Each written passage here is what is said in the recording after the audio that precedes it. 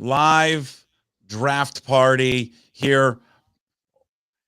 It's pucksports.com. It's on YouTube. It's wherever you find your stream. It's on it's all the platforms. And eventually people are going to be able to look back at this later there, Rob Staton, and be like, hey, look at these two handsome guys. How are you, sir? Thanks for doing it. Well, I hope they do say that, because that'll be the first time that's happened in about 10 years, because I am pushing 40. So you're pushing really nice. 40? Yeah. Yeah, but you look great, though. Well, listen, it was very nice of you to say that. There's many people who may disagree with you, and one of them is married to me, and she lives upstairs. So we'll see about that. Go ahead. I'm sorry about that. Yeah. Well, but I think that I think you've done quite well for yourself, have you not? Yeah, I have. Listen, I have. I think it's. I have also especially done well for myself that my wife, who people who follow Seahawks Draft Blog will know she's been very ill this week, and she has not. She has worked around it like a trooper, and she has also not denied me any draft sort of work or watching the thing or anything like that. So she's been amazing. So big respect to Mrs. Staton this week for it's always a bit of a struggle this week for her, because I kind of go, I can't do anything. I've just got to focus on the draft. And then this week has been particularly tough for her. So, and she's okay though, right? Everything's good. Everything's good. Everything's good. She's kind of passed on the illness that she had to me, so I felt like rough. But as I've pointed out to her, it's draft time. You've got to muscle through this. If you were a GM, there'd be no calling in sick. So you've kind of got to get on with it, and you've got to get through it. And listen, Puck, I can't wait to see what the Seahawks are going to do here. Yes, you love this day. You love it. I love this day, but I must admit, I did a little video about an hour and a half ago, and I said, this is what, like, if you're a Rams fan today, this is what you've got. You've got Diana Rossini saying, the Rams are going to trade into the top 10. And everyone's like, oh, it's Brock Bowers. They're going to draft Brock Bowers. And you kind of sit there and you go, Sean McVay and Bowers and Puka Nacua and Cooper Kupp and Matt Staff. Wow, this is exciting. Wow, amazing. And then Diana Rossini, I think, tweets, the Niners are trying to get up and into the top 10. And they're going to trade Brandon Ayuk, who doesn't want to be there. And you think, what the hell? Trade him and get into the top 10, get an offensive lineman. So all the Niners fans are excited. And then you've got the Cardinals who are sat there, we're going to get Marvin Harrison, and we've got another first-round pick. This is amazing. Sure. And what did the Seahawks get? Terrion Arnold, cornerback at 16th overall in every mock draft. That's what we get to look forward to. So I'm telling you now, I've got my TV just behind me here, Puck. If they draft a cornerback at number 16 overall, I am going to throw my shoe at the screen. Yeah, I'm with you. I don't like this whole cornerback idea. Okay, I don't like it one bit. I do not want to see them draft a cornerback. Like, listen, I remember like last year when they had Witherspoon, I was like, all right, I don't know much about Devin Witherspoon, but I remember initially the reaction was like, I wasn't all that excited about him. Now it worked out later, and obviously Devin Witherspoon was a good pick, but I'm with you. You know what I want? We've talked about it a lot here on all the times that we visited together, and you've wrote about it and you've talked about it on your own YouTube show, Rob Staton, is I want a big tub of goo. That's what I want. I'll tell you what I want. I want the Seahawks to do what they said they've been trying to do, Puck, for years, which is be the bully, which is to be tough, which is to be physical. The Seahawks.com put out an article this week with a coach saying, we want to hit people up front in the face. So, okay, if that's, and that sounds good to me. That sounds like football to me. Like, that's what you have to do. The idea of coming out of this offseason and the only moves that you've made that are different to last season on your two lines will be Jonathan Hankins, George Fant, and Laken Tomlinson. That cannot be enough. But, we've got another cornerback to replace Tariq Woolen. That can't be the plan. And yet, I've seen, like I say, we're not talking about, this isn't just some random guy who's saying this. This is Daniel Jeremiah saying he's hearing that the Seahawks done a lot of work on quarterbacks. It's Dane Brugler who mocked the exact same player, Terrion Arnold, to the Seahawks.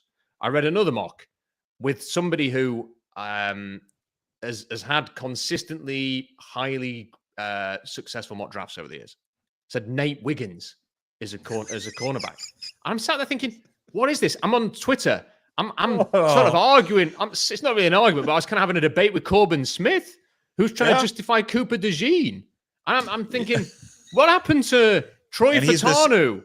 And he's the guy out of Iowa, right?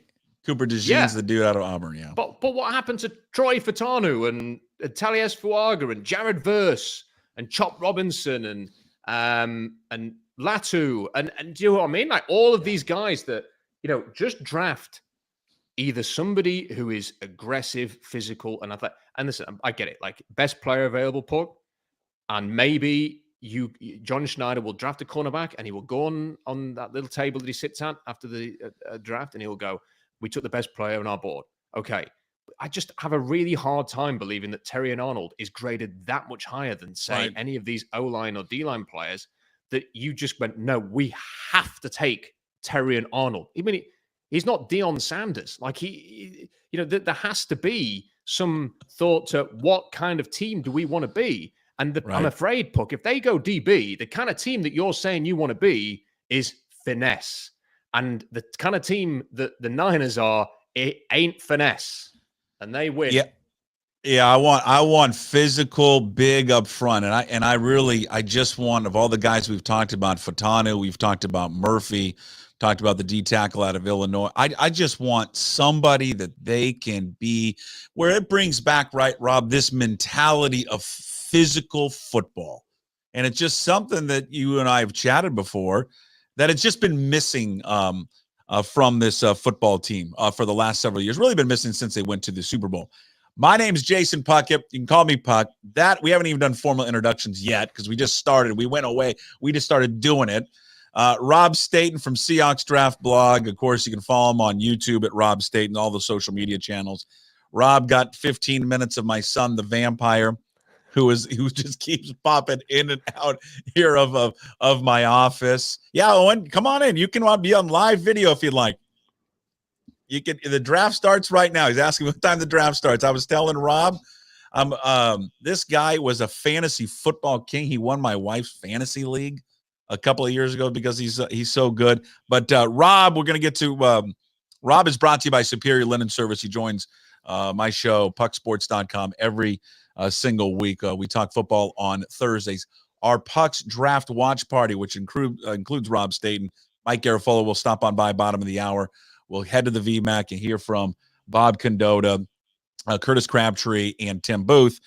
All of this draft coverage is brought to you by our good friends at Georgetown Brewery, largest independent brewery in Washington State. Check out their tasting room. It's open every day from 10 a.m. to 7 p.m. And I do want to do a special thanks real quick, and I'll get this out of the way. Hartley and Hartley Insurance and University Place, family-owned and second-generation independent insurance agency that's been serving the Puget Sound area since 1978. Also, Zogs on Fox Island. It's open Monday through Thursday. Grab a cold beer, watch the game at Zogs on Fox Island. And, of course, last sponsor, the one that brings you Rob Staton every week here at pucksports.com, Superior Linen Service, family-owned and operated since 1926. Check them out at suplinen.com or give them a call at 253-383-2636. All right, Rob, let's get into it. There probably won't be a lot of drama here in the first few picks. Where do you think the drama will be? When does it come? Well, I think obviously the first bit of drama is going to be the minute that I think the first three picks are out of the way. Because I think it's pretty established now that it's going to be the three quarterbacks. The teams aren't going to trade out. And then all eyes are on what happens next. That fourth quarterback. Are the Vikings going to trade up to 4? Are they going to trade up to 5? I wonder a little bit, Puck, as we had all this kind of craziness after the combine about, well, JJ McCarthy could go 3rd, 2nd. Teams are going to trade up for this guy. And I just wonder, as time's gone by, whether reality is set in and teams are just going to go, do you know what? He's not, if he's even better at all, he's not that much better than Penix to feel like we've got to trade up. We'll let the situation come to us. So we'll see what happens, what Minnesota want to do. I think Minnesota would be crazy to give away, let's say, their 1st and 2nd and another one, first round, the 2 first rounders and their first rounder next year to go and get JJ McCarthy. Like, you've got a chance to get 2 players. If Penix is there at 11, I think he's better than JJ McCarthy. So I think that's where the first drama is going to happen. And then everybody's saying, Puck, that the back end of the top 10, we could start seeing some serious trades. Like the Colts want to get in there, the Niners, the Rams, the Eagles are trying to trade up with everybody. That could be a real sweet spot for some big trades. What do you think this infatuation is with JJ McCarthy all of a sudden? I mean, we've talked about this a little bit, the weeks leading up to the draft, and I don't know. Is it the looks? Does he check the box? Yes. Like what is it about JJ McCarthy? Because Rob, I would just say the guy that I watched play and really, the national championship game, but also the game against Ohio State and the semifinals.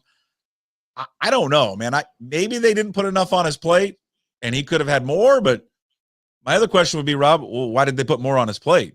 Were they hiding something that he couldn't do? He looks the part. That is one thing. It sounds ridiculous, but he will walk into a building and so he looks like a owner. Yeah, so he looks like a CEO. Is what?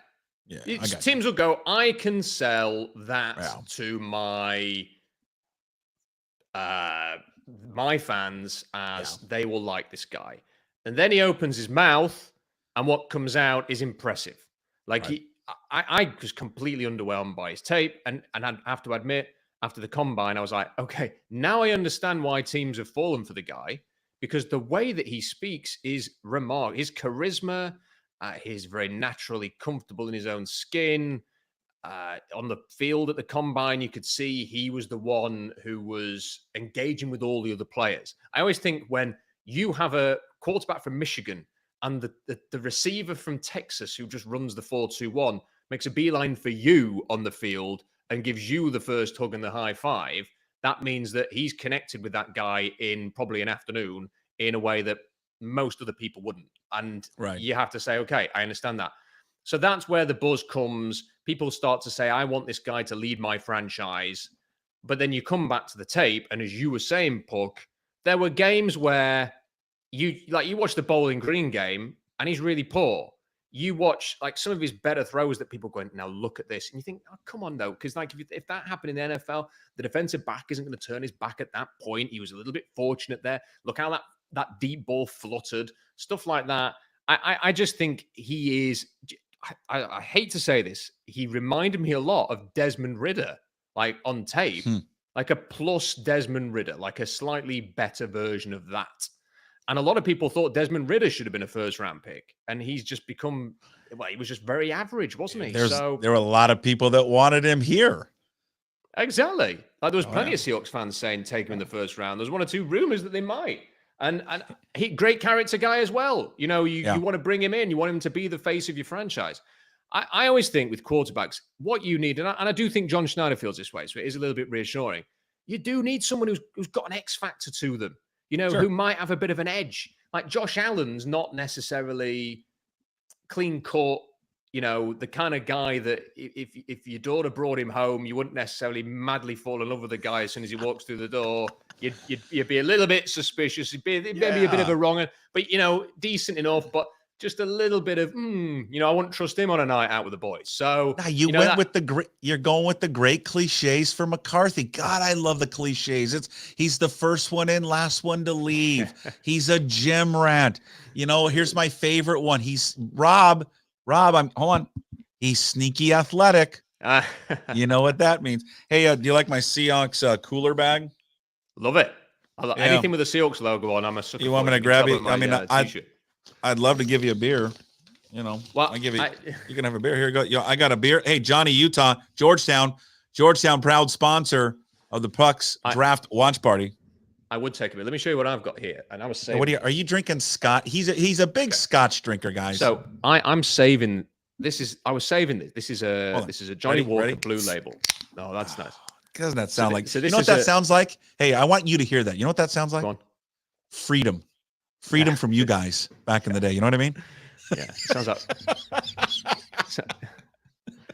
What do you got? A Johnny Walker? What do you got? Yeah, so we've got a Blue Label Johnny Walker. So this is very special.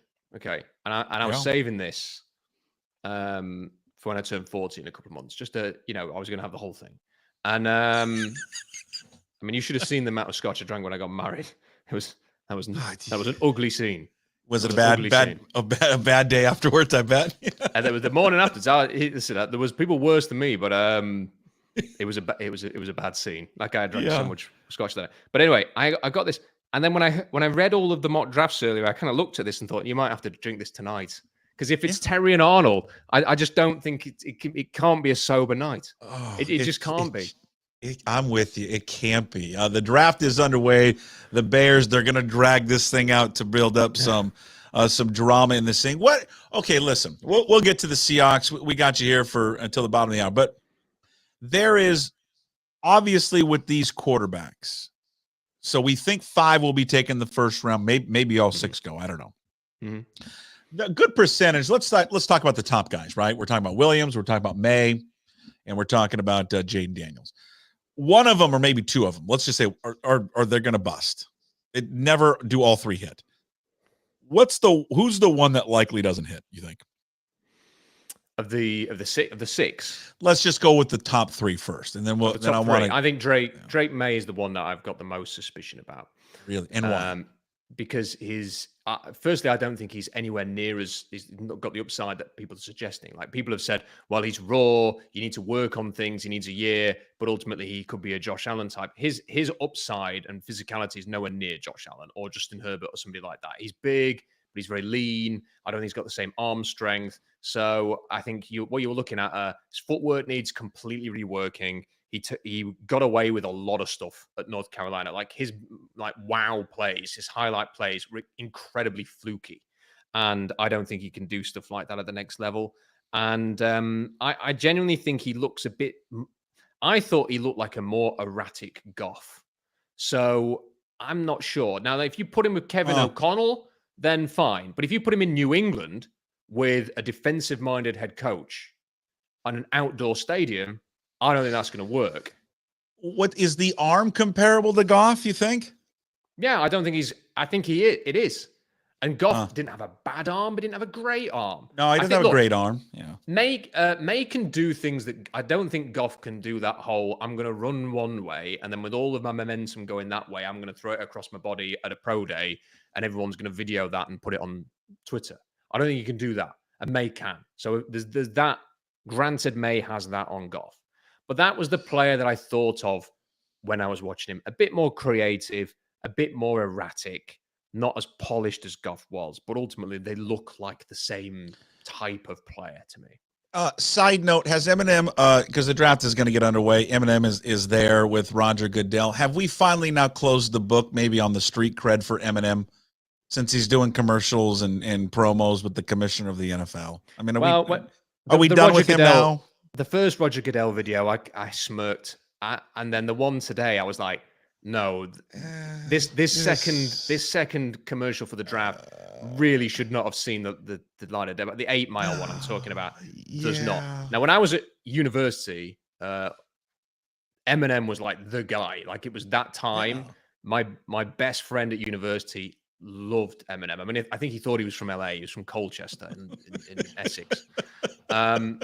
So Eminem was always on. He had this huge speaker in his dorm room, and Eminem constantly, every night out we had, was Eminem was the soundtrack to that. And he was probably the coolest guy on the planet at the time. I don't think my friend would be looking at these vids with like as we would say over here, Uncle Knobhead Roger Goodell, and and thinking this is It's okay, but standing next to Dre at the Super Bowl is a bit different than being with Roger Goodell, isn't it? Yeah, that's what I just can't get past. They're introducing some of the Lions legends, and really there's like 2, and then they can just like move on to the current players. Yeah, they brought out like Jared Goff, and then it's like Barry Sanders, and I'm thinking like after Barry Sanders, who do you bring out?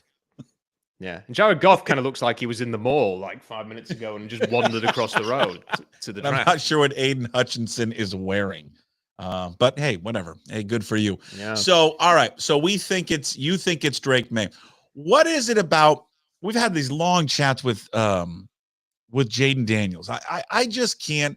We do a show with John Canzano, johncanzano.com, who covers college football, and we do it every week. And I've grown up and. Or not grown up, but grown up watching Pac-12 football, Pac-10 football, and then watching Jaden Daniels play. And it's probably unfair. And I think I brought this up to you. That I can't get the Jaden Daniels first few years of ASU out of my head. And I know he's changed and I know he's gotten better at LSU, but I don't know. There's just still something about when I watched that guy play at ASU that I don't know. He never like wowed anybody when he was with the Sun Devils. I mean, guys get better. I get it. Yeah, there are two things I'd say. Like, first of all, going into the season, I would have agreed with you. I always thought that last season he was okay. Like, he'd improved at LSU, but he was okay. And then he played the first game of last season against Florida State, and he wasn't very good. And I can remember thinking, yeah, we're talking like a fourth rounder, fifth rounder type guy.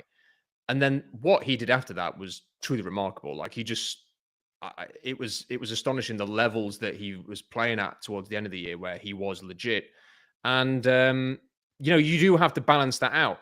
What I would say is you can kind of look at things two ways. On the one hand, Joe Burrow did something very similar. Like, he lost his job to, I can't even remember what the quarterback's name was at Ohio State. But he wasn't anywhere near as was good it as Joe Burrow. Oh God, who was that? Not Cardale Jones, was it? No, it wasn't. It was I don't think it was Dwayne Haskins. I think it was the quarterback before those two.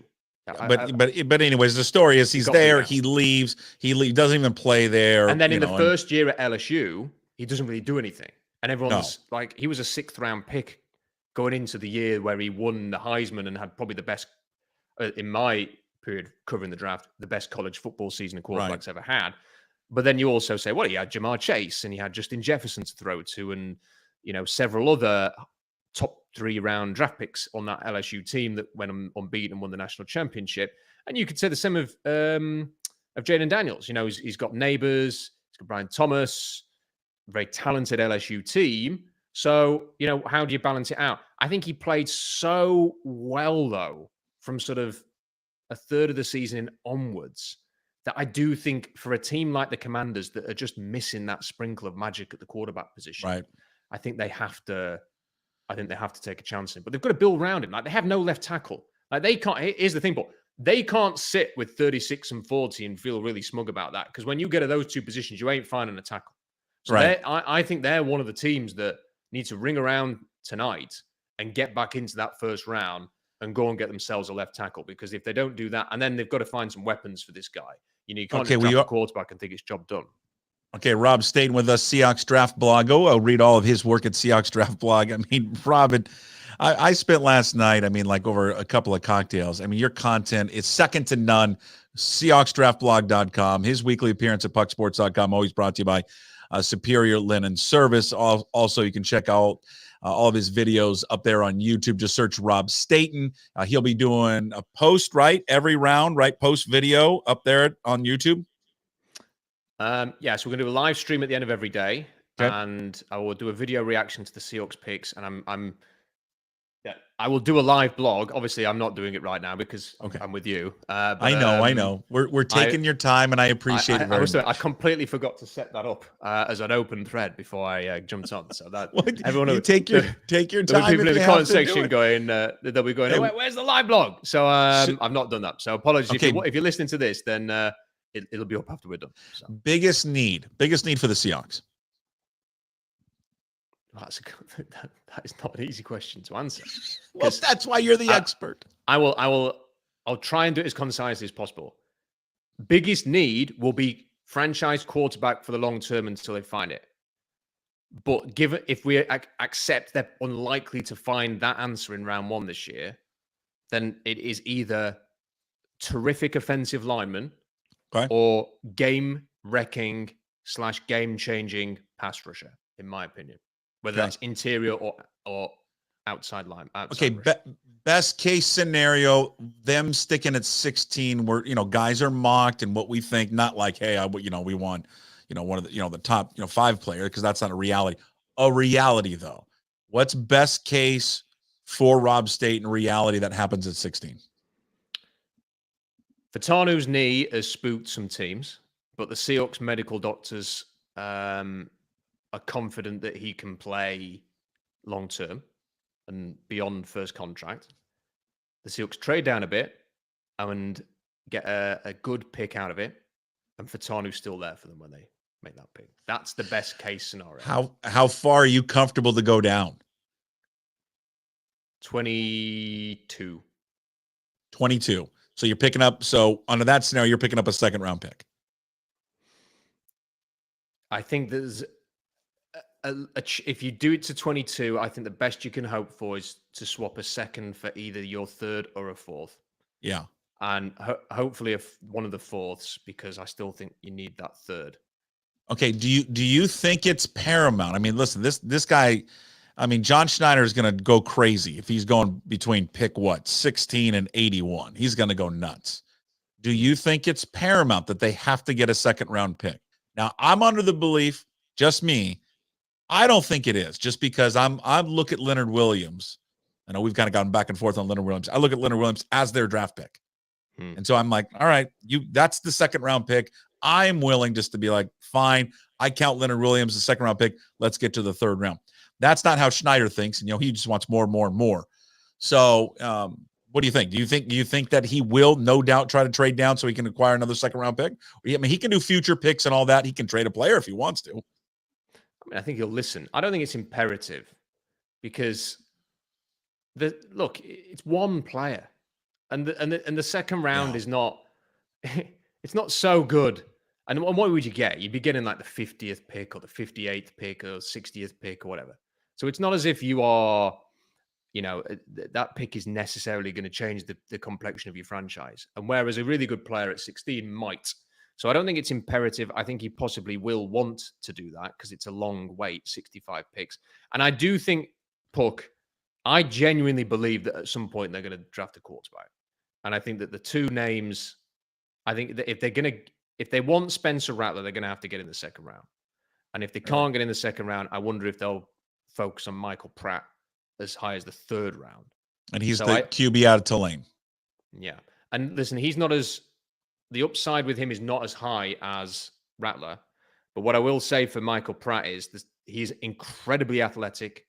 His athleticism is on a par with Drew Lock, who we know they loved. He ran very fast, as did Lock. Great short shuttle, like Lock. He didn't have Lock's arm. But there's one thing I would say is 2021 season, Tulane at Oklahoma.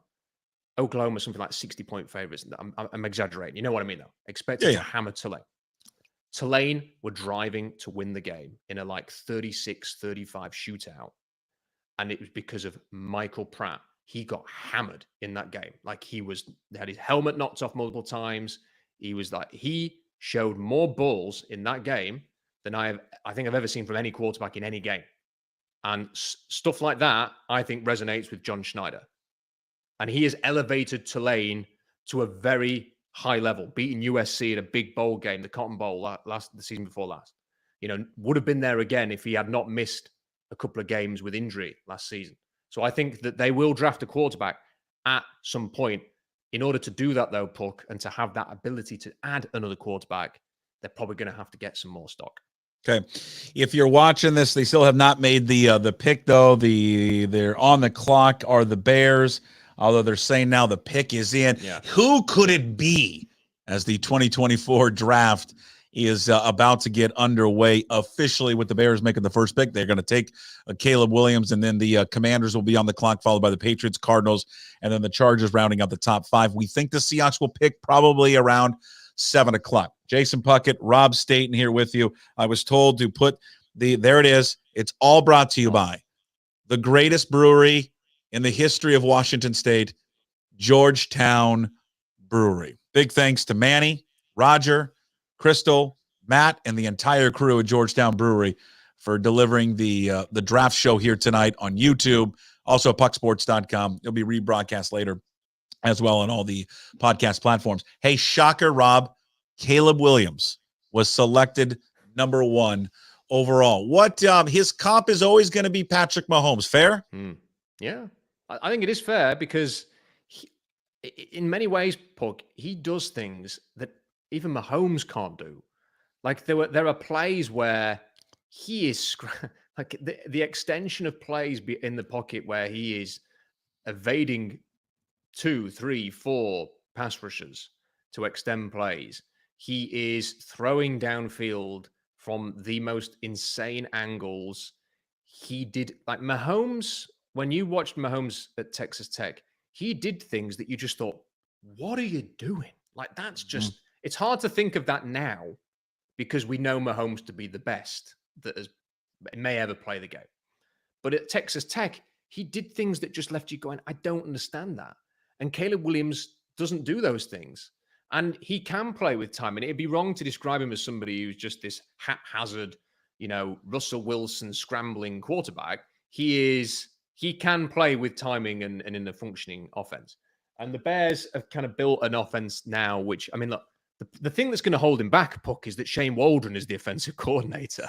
So see, and this is what I always think is interesting when it comes to these quarterbacks and the drafting of the quarterbacks and the evaluation of the quarterbacks, Rob, because as much as it is about the talent of the quarterback, and sit there and watch this guy the last few years, I don't know if I've ever seen a more talented quarterback. I'm with you on the Mahomes thing. Like, it's Mahomes, but he's got this thick bottom, like trunk and legs, and he is just thick. He's like a running back. He's got an unbelievable arm. He's a beautiful looking quarterback. But a lot of the times, is it not just about fit and where you go? Because, like, let's say the Chiefs don't move up and draft Patrick Mahomes, right? Let's say that where he goes, I don't know, the Bears or something. Yeah. And he doesn't go to Andy Reid. Is Patrick Mahomes the Patrick Mahomes we know today? Because a large part of that is, I mean, obviously it's his skill set and his talent. But a lot of that has to do because he went to a mastermind offensively. So you bring up like Shane Waldron, okay? You bring up Eberflus. This guy almost got fired last year. Like, is he even going to be matters? Because the Bears should have known. We've got the first overall pick. Yeah. With the greatest respect, do we want Matt Eberflus and whoever he brings in as offense coordinator? As it happens, the guy that Jackson Smith and Jigba practically outed as he laughed at him. He laughed at him in an interview. Yeah, and now he's. But the funny thing is I know a few Bears fans, and they're all reaching out to me going, "How good Shane Waldron? Then what's the inside?" I'm like, Matt, you don't want to know. You just don't talk to me today. Like, you don't want to know what I actually think about Shane Waldron. And they were like, "Oh, because we thought he was really good." And they are going to be in for a shock. And the thing about Williams is he's probably going to have another offensive coordinator next year because they're going to fire everybody and bring in a new head coach. So we will see. You're absolutely right. If he ends up with McVay and Shanahan, or even the guy in Detroit who's obviously nearly ended up in Seattle, Andy Reid. If you end up with somebody like that, Kevin O'Connell, like, fantastic. If Kevin O'Connell had just drafted him to be the Minnesota Vikings, fantastic. He's got Shane Waldron. So yeah, I think there's guys that can. Williams certainly being taken number one, right? He's got the ability to overcome all that kind of stuff, right? I get it, but like, you fire him, do you get into a different system, and now you got to change things? I think one of the things, it's important for. Let's look at Bryce Young for last year. Now, maybe Bryce Young just was overdrafted and he wasn't as good as everyone thought he was going to be, but they draft him. Terrible ownership. Right? Terrible ownership. And then he gets a head coach, and now that guy gets fired. He's going to be on another new system. And with that head coach, he's probably going to be on a system. I wouldn't doubt it. In 3 years, he'll be on or in 4 years, he'll be on his third different coordinator. And it's a year ago that Bryce Young will have been on top of the world. And a year later, we've all practically written him off, like as a bust. And it's amazing how things quickly will turn for you in the league. And listen, it wasn't just the Panthers who thought Bryce Young was. I remember talking to somebody. I never thought that Bryce Young was. I had him as like the fourth best quarterback on the board, and the receipts are there based on the coverage of a year ago. But I remember talking to somebody who is an elite talent evaluator, and he thought that Bryce Young was the best quarterback in the draft as well. A lot of people did, and a year later, because he's in the wrong situation, we're all wondering if he's a busted flush after 1 year. Yeah. Coming up bottom of the hour or so, Mike Garafolo will join us. We have a few more minutes here with Rob Staton. The Washington Commanders are on the clock right now. They pick second. They got about 2 minutes and 30 seconds remaining here before that. Hey, I got a good idea. I got a text from a buddy. You can't do it because you got scotch there. But, if you have some beer, of course, I'm drinking Georgetown beer, Johnny Utah. Send me a picture on Twitter at Puck2040. Where are you watching? Maybe a picture of this chat that's going on right now. Split screen with your TV, and then also whatever you're drinking. Whatever cocktail you got in your hand, beer you got in your hand. Rob's going to be pouring into the scotch later once this is all over. Rob, what time is it right now over in England? It is 1:26 a.m. Can I tell you a little story? So yes, you can. So this will go on until my children wake up. Like this will go on, and my kids will wake up when this finishes. My wife's bedridden for the rest of tomorrow. I will then go and take them to school. We will walk to school in the morning. I then got to come back home. I still want to go to bed. And here's what I have to do, Puck. And apologies to anybody who is eating at this time. I then have to take one of my dogs to the vet to have their anal glands cleansed. And after that's done, I will sleep. It's unbelievable, man. Your dedication is just unmatched, man. It's absolutely unmatched. All right, so it's 16. Let's assume Penix is there. What would you do? Wow. I mean, I'd seriously consider taking him. Would you? Yeah. Because listen, I genuinely believe you have to take chances at quarterback. You can't sit there forever waiting for the obvious player to fall to you because, like, I don't think they're going to fall through the gaps anymore. I think anybody who looks like Russell Wilson at Wisconsin is going to go early these days. You can't get away with he's sure will find the edge. Anybody who's erratic like Mahomes but has got the talent of Mahomes, they're going to get drafted first overall like Caleb Williams. So you are going to have to, like, this is it now. Hey, Michael Penix has got an injury history and he's not got the 6'5" frame. So do you want to take a chance on that? You have to, you've got to take some shots. And the thing about Penix is that arm is special. So I probably would seriously consider taking a chance. And let's put it this way. If the Seahawks took him and it didn't work out, I wouldn't blame John Schneider for taking that chance. But what I will blame him for is if he takes Terrion Arnold at number 16 and the Seahawks have more games like that bloody Pittsburgh game in week 17 next season, because there are some risks that are calculated and worthwhile. And there are others where you are just, you're overthinking it. Jaden Daniels was just taken second overall by the Washington Commanders. As you are all watching this and listening to this at home, the second quarterback taken, obviously Caleb Williams went number 1. Jaden Daniels goes number 2. First team All-American last year. Started his career at Arizona State, transferred to LSU, and it was just sensational. So it was awesome to kind of watch him just be a part of it, man. He was sensational. There at LSU. But what do you like about Daniels? Maybe what do you don't like about him? Deep ball, very good, very accurate. And as a scrambler, just has that ability to take the game away from the opponents. And I know people are focused on his frame and worrying about how he's going to get hit. And that's always an issue with any running quarterback. And he's probably going to have to work to build a frame that can withstand some of that. Certainly something that Lamar Jackson has done.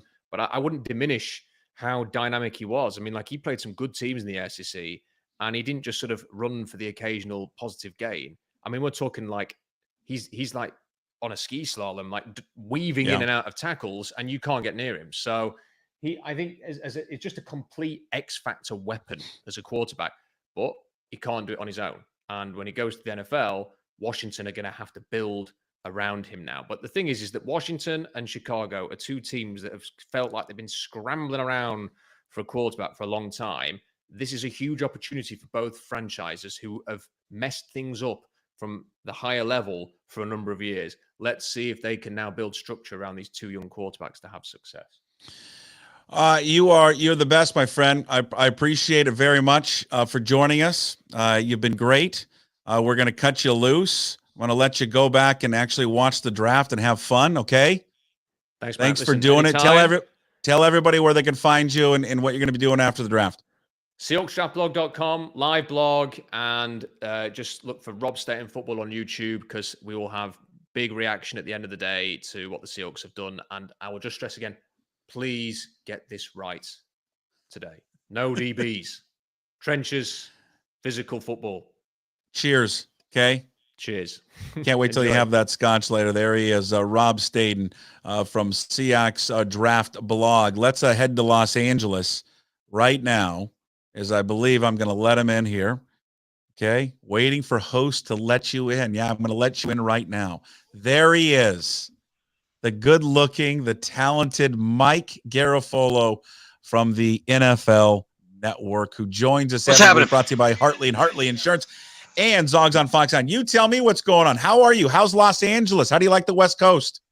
It is fantastic. We're having a great time out here. It's we got a great setup here, as you can see. We'll give you the quick tour of the newsroom. Everybody here, working hard behind me.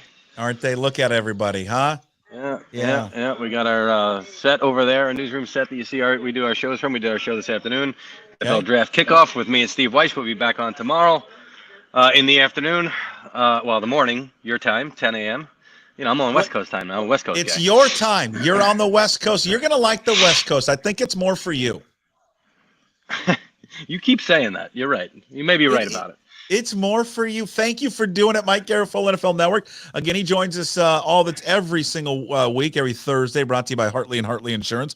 Also on Zogs on Fox Island. He's here with our special Pucks Draft Party, as you're watching on YouTube, also pucksports.com, and on X right now. And our coverage all brought to you by Georgetown Brewery right there. I'm having a few. I got to slow down on these beers. I'm going to tell you that right now, because I don't know how I'm going to go to the bathroom.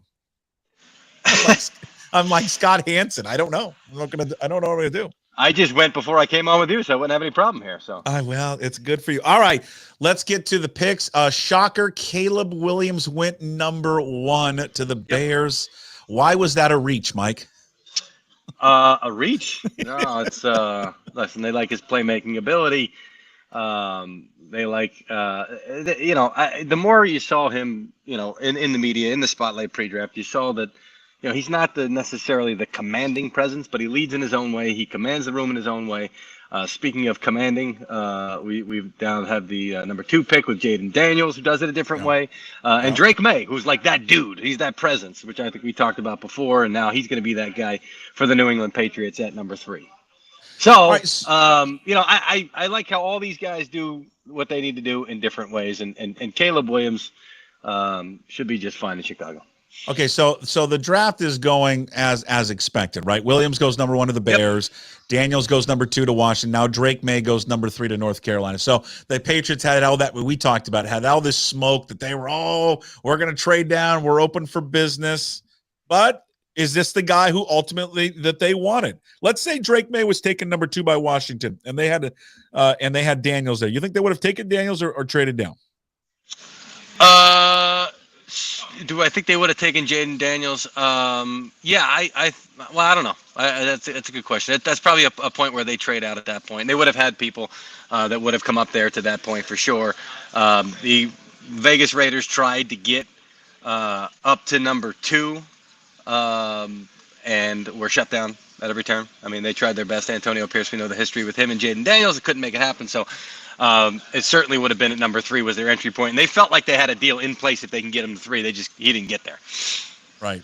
All right. So now we got the Arizona Cardinals. They're going to be on the clock here at number 4. This would feel wide receiver, right? I mean, we're going wide receiver here. Don't we need to build people around Kyler Murray? Who do you think is going to be the first wide receiver off the board here? I mean, there's some talented ones. What did CJ Stroud say? Don't be dumb, right? He told all talent evaluators, don't be dumb. Take Marvin Harrison. So I would anticipate that that's the way that they are going to go here. It sounds like there is not going to be a trade here. I was looking to see if the Giants would come up from 6 to 4 to make it happen. It does not appear that is going to be the case. It looks like it's going to be the Cardinals making the pick, which you would think wide receiver. There's been some talk about offensive line for them too, but they do have Paris Johnson they drafted last year, signed Jonah Williams, so you think they'd be set at offensive line. What would if the Giants wanted to move up from 6 to 4? What's the thinking there? Well, on whose part? On the Giants' part. It would have been for a quarterback. It would have been for a quarterback. The question now is if they stay at 6, do they then take their quarterback at number 6? Because, and they had been talking to both the Cardinals and the Chargers. So there's a possibility they could still move from 6 to 5. We'll see if that winds up being the case. But the Giants taking a quarterback is kind of what I'm rooting for because I don't have a rooting interest either way, but Giants fans are going to go absolutely batshit. So, hey, see, and this is the thing is you can swear on this. See, Yeah, if you were on the let it rip. regular network, Rap Sheet can't do this. Pelissero can't do this. Yep. You can do whatever you want. That's correct. I can't tip the picks though. We got the pick line right behind me, so I may have to mute. Can you? Oh, hold on. We got the pick is in, so I may have to mute when they announce it, so you don't hear it. Do they announce it over the air? Like so, they announce it in the building. Hold on. I just want to hear it. Can you leak it one time for just goodness sakes? Come on. All right. So it comes on a. Nobody tell Puck. Tell Puck. He's gonna wait. So it comes on. Wait a minute. So it comes on a big speaker in the LA studios. It sounds no. It's the pick line at the draft. This is what every team gets. So they're all listening to the same thing. I believe that's Don Aponte with the NFL who's doing the announcing on the pick line there. But yeah. So they'll announce the pick, and then you'll hear them count down the commissioner. Yeah. 30 to the commissioner. 10, 9, 8, and he comes up there. So it's actually pretty fun. You know, this is the stuff that people. So the people that are tweeting it, are getting it from somebody in a team that's listening to the same pick line. They text them and they put it up right away. So I'm not allowed to do that. I know, but this is the old. Well, I'm hearing, this would be a good spot for a running back. Oh, that's the Chris Berman, right? From the Cardinals, it's the wide receiver. You have a very underrated good Chris Berman. It's pretty damn good. It's not bad. So it's been chalky so far. When do you think it gets when and this is not a word, but whatever. When does it get unchalky? When does it get unchalky? Potentially here at number 5. Potentially here at number 5. Yeah. With the Chargers, what do you think what do you think old Harbaugh's up to, huh? There's a lot of talk. What's up, Clayton? There's a lot of talk that does he have a jean jacket on? Is that an acid wash jean jacket he's rocking? He lives in LA. He can wear whatever he wants and call it fashion. That's true. So what was the question? What do you think? What do you think the Chargers? What is Harbaugh going to do? Has he got something cooking? Well, there is a thought that they like J.C. Latham, the offensive tackle out of Alabama, so he could be a possibility. But sounds like they would like to slide back a little bit and then take him. Now, there's other teams that like him, so be careful if you're sliding back, Chargers. So, yeah, I think that this is where it gets interesting. It can go in a number of different directions. Could be a wide receiver, could be an offensive lineman, could be a trade out. So I'll keep listening to the pick line. Okay. If they announce a trade on the pick line, I could tell you right away. So so we can get the trade. We can get the trade. We just can't get the picks. See, that doesn't make sense to me. Why can't we get the trades, but we can't get the actual picks? I mean, I don't know. Because that's going to be announced right away on the broadcast, so I can. That Latham guy is? I mean, I've never seen someone that size move like that dude moves. It's unbelievable. You see this picture, by the way? I just retweeted. Paris Johnson, the left tackle for the Cardinals, lifting Marvin Harrison Jr. like he weighs about 30 pounds, if that. It's just got a very. Now it's a combination, I'm sure, of some ups and some strength together. But those two former Buckeyes are reunited there in the desert, so they're happy about that. Marvin Harrison Jr., of course, his dad, a Hall of Fame wide receiver. He's gone number 4 now to the Arizona Cardinals. So Kyler Murray gets some much needed offensive help. It's a Puck. It's Mike Garafolo. It's a Puck's Draft Watch Party. It's all brought to you by Georgetown Beer. Big thanks to Manny and Roger and Crystal and Matt and everybody associated with that fine brewery, Georgetown Beer and Georgetown Brewery, for bringing you this live coverage all night long. We're going to go as long as we can before I have to use the restroom. Seahawks, of course, pick at 16. We think that's around 7 o'clock. We'll head to the VMAC around 6 o'clock here from Tim Booth, the Associated Press. Your guy, Curtis Crabtree, who you knew back in the day for Fox 13. And if Bob Condotta of the Seattle Times can somehow work his computer, we may have Bob Condotta on there as well. So Marvin Harrison Jr. goes number 4 to the Cardinals. Number 5, of course, that is the Chargers are on the clock. They're at number 5, Jim Harbaugh. The new head coach there of, I always want to call him San Diego. I know it's LA. What do you think it's going to how do you think it's going to turn out for him? This is dance number 2 for him, Mike, going into the NFL. Will it be the same as the first trip? It wasn't like the first trip around was bad. They went to a Super Bowl. They were good. No, I think he's different, and I've sensed a different vibe about him. I don't know how long it's going to last, but he seems like he's a little bit more granddad mode. A little bit more tame, and maybe having won a national championship and gotten that business done at Michigan maybe has tamed him a little bit. I don't know how long it's going to last. It's hard for me to suggest that in the offseason. He's still going to be Jim Harbaugh, just a little bit off, living in that mobile home as he is right now. And there'll be some quirky elements to him. And over time, he grinds on. He even grinded the people at Michigan. I remember Tom Pelissero mentioning it on the air one day, saying that, he really wore on some people at Michigan. Oh, really? He wore on upper management at Michigan. You're kidding me. Did not see that one coming. Look at you tweeting while I'm talking. Good for you. We'll see how long the honeymoon lasts. When they hired him, the point I kept making is when you hire Jim Harbaugh, you're not hiring him for 10 years. You're hiring him for 5, but they're going to be 5 good years. So let's see how it goes. Yeah, I mean, I just think I'm with you on that one. He's immense. I wanted him in Seattle, big time. I just did. I desperately wanted him in Seattle. And you and I talked about that. And I mean, you made that point every time that, listen, but you're going to get him for a few years because then he's out and he will never. You were right. The John Schneider and, obviously the relationship with Harbaugh, that just wasn't going to work. Too big of personalities to work together. But he's a hell of a football coach. And I just love the fact that the guy, if people don't know, he is living in his RV right now. His family isn't out. And he is living in an RV park, like right by the facility. And he every night he goes out there and crushes a few beers with all the other people that are living in the RV park. It's awesome. It's great. That's Harbaugh. That's horrible. Great. I would love for that. I would love to sit there and be next to him. So did we talk about the post when he was with the 49ers about him taking out the trash? I think we did, right? You remind me. I don't remember. They did a day with Jim Harbaugh, right? And he's taking out the trash in his khakis. I got to go find it. It was like he's got 2 cans behind him and he's smiling. He's walking in his khakis and his 49ers sweatshirt. And it was just like the weirdest. It just didn't. I said before, I was like, why did you guys do this? It's the weirdest thing. Well, on the show, the human side of him. I was like, that's not human. That's a robot right there. He is a robot. He's unbelievable. Yeah. So do you think could this be on the move? Do you think this pick's on the move or are they staying there? I don't know. The longer it goes, the more I'm thinking they're fielding offers here. So we got and we'll know when you hear on the clock. And when you hear trade, you can announce the trade. Just can't announce the pick. That's what I love about having you on. It appears Ian says they're picking and they're not trading. Rappaport, come on. We need a trade. No chaos. We need chaos. We need chaos here on this live draft show. Who's the guy behind you again? The Niners fan. Clayton. Clayton Holloway.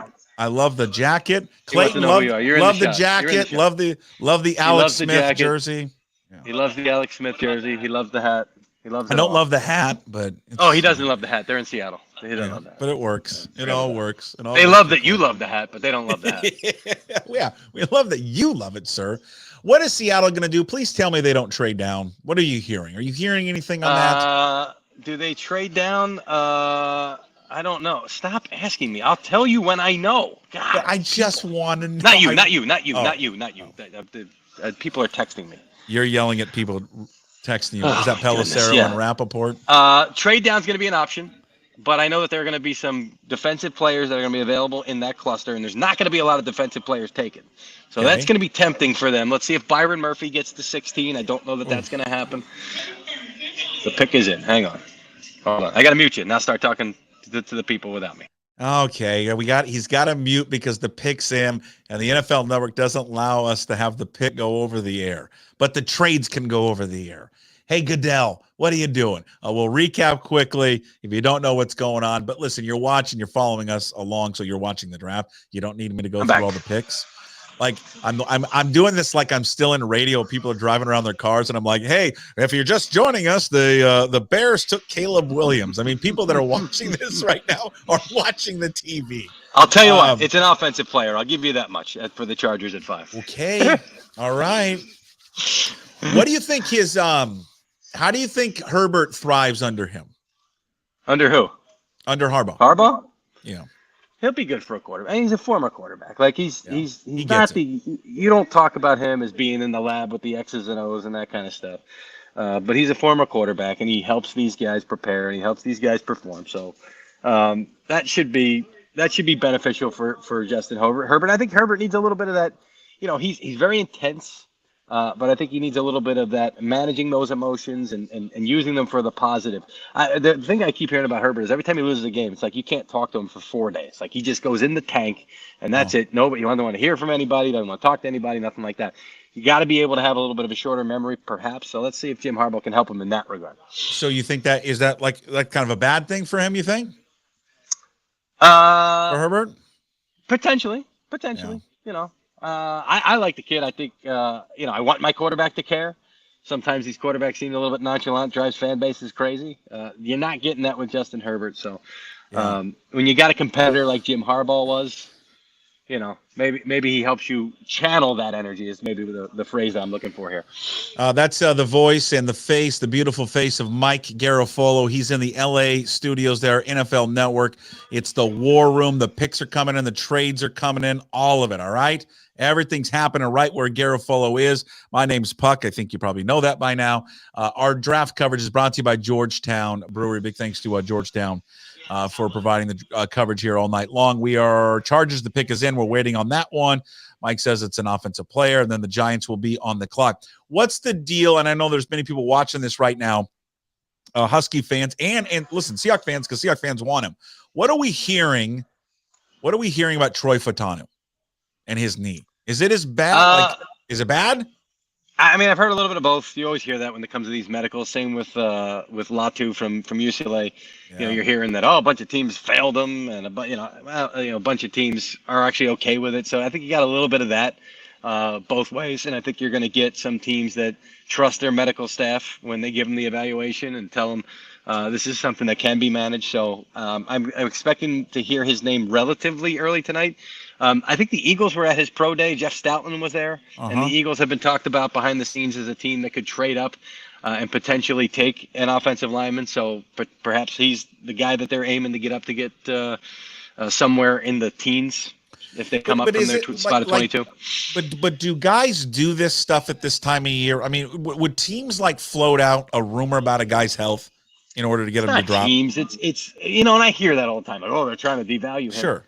It's usually you hear it from the agents or the draft types and not the actual people who are making the picks and involved in the process. I can't remember the last time somebody told me something and I was like, oh boy, they're really poisoning the well on this one.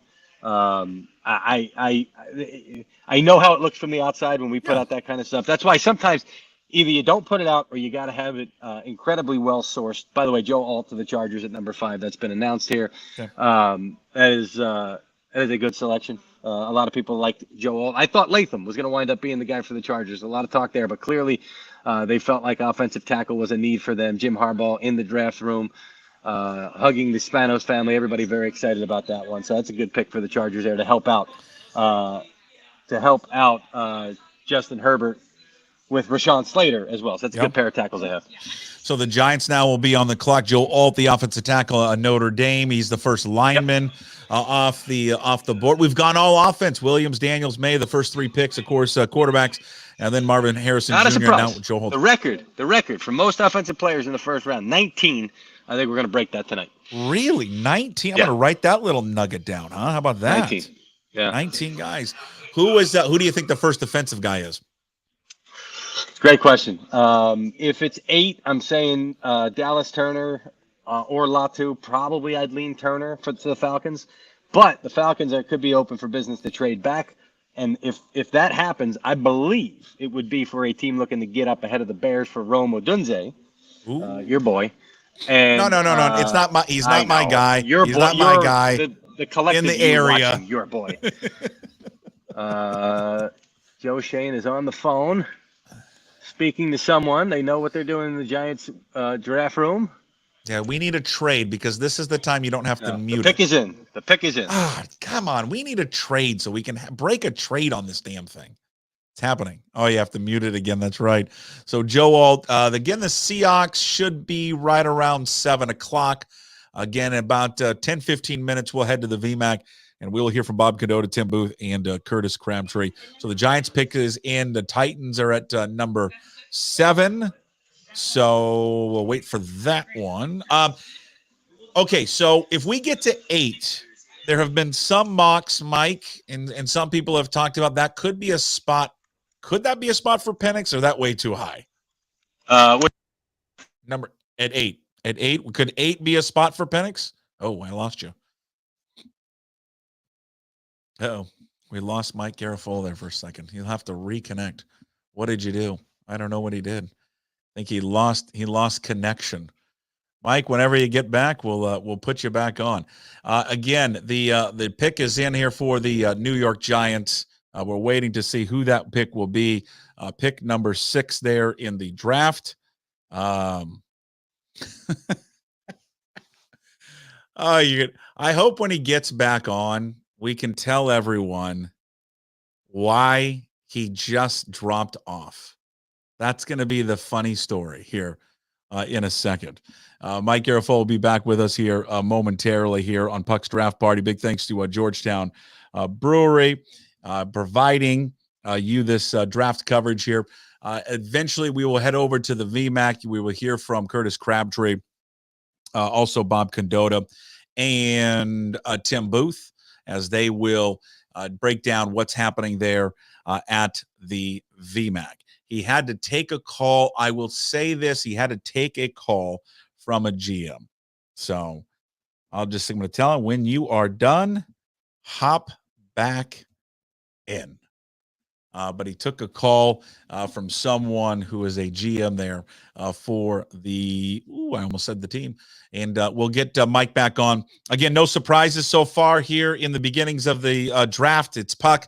Our coverage brought to you by Georgetown Brewery. Chat line is open here. I sent out a link. It's up in the bio. If you're watching it right now, up in the bio, go to Twitter on X there, or Twitter X at Puck 2040. And up there is a link there where you can get into the chat, and you can also ask questions. We can actually put you up there. We can put your video up there, and you can ask questions away. All right. You had to take a call. Yeah. Can you say who it was or no? No, you probably can't.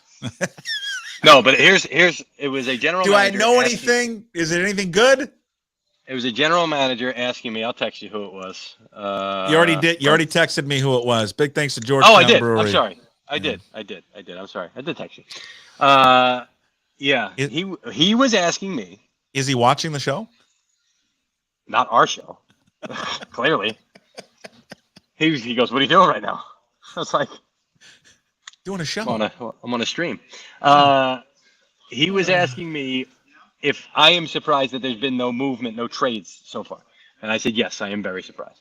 I was very surprised. So these guys, let me just take us inside the world. Okay, so you get a call from a general manager of an NFL team while we're doing this live show here on YouTube, pucksports.com, everywhere. Okay, so you get this call. This guy's watching the draft. He's picking later, and he's asking you, like, hey, what are you hearing? Are you surprised? What, trying to fish out information? I love this stuff. Yeah, but I don't all think this happening in real time. I don't think this guy was interested in trading up. If he was, he'd be on the phone with teams right now. So that's why he just was curious. He just wanted to talk. He's kind of bored waiting for his pick to come around. But he's got I thought he had coming up later. I thought he does have a pick coming up later. Jesus. But I would say.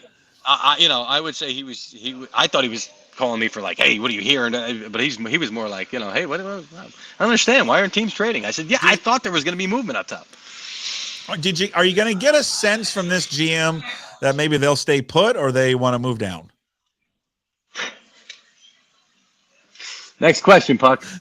All right, Malik Neighbors was taken number 6 overall by the Giants. So we got 2 wide receivers, Harrison 4. I thought the Giants were going quarterback. Now listen, they could still trade into the first round and come back and do some stuff here. Yeah. But you thought they were going to go quarterback there at 6? I thought they were going to go quarterback there. I did. Yep. Who? Yep. Like McCarthy? I thought they were going to go McCarthy. I did. Yep. Really? Yep. Why am I not sold on him? I don't know.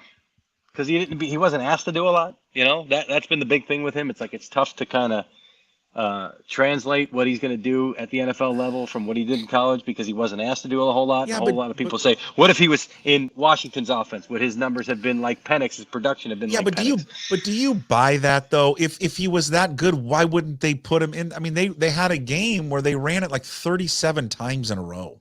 Yeah, no, I know. But that was kind of their mentality. It worked for them. They won the national championship. You can't argue with it. Yeah. But that's why NFL scouts have to kind of parse through, hey, here's what we do up here. Now, by the same token, the coaches love the pick is in. What number are we are? Number 7 with the Titans. Oh, so you got to mute yourself again. Hold on. Right. So again, Mike's got to mute himself every time because they announce the pick over the speakers are in the room, and those can't come over our broadcast here before it goes out there on the stage. Again, Titans are at 7. That pick is in. Then it will be the Falcons, and then quickly for those, the Bears will be back up at 9. 7 for 7 offense. 7 for 7. It's unbelievable. What's with the balloons? I don't know what you just did on the broadcast. What did you do? I don't know what that was. Why did the balloons come up? Why did the balloons come up on the stream? Maybe they're very happy with 7 offensive players. Okay, 8 here for the Falcons. Would this be too high for? Have you heard? I mean, there's been some people said, "Oh, maybe Penix would be a fit there." Yeah, I just don't understand it though. They've got so many other needs, particularly edge rusher. What could they possibly be thinking with regard to giving that money to Kirk Cousins and then going quarterback here? Oh, never mind. I'm blanking. I'm blanking. What? I'm thinking of a different team. I forgot they had Kirk Cousins. Yes. My bad. But no. But the quarterback is in play here. Now, there's been some chatter that some teams are going to come storming up here to number 8 if this is indeed the case. So I'm going to keep an eye on this one. I did just get a text that said the Falcons are trying to trade out. I don't know that to be.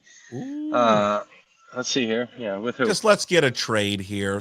Nick wants to know in the chat room if anyone's. Oh, you know what? This person has somebody in the Falcons draft room that is telling me that. That's why he's okay. So yeah, sounds like Falcons are having a conversation to trade here. So let's see with who.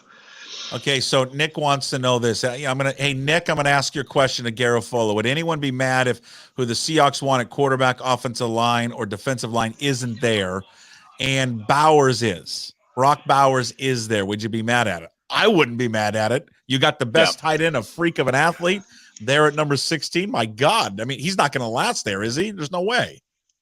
No, there's a way. Yeah. All this chatter today, like you got a storm to get up into the top 10 for Brock Bowers. I didn't necessarily see that was good. The Jets, I don't believe he's going to the Jets at 10. I know a lot of people have connected him there, so he could potentially get himself into the teams, especially now somebody's going to wind up taking JJ McCarthy, whether it's the Falcons at 11 or the Vikings at 11. Yeah. Something could happen to allow him to trickle down there. Does he get all the way to 16? I don't know. And the Seahawks don't usually trade up. They like to trade the other way, so who knows? Is it me making the screen? The screen keeps flashing. Are you seeing that or no? No.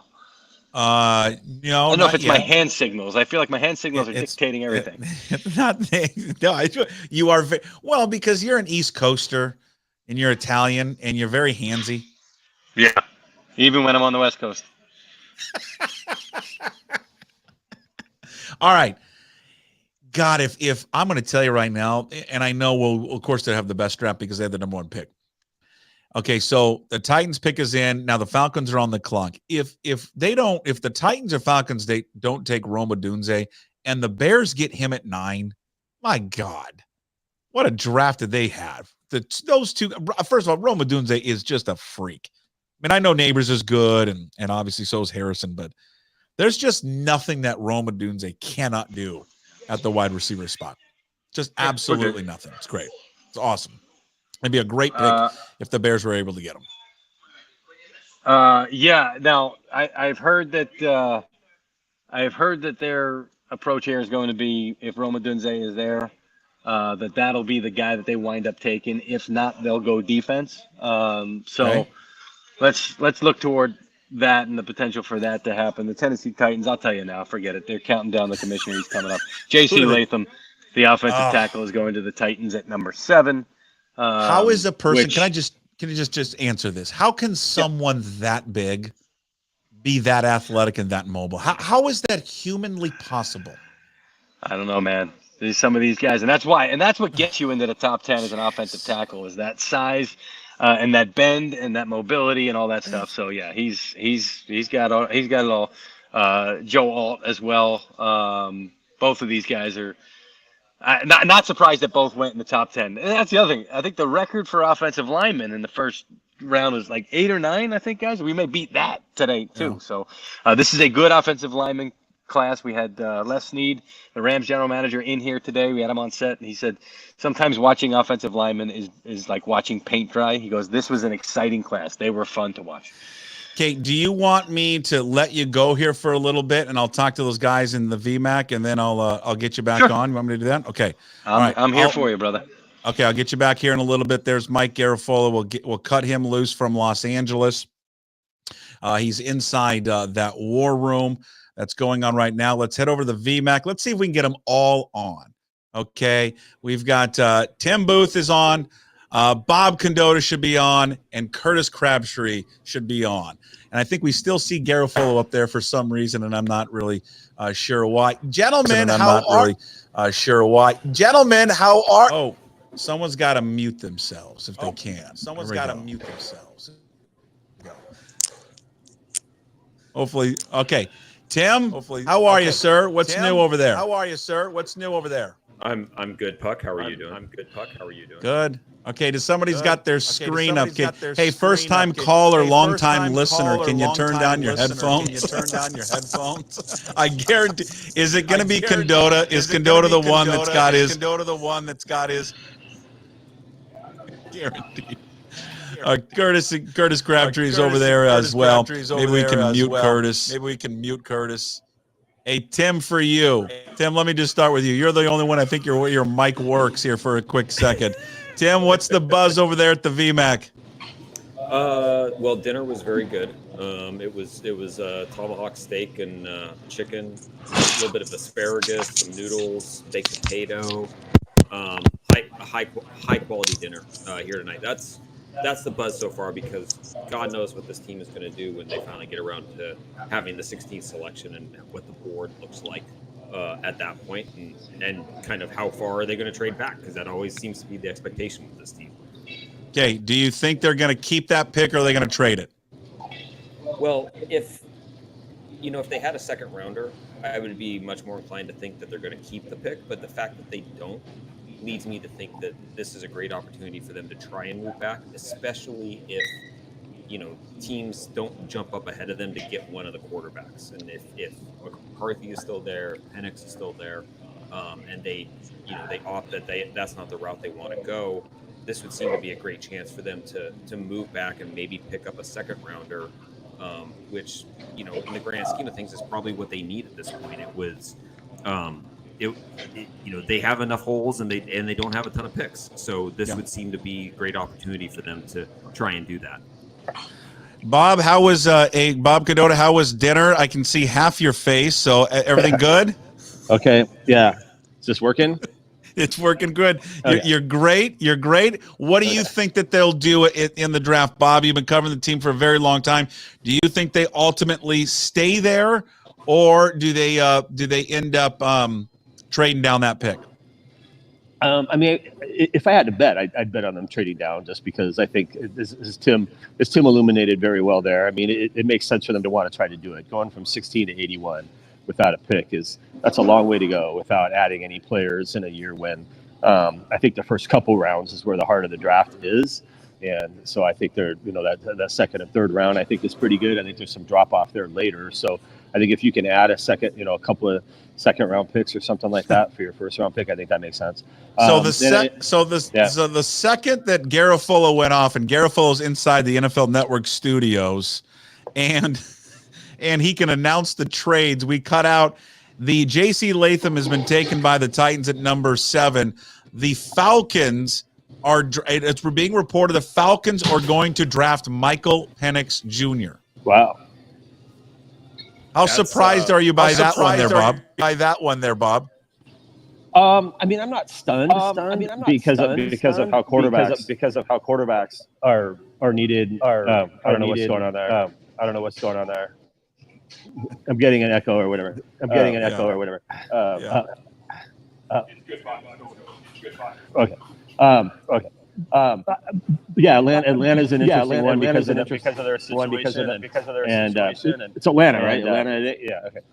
Because of their situation, obviously they have Kirk Cousins, so they didn't seem like a team that necessarily wanted a quarterback, but maybe they're just trying to, it's also a good team to bring a guy in for a couple years and see what happens. All right.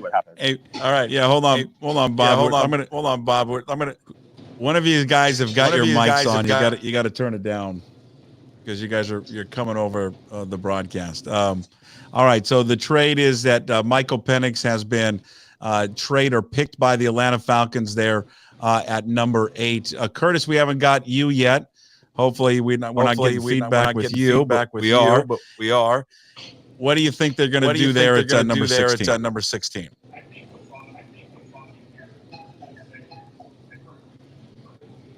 We don't hear Curtis. This has gone about as well as I possibly could have imagined.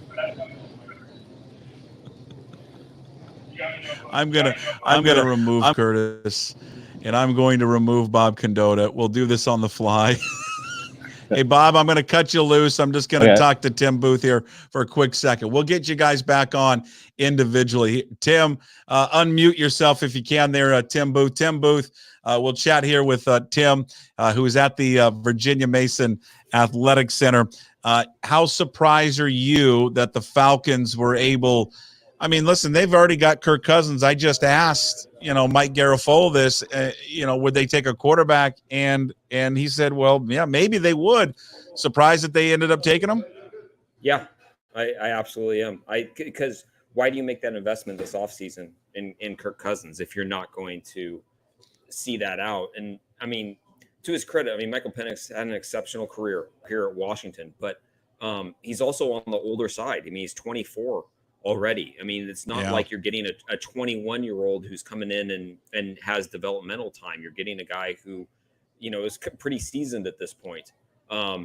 Good for Mike being a top 10 pick. I think it's pretty stunning considering where he was when he got here, that he developed into being at this point. But yeah, I'm pretty surprised that Atlanta would make this kind of move at this point when you went out and paid what you did for Kirk Cousins. Tim Booth was with us, Associated Press. We'll try to get Curtis on later, and maybe Bob Condotta on later separately. Maybe I bit off a little bit too much. I can chew having them all on there, and we'll take people behind the scenes. We did a run through. What was it the other day? And Bob was having issues. So whatever. It's it's live TV. What we're doing right now here, Booth. We got to react on the fly. You're doing great. You've adjusted perfectly. You know what's going to happen here, Booth? I'm going to tell you right now. Of the trade and all the gift cards I have for you, I'm going to bring out tomorrow. You're going to get more. Oh, well, thank you. You're going to get that. But the Falcons. Is this for all the days that I filled in for you when you were at your old shop? Is that well, that should have been taken care of someone else, not me. When anybody comes in and sits with me, I have next to me. I always take care of them. All right. Cousins signed a $180 million contract with Atlanta. $50 million was $100 million of it was guaranteed. This is amazing that they are then with a top 10 pick are going to take another quarterback, because I think Michael Penix, you mentioned it, his age, he's 24. I think he's kind of plug and play right now. A little bit, yeah. You would think that whoever was drafting him had to be thinking a year sitting behind whoever it was, and then they were going to go in and in year 2 it would be Michael Penix's job. The question is how easy is it to get out from under Cousins' contract? And obviously, that's not something that we would know here in Seattle of the structure of his deal. But right, you're making a choice here with the idea that Kirk Cousins is your quarterback for 1 or 2 years, period. And at that point, you have to cut him loose or trade him or do something with that contract. Otherwise, you've just wasted a top 10 pick. Not that Michael Penix is quote unquote a waste, but you've just wasted a top 10 pick on a guy who is going to be sitting behind a veteran for how long? Maybe Kirk Cousins has made it known to them that he only wants to play X amount more years. Maybe he's saying, hey, I'm coming here. I want to play 2 more years, and then I want to go be dad, or I want to go be, whatever. But it's without having some background knowledge of what your future holds or how easy it is to get out from under that contract, it really is a stunning pick by the Falcons. Okay, do you want me to let Curtis back into the chat? We can try. That's fine by me. The more central guys on the chat, the better. Curtis, how are you? How's your volume? I'm good. I think we're probably okay now, right? Now we sound good. Can I just tell you how warm it makes my heart that there was audio and video issues with Bob? I desperately wanted something to kind of go wrong on this, just because we're doing it for the first time and it's fun and you break eggs and all that kind of stuff. And right when we got Condotta on, I'm seeing half of his face, and then him being rattled about getting the feedback. Perfect. It couldn't have gone any better. Curtis, Tim just answered this, but I'll ask you. Give me the thinking that you think of Atlanta right now. I think I'd be excited for him. Like to have. I mean, look, we've seen what that guy can do. When he gets time to throw the football, he's pretty good at it. Like if they're able to find a way to protect him and get him to shine, I think there's a pretty high ceiling for Michael Penix Jr. And I mean, if you want me to make the case against him, I can. The injury history, the fact he throws 3/4 arm slot, that when you pressured him in the couple games this year where he got pressured, the numbers dropped a bit. There's if you want to poke holes, you can poke holes. But I think that dude's a gamer, and I think you're going to get a good quarterback in the NFL. We've seen how he is as a leader for the Huskies. I think they're going to be quite happy with him for the long term. And Andy Bunker's going to enjoy covering him down there too. Well, sure, but I guess what I was getting at, if you're a Falcons fan, you're like, we just dropped all this guaranteed money on a quarterback. Yeah. And Kirk Cousins. Why are we drafting a guy now 8 who's, like Tim, you said, is 24 years of age? Like this guy, I mean, Michael Penix can walk right in and play, I would think. What is he going to sit for 2 years under Kirk Cousins?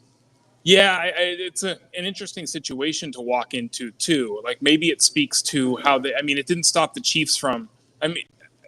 Kirk Cousins and Alex Smith aren't all that dissimilar, right? Like where they were in their careers, like when the Chiefs took Patrick Mahomes and sat on him for a year or so. It might be kind of a similar situation there for him to play, get up to speed with those areas he needs to work on in his game, and then take the reins there. And look, he's got talent around him with Bijan Robinson and Kyle Pitts, and there's options on that offense that should be able to allow him to shine. That's you know what? And then you bring up the Chiefs thing. That's a fair point. I mean, Alex Smith and then that Mahomes comp is a great one. So Penix, if you're watching and following this along, so Penix goes number 8 to the Falcons. Number 9, Roma Dunze goes to the Bears. God, Bears. I mean, Jesus. Caleb Williams, and now you can make an argument the best wide receiver in the draft, but whatever. That's pretty cool, Tim. Back to back. I mean, it's not cool for me as a Coug fan, but back to back Husky fan. Huskies go 8 and 9. They were so sensational this year in college football. The two most exciting players really in the conference, and they go back to back. That's a very cool moment for that school, that university. Yeah, and with the way that Jed Fish is really sort of promoting the NFL aspect of the program, this is just one more thing that they can use as sort of promotional marketing for playing up that angle that they're taking with what Washington football is. I mean, they're really taking this view of it's not a college program, it's a program that gets you ready for the NFL. And when you have number 8 and number 9 go back to back, in the draft, that's a huge selling point that you can build around and build off of. And to your point, Caleb Williams is walking into a pretty terrific situation as long as he has an offensive line to block for him. When you have the kind of additions that they made this offseason, and then you throw in now, maybe the best receiver in the draft or the best physical receiver in the draft, the best guy that's going to go and get you a catch, maybe in the draft. That's a pretty good way to start off your career. And now if you're the Vikings right now, I mean, you got to be – I wonder if they're a little shell-shocked a little bit, Curtis, because they're like, hey, they maybe thought if they wanted to go quarterback, they could have got Penix there at number 10. Now he's gone because the Falcons obviously have selected him there. Then you got the Jets. Maybe the Broncos thought about, hey, Penix could fall to us. The Raiders, maybe the same thing. So the Seahawks are what are we, 6 picks away before the Seahawks make their selection. Let's just rehash this one more time. If Curtis, if they stay at 16, who do you think they've got their eye on? A couple of players that they would have their eye on at that selection. I can't see them doing anything other than somebody along the line of scrimmage.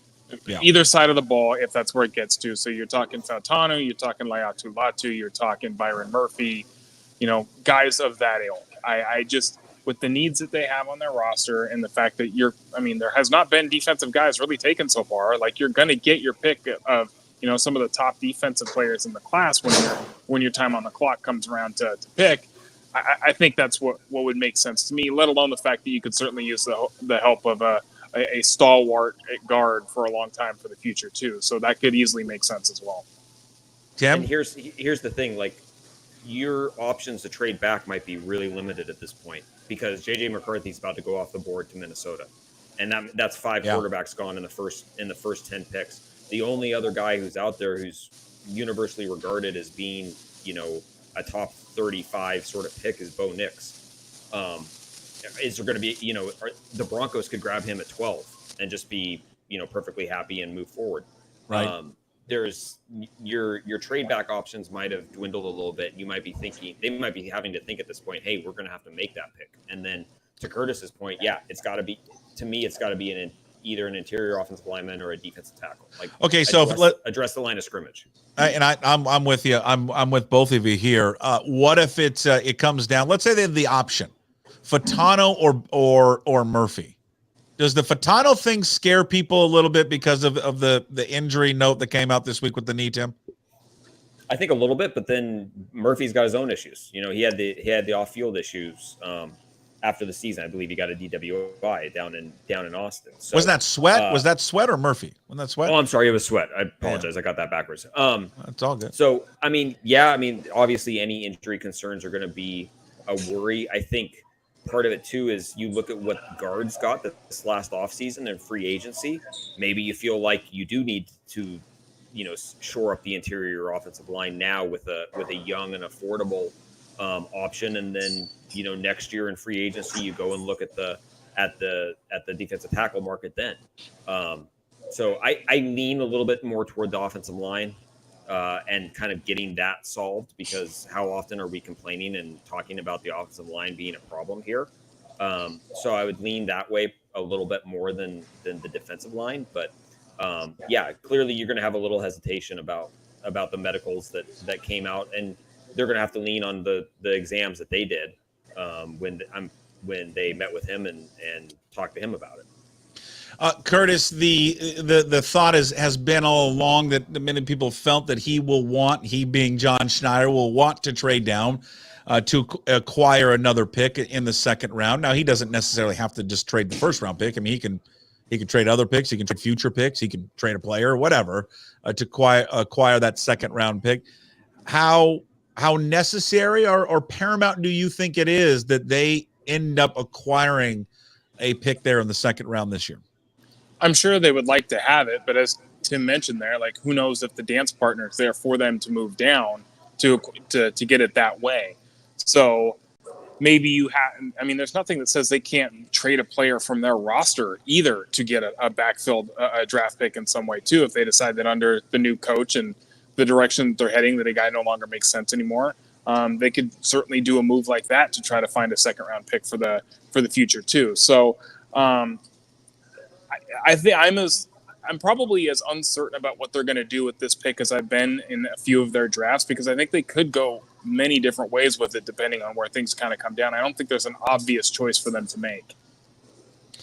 Yeah, and I mean, because I look at it, it's not the first one to say. I look at it as, hey, Leonard Williams was their second round pick. So if they don't end up getting a guy, they already got a guy in the second round. So I'm kind of good with it, but I also understand that, he looks at this draft and goes, well, there's so many more holes to fill, so we need to start filling them as fast as we can. So I wonder how much. Yeah, go ahead. I was going to say, one of the things Bob said, which is really true, before Bob's half face left the show. There's a lot of talent in the first, 45 to 50 picks of this draft. I mean, there's a lot of Yeah. first round grades that go into the second round. I think there's a real feel that you can address some things immediately if you can somehow get back into the second round. Everything else, yeah, you're going to be looking for, guys that might pop up and be contributors and whatever. But I think there's true impact guys in that first 50 picks this year. So I feel like there's going to be a push to try and get back into the second round if they can. There was a question in our chat from Nick, and I'll just throw it at you. And I agree with both of you on offensive lineman or defensive lineman. What about if Brock Bowers is there at 16? Yes. Yes. 100%. Yes. Okay. I know he's not a blocking tight end, and I know that's probably more the route they need to go because you still have Noah Fant on the roster, but you did sign Pharaoh Brown in free agency, and the kind of skill set that Brock Bowers has is very similar to guys who are dominating the league right now from that position. So if he's there at 16, and I don't think he'll be there at 16, but if he is, 100% go get him.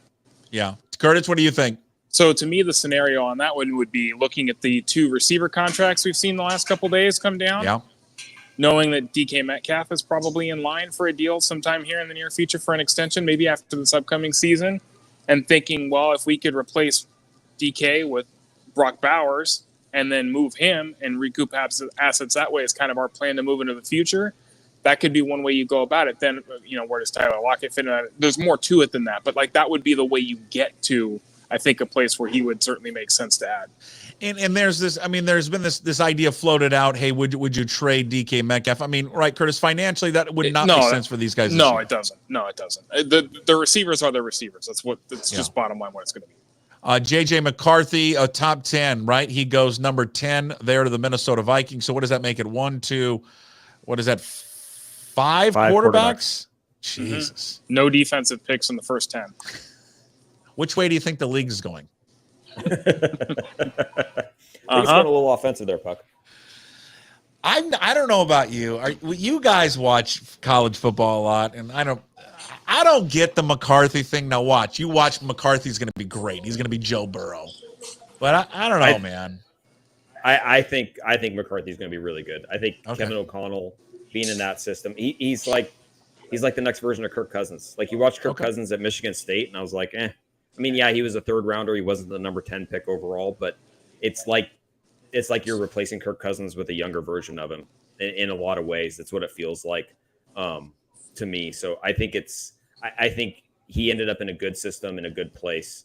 I think he'll be okay. Like I don't know if he's going to be Joe Burrow, but I think he's going to be a serviceable NFL starting quarterback. So the Vikings sent a 4th and 5th round pick to the Jets. They're getting a 6th round back to move up a spot, and they land JJ McCarthy. The Jets on the clock. That pick is in. Then it's the Donkeys. Then the Raiders at 13, Saints at 14, Colts at 15, and then it'll be your Seahawks. A few more moments with you guys, and I'll cut you loose. Again, hey, remind me there, Booth, what was for dinner? This is what I miss about not being over there. What was for dinner tonight? Let's see. We had they had steak. I think they had some nice tomahawk steaks. They had some chicken that was in a white wine sauce. Baked potato, rather large baked potato, asparagus. Me personally, I have never had a better Caesar salad than the Caesar salad that they have here at the Virginia Mason Athletic Center because we can't call it the VMAC anymore. So it's why can't we call it why can't you? Can I call it the VMAC? I'm not there. I don't know. You can do whatever you want, but it's the Virginia Mason Athletic Center. You're drinking a Georgetown in front of us. Well, this is the draft party is brought to you by Georgetown Brewery. Big thanks to Manny and Roger and Crystal and Matt and everybody there at the. Did you know it's the largest independent brewery in Washington State? Georgetown Brewery, darn tasty beer. It's almost like I set you up for that. Well, I got. Hold on, I got a cooler down here because I can't really move. So there's my cooler. So I got all the beer in there, Curtis. I got a Rogers in there. You want a Rogers? Yeah, I'm gonna go a little light here, Pilsner a little bit. Problem is, eventually I'm gonna have to pee. That looks like your golf course survival kit. That's what that looks like. Scott Hansen doesn't take breaks. I don't think Jason Puckett should take breaks. I should maybe just let you guys talk for a quick second, and then I can go to the bathroom. You guys want to do that real quick? Don't you have a Gatorade, empty Gatorade bottle or something you can use? You know what my son gave me before he left? Gave me a bucket. He said, "Why don't you just go pee in the bucket?" I go, like, while I'm talking to somebody? He's like, "Yeah, that'd be kind of awesome." Well, just mute yourself. You're fine. Well, you know what? You know how many people want me to just mute myself, Tim? Tim, first Central Washington player to come off the books. Who is it? This season? Yeah. This year, who's gonna get drafted? It's gonna be none this year. Okay. Just like it was last year, just like it was pretty much every year. Okay.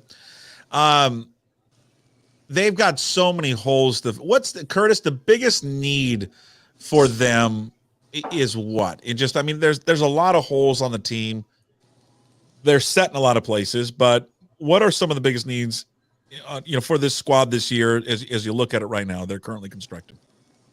I think it's that top flight guard to add competition to the mix. I think it's hypothetically a pass rusher to come in and push Darrell Taylor for a roster spot. Linebacker depth they could really use too. I think those are the areas I would tend to focus on first and foremost. I don't, flip it around. What positions aren't super need heavy? Cornerback, running back. They don't need those. Probably don't need a safety given the depth that they have there and the moves they made this offseason. They've got enough bodies on the defensive tackle side. It's a matter of if you want to add to that group and first round talent, if you can add that and add to the mix that way, I think that's where it makes sense. Okay. I think those are kind of the places where I think they don't need guys as much, but I think it's never going to hurt this team to add on the offense, on the line of scrimmage on either side of the ball, given where they're at right now. Hey, I really do need to go to the bathroom. Tim, you answer that. You guys host this show for 1 minute as I go to the bathroom. Dude, we gotta go do our own thing. 1 minute. The 12th pick is already in. Their 12th pick. 1 minute. I'm going to cut you loose. Okay. Okay. Hold on. Tim, answer that and then ask Curtis a question. I got to go to the bathroom. Wait, this is why we need commercials on Puck's Draft Watch Party. And Georgetown's going to provide commercials next season, guaranteed. I wasn't paying attention. What exactly were you answering, Curtis? I don't know. Let's just talk about stuff. Apparently, Bo Nix is going here to Denver. So there's another quarterback off the board in the first 12 picks. Six in the first 12 picks. Yeah, that's pretty wild. That Denver couldn't figure out a way to trade back and not and pick up something and then take Bo Nix somewhere in the 20s. Because with all the defensive players that are still on the board, you had to think that someone was going to be willing to trade up and get a Dallas Turner or a Latu or whoever. Well, what if they thought that the Raiders were going to take him right after them here? If that was something that they were worried about, that might be the reason it didn't make sense for them. Look how fast I was. So. Jesus, did you wash your hands? Did you wash your hands? I didn't pee on myself, Tim. Okay. Good God, are you that unsanitary?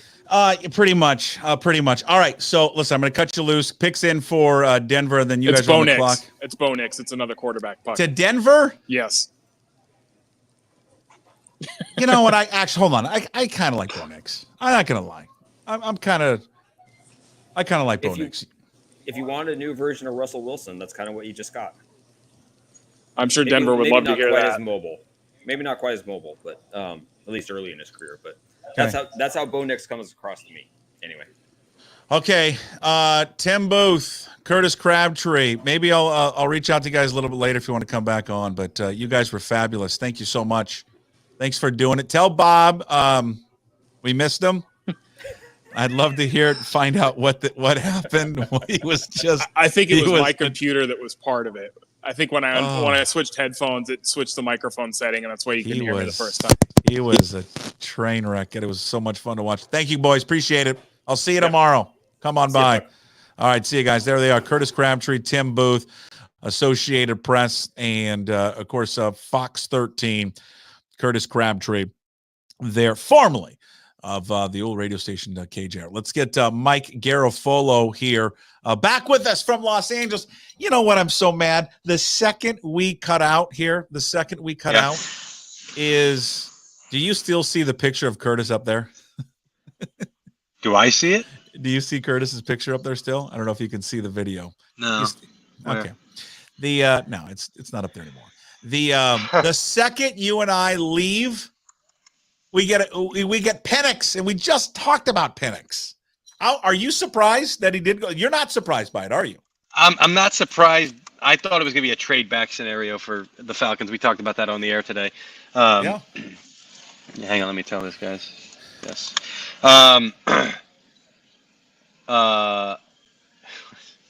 13 for 13 offensive players. It's unbelievable. Yeah. And who's 14? The Colts? No, Yeah, 14 Seahawks of the may take Saints. the first defensive player here. The Seahawks take the first defensive player. It's lining up perfectly for them, is it not? Yeah, because the Saints are going to go offensive tackle, we're expecting. Indianapolis, we've been talking about a potential pass catcher. Vegas, I'm told. Well, I already told you that. I shouldn't have said it there. Vegas is offense. Wow. Seattle. So Seattle is what, 16, right? Yep. Incredible. Well, Pretty I mean, incredible. it's lining up for them. I mean, 5 quarterbacks now have taken in the first 10 picks. McCarthy going 10th there to the Vikings. Vikings got to be happy about that, right? My God. Well, we can. In 30 seconds to the commissioner. In 30 seconds, I can tell you it's going to be 6 of 12 picks are going to be quarterbacks. So, yeah. Oh, we already know. I already know who it is because the Tim Booth and Curtis Crabtree already spilled it over there for some reason. I know. It's Bo Nix. So you've got 6 quarterbacks as a record. Already a record for most defensive or offensive players to start. You never had a top 10 without a defensive player. That 19 number we're talking about, we may get that by the time we get to 20. We may eclipse that for offensive players in the first round. So, pretty incredible. So look at here for Seattle right now. Bo Nix is going to go 12 to the Broncos. Then it's going to be the Raiders. Then it's the Saints at 14, Colts at 15, then Seahawks. Right now, they've got the number 1 edge rusher still on the board. That would be Dallas Turner. There are 2 corners there if they wanted to go that route. Leatu Latu, probably the second best edge rusher, will be there. Byron Murphy, rated as the best defensive tackle, is still there. Fatanu, who is the third best offensive lineman, still around. I mean, my God, this is perfect for Seattle. If you didn't need a quarterback, this was the draft for you, man. This was incredible. Who is he staring at? What is happening here? Roger Goodell is coming up and dancing with people? Please dance. I don't know. You know what? I talked about this earlier with Rob Staton from Seahawks Draft Blog. I've lost a lot of respect for Eminem, and I'm just kind of done with it now. I mean, he went just too much. Like, stop, please. Stop trying to pretend to make Goodell cool. Fatano is there. I mean, God, they've just whoever they want. What about Brock Bowers? You heard anything with Seattle and Brock Bowers? He ain't gonna get there. You hear me? Yeah, I got you. Yeah, he ain't gonna get there. Don't worry about that. That's he's not gonna get there. Oh, okay. He's not gonna get there. All right. Well, I can guarantee you that he'll be gone before 16. Well, that was fun while it lasted. That was a great question. It was. You know what? Does everybody remember their favorite Brock Bowers could have been a Seahawk moment? I know I did.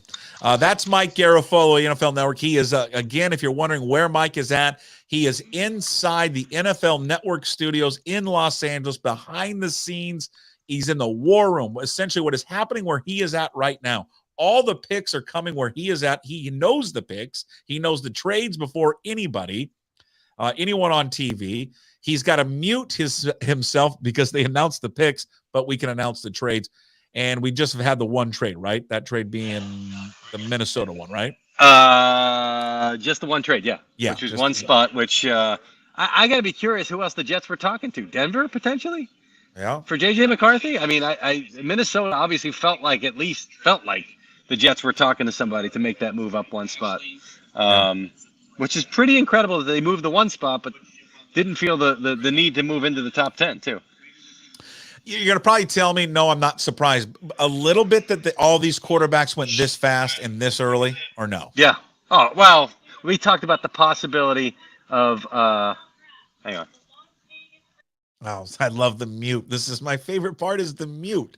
When did we get past not having the mute? Maybe tomorrow. How long's the stream there? A long time. Somebody just texted that Sean Payton gave George Payton, the general manager, the cold shoulder. I didn't see that. Can we rewind that? Do we have the capability? Really? The cold shoulder? We got 36 TVs on the wall, but we can't rewind. Do you think he sees? I mean, oh no, I he gave him a little pat. I just saw the replay. He gave him a little pat. That's fine. That was not. I have shot down the reports that Sean Payton gave George Payton. You think he sees a little Drew Brees and Bo Nix? It's probably an unfair comparison, right? I just think he probably likes the way that he runs the operation. His completion percentage last year was 77%, something like that.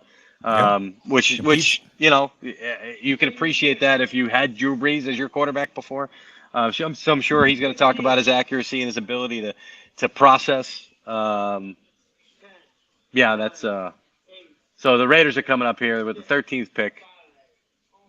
It's going to be Brock Bowers. Oh, I love that you left it open. Yes. Now we know Brock Bowers. No, I didn't leave it open. They're announcing it right now. It's just I thought you left it open. I may have beaten the announcement by like 5 seconds because doesn't matter. First place you heard here was right here on YouTube and pucksports.com that Brock Bowers was going to the Raiders. All right, I like it. You know who the quarterback is? America's quarterback for the Raiders. I'm going to put some money on it. MVP of the league. I'm sure you'll get a great return on that. Come on.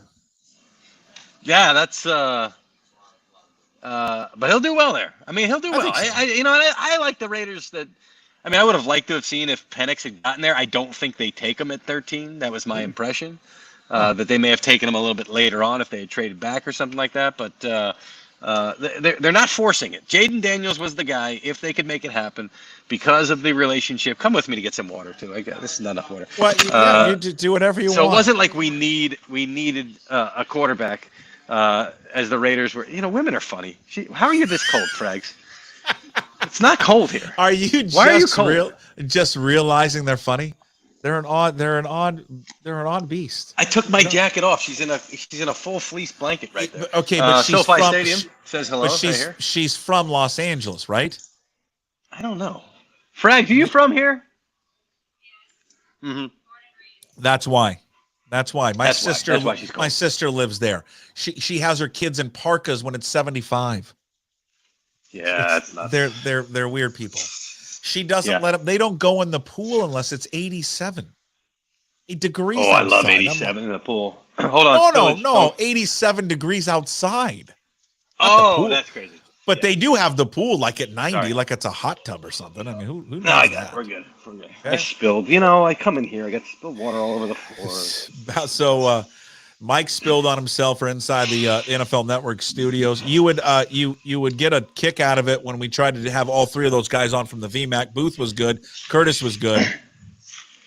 But our guy Bob Condotta, who you know very well, just couldn't quite figure out the audio. Really? That doesn't surprise you. It doesn't. I love Bob. Well, Bob's great. He's a one of a kind. I don't know. It's Seinfeld. How can anyone not like him, right? That's true. So Saints are on the clock right now. Hey, keep if you are watching on the stream, keep sending on all those pictures what you're drinking. Big thanks to Nick. Nick just sent a picture of a Miller Lite. God, I do like a good Miller Lite. I really do. That's a tasty beer. It always is. You like Miller Lite? Is that your favorite of the lights? No. My favorite of a light beer of a Pilsner. Hold on.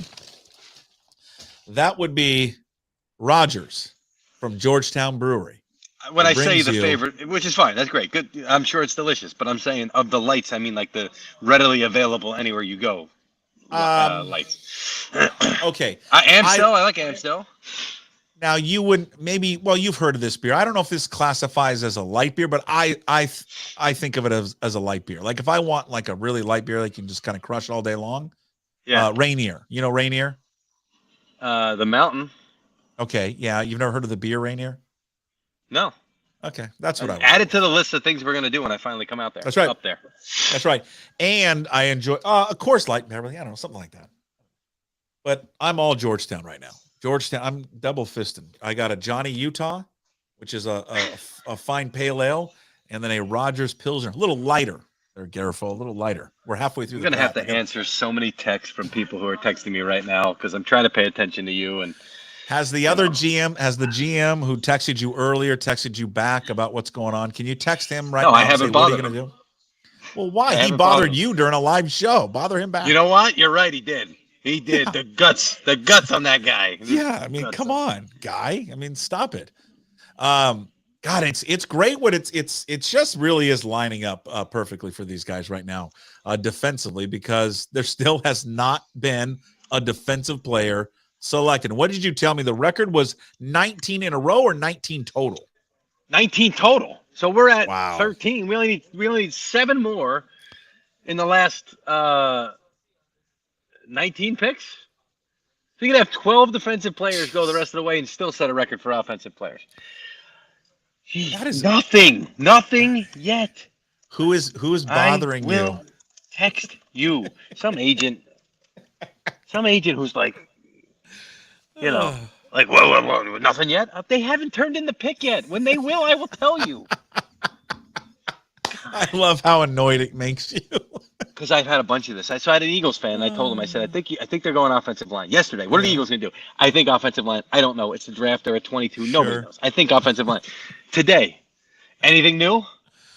No. It's the same thing I told you yesterday. Just the same thing. Just keeps So I didn't round and answer. round. And he goes, I'll take that as a no. Good. You should take that as a no. You saved me time to reply. I'm busy replying to Puck. Let me go. Let me go. As the Seahawks, we're going to get closer to the Seahawks in a second. Saints again on the clock, and then Colts, and then the Seahawks. Let me just go right back to Penix for a second, because when we left, we were just talking about Penix, and I was like, "Hey, would they go quarterback there?" And you're like, "Well, they got Kirk Cousins." I'm like, "Oh, duh, they have Cousins. They're not going to." But then I said to you, you did. Sorry, you finished. Yeah. No, but you said, "Hey, it's still a possibility they would do it." But if you're a Falcons fan, and you spent all this money on a guy. You're not happy. Like, how do you feel that you drafted a guy number 8 who's 24 years of age? Yeah, that's right. You know what? I forgot about the age factor. So by the time he starts, he's going to be, 26, potentially? 20? Yeah. And you could have got his teammate at Washington, Odunze, that pick. You could have taken him to pair him up with all the other guys that you have. They're gonna be hot. They're gonna be hot. Anybody who's taking a quarterback when you have an option right now, Giants fans were gonna be pissed if they took a quarterback. I just when they see these two guys play quarterback next to each other, like I like Kirk Cousins. He's a good quarterback, but he does not have the arm that this. There we go. Pick is in. Gotta mute you. I'll be right back. This is the Saints at number 14. All right. I'm going to predict. I don't know. I want to predict. I don't know. I'll go Dallas Turner. I don't know. I'm going to say we break up finally the offensive run, and somebody finally takes a bleeping defensive player. So the pick's in for the Saints. Colts are now on the clock. And then your Seattle Seahawks. Did you say you thought it was going to be a defensive player? Yeah, and it's not. To the Saints? No, we knew the Saints were going to go offensive line, so they went offensive line. I'll tell you that much. Well, can you just say it is? It's already on Twitter. Just say who it is. No, you say it. You want to read Twitter? You can do it. I didn't tell you. Fuaga, the guy, the offensive lineman from Oregon State. We know him very well here in the Pacific Northwest. Yeah, he's a great pick. He's a great pick. I don't understand why he lasted this long. I mean, he's a road grader. He's nails. He's consistent. He's solid. You can use all those words. I mean, he is. And he's got that Polynesian. I was joking with him at the Senior Bowl. I was calling him Oos, which means brother, right? Oos. Yep. So I pulled that out, and he was kind of like taken aback by that. Because you got to earn Oos. You know what I'm saying? You can't just keep calling people Oos. But he's got that Polynesian, hardworking mindset that you see a lot of these guys in the NFL. Of all the picks in the top 14, like that's the one I'm most confident in right there.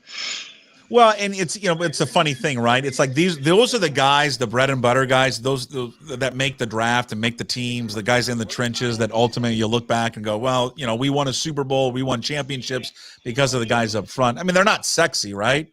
They never are, which is so when you draft a lineman, you're like, oh, great. But yeah, he's a beast. He's an absolute beast there from Oregon State. So, well, I mean, everyone that I have wanted for them to draft is going to likely be there. Are you going to tell me Colts go offense here probably? I think so, right? If the Colts are the first defensive team, I don't know. I mean, the run on there's that cluster of receivers early in the first round, and we weren't expecting them until later in the first round. There was talk they could potentially trade into the top 10. Oh, baby. This is not a pick. This is not a tip. Okay, so I'm not tipping a pick because it hasn't been announced yet. But I believe we've got our first defensive player to the Colts at 15. Okay. All right. He's thinking we got the first defensive player. That is, I would assume that's going to be Turner, but shall see. The edge rusher at the University of Alabama. He's available. Quentin Mitchell from Toledo's there. Arnold is there. I got a buddy who said his worst nightmare. Okay, his worst nightmare is if the Seahawks take a cornerback, and because Terry and Arnold has been like mocked to the Seahawks in a bunch of drafts, that he says that he'll drink an entire bottle of scotch if Terry and Arnold is the pick. Why? I missed the first part of that. Why? He because he doesn't want them to draft a defensive back. He's over it. He wants somebody in the middle. My expectation is that they take Byron Murphy. That's my expectation. Now the pick is not in. Okay. Yes. Pick is not in. Don't celebrate. That's not celebrating. What I was told. Okay. They are now showing clips from the Senior Bowl where Fwanga was absolutely dominant. And good dude. He's exactly what you want. So, like, you can speculate here where you think the Colts would want to go, and you think the Colts most likely feels like they'll go offense there, or do you think that? No. You said defense. I'm sorry. Defense. Yeah. Someone did. They have not announced it here, but somebody did text me the player that they are taking who's going to be a defensive player. So, the streak is over. What number is that? 15. 14 in a row to start at 15. Do you know what the record was, by any chance? Like in terms of a row? Oh, I have no idea. I'll have to check on that. Yeah, because that has to be a record. I mean, just that tells you kind of where the game has gone, right? Like where the game. I mean, the games have been transitioning to offense for a very long time, but I mean, it just feels like more so than ever. It's like offense. I mean, you just look at all the guys that have been selected. So the Colts you usually see more of a balance when it comes to the draft. I mean, this is just incredible. Well, do we know what the record was for most offensive players to start a first round? I don't know what it was. Was it 8 or 9? Oh, really? Just like 8 in a row, 9 in a row to start the draft? I mean, we will get a double confirm on that, but that's pretty incredible. Am I going to be here for the Seahawks pick, or are you booting me? No, you're in. Oh, cool. You're good for, unless I want to try and bring Condotta on a little bit later. It's just me and you riding. What was it? A silent movie was that movie that won the best picture, right? Oh yeah. About 10 years ago or so. Yeah, I can't remember. Yeah, I know what you're talking about. Yeah, we're good. 7 straight were on one side of the ball. So the first 10 tonight. Yeah. Have all been on the same side. First time in NFL history. First time in NFL history. What? So the record was 6. The start. It looks like 7 straight is the most ever on one side of the ball. 7 straight anywhere is the most in the first round.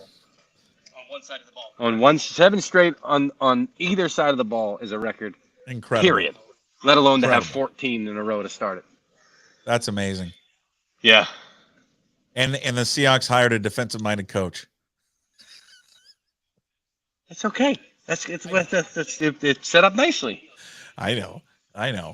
Did you see some of the before they picked? You see any more of the blowback of Picturegate from some of the veterans, Chancellor Sherman and those guys? What happened? Sorry. They got all mad. They got mad from the pictures being taken down.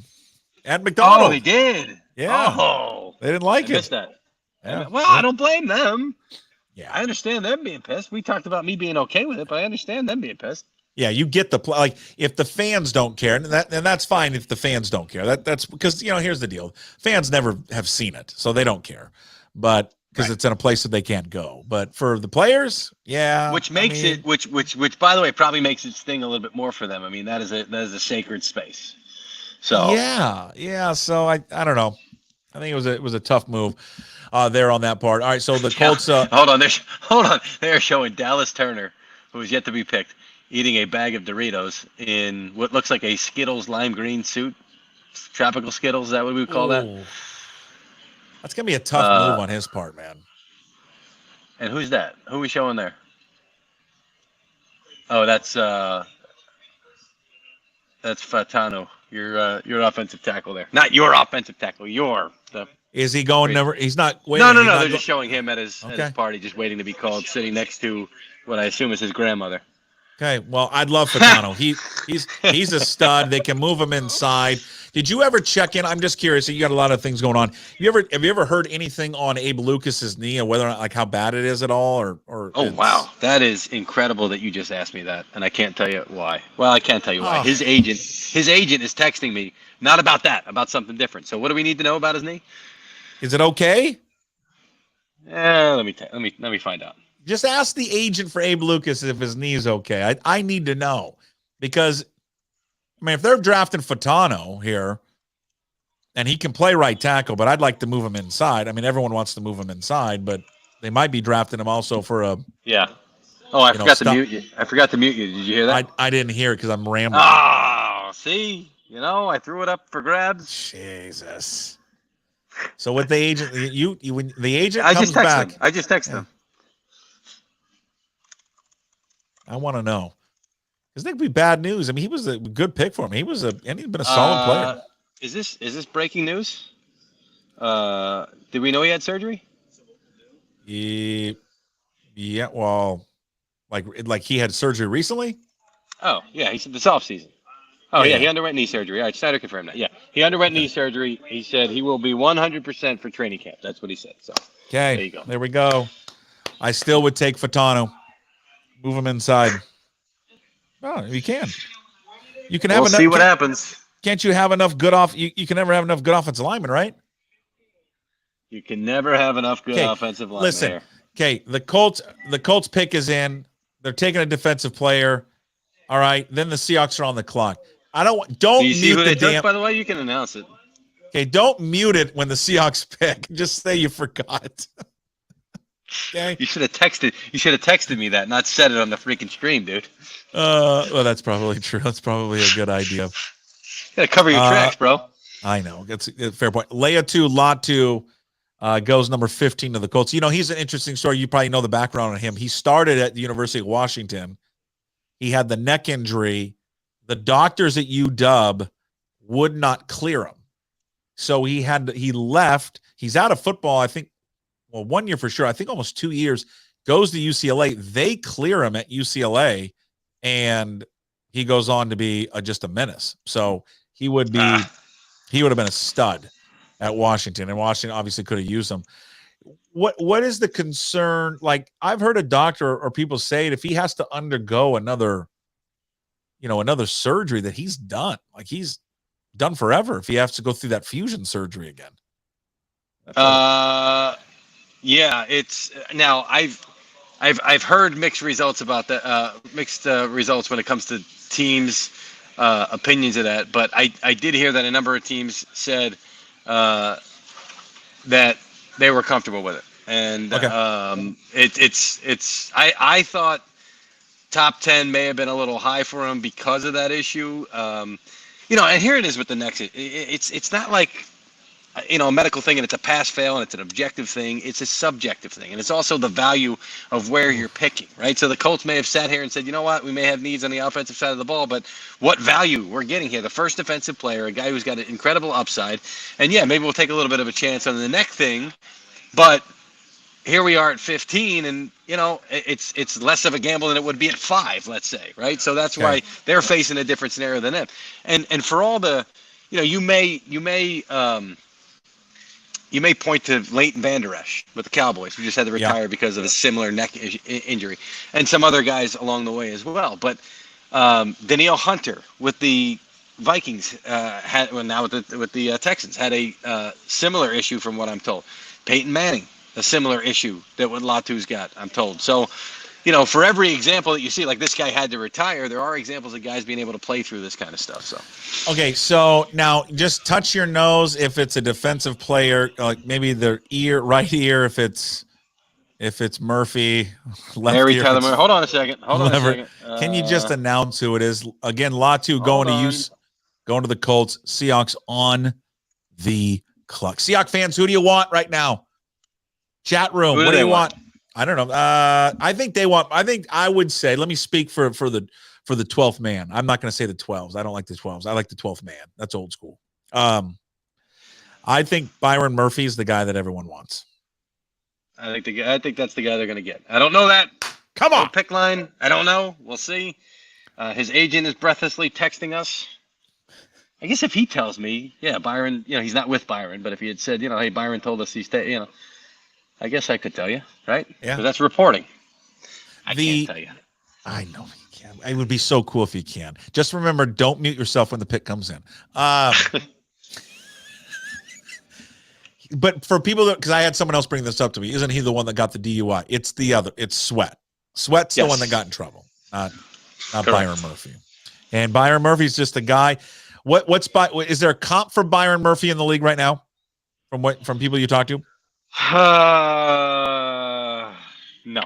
I mean, not that anybody. I can probably get you one from my talent evaluators. I don't grind on the tape like that kind of stuff. So I can. Let's see. Let me ask. Let me Can you get? Is there any way we can get Rap on right now? No, but I did get a text from somebody who told him stop tipping the picks. We know what he's doing. Oh yeah, but that's why we love that. I want him to tip easy. Yeah, makes it too easy. Well, I mean, I just think that if they don't go interior line here, there's going to be a lot of defensive line. Just anything. If it's Fatanu, if it's him too. I mean, just something. It's got to be on the line of scrimmage because the Seahawks, and when you watch them and you follow them from afar, but when you hear close, that's been their bugaboo. It's just their interior line, especially on defense. They can't stop anybody. Yeah. Running the ball, passing the ball, nothing. And they got a defensive-minded coach. This has got to be up front. I'm confident in their secondary. There's no good linebacker, so that would. Daniel Jeremiah says Byron Murphy's player comp is Jarrell Casey, who was a good defensive lineman with the with the Titans and the Broncos. So okay, I think if you get Jarrell Casey out of this one, you'd be good. Yeah, I'll take that. And as right now, is you're just kind of going back and forth, scouring your phone, replying to agents and general managers. They're not going to trade down. They're going to make this pick. They're going to make the pick. Yeah. Oh, that's right. That's what I'm talking about. See, that's why we have you on. It's for stuff like that. You may get what you wish, Puck. That's what I'm talking about. You may get it. We'll see. Hasn't been announced yet. I know, but I want Murphy. The pick is in. Oh, get excited, Seattle. Well, it should be because it's got to be Byron Murphy. I know it. I know it. You did a nice job of tipping it, and I know what it is. It's got to be Byron Murphy. I reported. I'm not tipping anything. They still haven't announced it. I know, but it's going to be Byron Murphy, and we all know who it's going to be, and it's going to be a great pick. Oh, now you're saying it like you knew all along. Yeah. Well, I'm gonna we would pose it like we knew all along who it was. No, I'm thrilled for it. I love Byron Murphy. Talked over it, by the way. Well, dang it. Keeps happening. 6'1", 300 pounds. Great run defender. Just I describe it as big tub of goo. That's what you want. It's not a good evaluation. Well, I mean, not if I'm talking about you or me, but if we're talking about a defensive lineman, I think it works. I mean, right? He's a tub of goo. A tub of goo? Yeah, a tub of goo. A war daddy. Just a guy you plop in the middle and no one's going to run on you. Well, what are his numbers? What is his measurements? He's not very tall, right? No. He's 6'1", 300. 6'1", 300 pounds. Yeah. Yeah. But he's got the violent hands. You know what I mean? He's got those. Who doesn't? So listen. If a guy actually his listed weight is 297, so you can't call him a tub of goo. If he's not over 300 pounds, but he's got good quick strike ability and the ability to make plays inside. He was almost the first defensive player taken here tonight. Yeah. If not for those Colts, darn it. Well, I think it's a great pick. This, I think, what a lot of Seahawks fans want. This is exactly, I think, the selection they wanted to go in. I mean, they wanted defense, and this is the guy that a lot of people, including myself, wanted all along. Just someone that they could put in the middle of their defense. They hire a defensive-minded coach, and this guy just makes sense for them. Yeah, and that defensive-minded coach did a good job of highlighting what they're able to do defensively with some of their defensive tackles over the last couple of years. And Justin Matabuke making a ton of money now as a defensive tackle in that defense. So you would hope that he'd be able to kind of set him up for success and help him get there. So, should be. It's another solid pick. It's like Fuanga, excuse me, and Byron Murphy. To me, it's like just plug them in. You're good. You know you're going to get production there. Yeah. You brought up Matabuke. There's been some like when they've written about Byron Murphy. He's had that comp. So obviously, with McDonald, calling those plays and the defensive coordinator for the Ravens, he probably sees Murphy and sees a lot of probably Matabuke and Byron Murphy. Yeah, I mean Matabuke he's like 330 pounds, right? Yeah, he's bigger than that. Probably. No, I said no. No, I got you. He's bigger. He's bigger than Murphy. Matabuke is listed at 305. I thought he was bigger than that. He's 305. So he's got about 8 they're pounds. similar. All right. Load him up on some carbs, and he's going to be great. He'll be fine. Yeah. Do we get a run on defensive players now? Since now we've got Leatu Latu off the board, and now we got Murphy for the corners. Yeah, I mean, Quinion Mitchell from Toledo had a great pre-draft run-up at the Combine and at the Senior Bowl. You got a couple of corners out there now with the potential to be taken. Seahawks pick is about to be announced, and I can confirm that it's Byron Murphy. That's great. From Texas. So there you go. That could not have gone. And they didn't trade down either. They got the reputation for trading down. They stayed put. They made the pick, and they take Byron Murphy. And they did it quickly. 6 minutes on the clock as this one's being announced there. So good on the Seahawks for keeping this thing moving. What time did we say? We said roughly. You nailed it. 6:57. So we were off by like 5 minutes. Yeah, I remember like that last text you and I were going back for. I think you were saying 6:57, 7 o'clock, because you guys keep track of this every year where the 16th pick gets selected, which is just unbelievable that you have that information. It's a quick search on Twitter. So you were asking me, if you asked me where the 20th pick was, I'd figure out who it was. And Ian, one of the best things he does tonight is tweet every pick, so we know the timing of every pick for next year. We go back and find it. So Murphy goes, it goes 16 here to the Seahawks. They get their guy they're going to plug in the middle. Take us inside the conversations. Were they exploring trading down and trying to acquire another pick there in the second round? I mean, you know John Schneider quite well, or just know his history, I should say, of what he likes to do and likes to Vikings acquire a bunch traded of up. more picks. Okay. Vikings traded up. Vikings are at 17 now. Yep. So they traded with Jacksonville. So the Vikings are coming back up into the first round, moving up from 23 to 17. They trade there with the Jacksonville Jaguars. I say Jaguars, but it's Jaguars. Mike's getting all the details for you right now. See, I can actually report this stuff. So I know this is. You got the Ely. You got the numbers in the trade.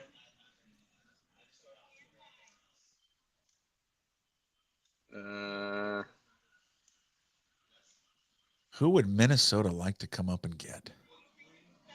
Here it is. Hold on.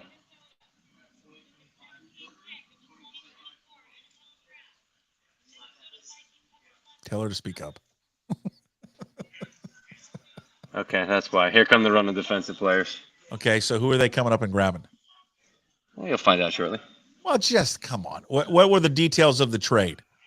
They haven't announced it yet. Okay. I don't know why they're so slow here. So the Vikings are trading with the Jaguars. So they traded both of their first-round picks. They moved up. 11 and 23, right? Yeah. Yep. Got it. I would love to know who they're coming up and going grabbing. Yeah, now you're right, because this now feels like this is the run on D. Yeah. This kind of happened with the receivers last year. Remember, we got to picks like 20, 21, 22, and it was like 4 or 5 receivers in a row. That didn't come out right. This is the run on D. You see that commercial with Roger Goodell and Eminem talking about Detroit, calling it the D? Yeah. Eminem lost me. I'm going to tell you that right now. Just lost. Yeah, what me happened? What happened there? He just became irrelevant. I don't know. Not sure what happened, but it did. Just absolutely became irrelevant. Okay, go back to Schneider for a second. When I was talking about that trade, before that trade happened, of them moving up to grab him there at number 17, the Vikings moved up with Jacksonville. Yep. How much did John Schneider, do you think, tried to move down and acquire a second-round pick? How active they liked Murphy all along. That's a guy I always had ticketed for them. So I would imagine that at that point that they were saying, this is our guy. This is the guy that's going to help our defense. This is the guy that can help our defensive minded head coach. And I would imagine that he didn't entertain it at that point. Now, if it had fallen differently and he wasn't available, there were other defensive options for them there. So perhaps he would have stayed and taken anyway. But I just think it was once Murphy got there, I think that was the easy pick for him. Hey, what's the? I mean, we've talked about this before, Mike. What's the vibe with McDonald, just in terms of, like, how do you think he's going to do in year one? Like, I mean, every new coach goes through their ups and downs, and that's just part of being a new head coach. Hold on, let me get these terms. Yeah, go ahead. Again, Byron Murphy, selected by the Seahawks, 16th overall. Vikings made a trade. Mike's getting all the details right now. I'll go to Golf Voice and whisper. So he can get them all. Yeah, take it out. Take the headset out. Throw it down on the ground. Byron Murphy, again, going 16 to the Seahawks. Leave your comments in the chat right now. There on YouTube. Also, again, if you're on the chat here on the Riverside, for those, Nick and others, you can jump in and ask a question. Just say, I'd like to ask a question. Jump in. We'll throw you on. You could be a big star here on the old video right now. Did you get the final details on that deal? Yeah, Jacksonville made out pretty well in this one. So Jacksonville gives up 17. Minnesota gives up 23. 157 this year, as well as a third-round pick in 2025 and a fourth-round pick in 2025. Jeez. So, yeah. That's not a bad little haul. No, it was pretty good for the Jaguars. They did a bunch of trading down last year, too, if I recall correctly, right? Yeah. So Dallas Turner is the pick there for the Minnesota Vikings. It's just amazing with all this just offensive talent that is in this year's draft, that a guy like Dallas Turner, who's just a freak, ends up going number 17 all the way to for the Minnesota Vikings. So the Vikings, I mean, it's, you know what this draft for the Vikings a little bit reminds me of, even though the two players probably are not as talented as those two guys last year. It reminds me of what Houston did last year, where they got the quarterback first and then they went with their defensive player. And kind of the same thing here with the Vikings. They get their quarterback, they get McCarthy at 10, and then they're able to get maybe the defensive player that they moved up in the draft to get there at number 17 there with Dallas Turner. So the Bengals are on the clock. They're at 18. Bengals. The Bengals. Yeah, what do we got? Byron Murphy. Loved Byron Murphy. Take that, Cincinnati, and your terrible chili. And your terrible chili. God, it's what awful. What are they doing with that? It's just terrible. Anyone that tells you the chili is good I'm drunk. Just convinced of it. It's not good. 157 or 167? Come on. Turn it up. This is just great. This is inside the war room at the NFL Network studios. They're going to see how popular this thing is. And next year we won't be able to do it because, in fact, actually, they'll probably just hire me and you and I will just do this ourselves. Put me on the NFL Network payroll. This is art right here. This is Dave Schott. Dave Schott watching 40 TVs. None of them are Boston sports. Yes, he's a big Boston sports guy. He was late for dinner last night because the Bruins were playing. So, is he just the typical Boston fan? The typical Boston fan, yes. Yeah. As a matter of fact, the one year that the Patriots won the Super Bowl, the one year the Patriots won the Super Bowl, he then came down. What? There were 6 of them? Yeah, I know there were 6 of them. I heard about it. I watched it in the Dynasty. How did you live through all those Super Bowls? It was so miserable, Dave. Oh, I know. Just a terrible time. Yeah, oh my God. After the first Super Bowl, it's like, oh boy, here comes 20 years of crap. And fine with their Super Bowls. They won the Super Bowl. We go back to the hotel. Everybody's, unwinding from the Super Bowl. He comes down in his Red Sox shirt. I said, "You're such a." Begins with mass. Right? Okay, but I say that in a way that like I don't like their fan base. I love it. I mean, I love like a true like East Coast, Boston fan base. So I mean, like for you, I know you're not a fan anymore, but you are of the Phillies. Flyers and Phillies. Flyers. Matter of fact, I showed up here and they said, "Hey, we put your Sixers on the wall." I said, "Nah, I don't give a shit. Don't worry about it. It's fine." You don't like the Sixers, huh? I don't. Yeah. Really? No, I don't. The NBA has just become. It's not what we grew up watching. I can't do it. I've tried. I can't do it. But you like Embiid, don't you? Like Embiid kind of does it for you. Yeah, I do. I just it's not. It's unwatchable to me. The entire product. I got you. Okay.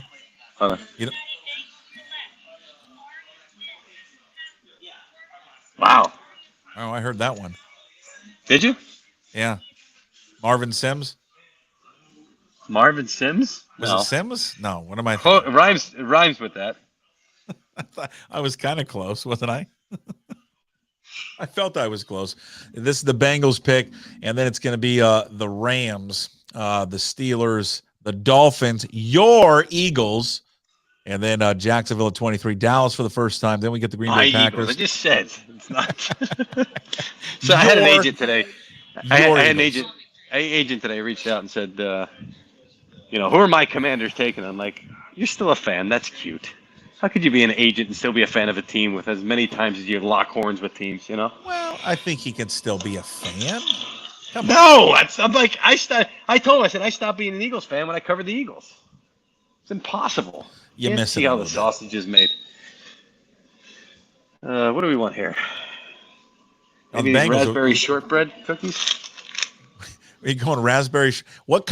Take us inside the NFL Network. What kind of food we got at the NFL Network? Like, what are they serving? Not a good setup today. So I ordered out. I got it from a Mexican joint here in LA.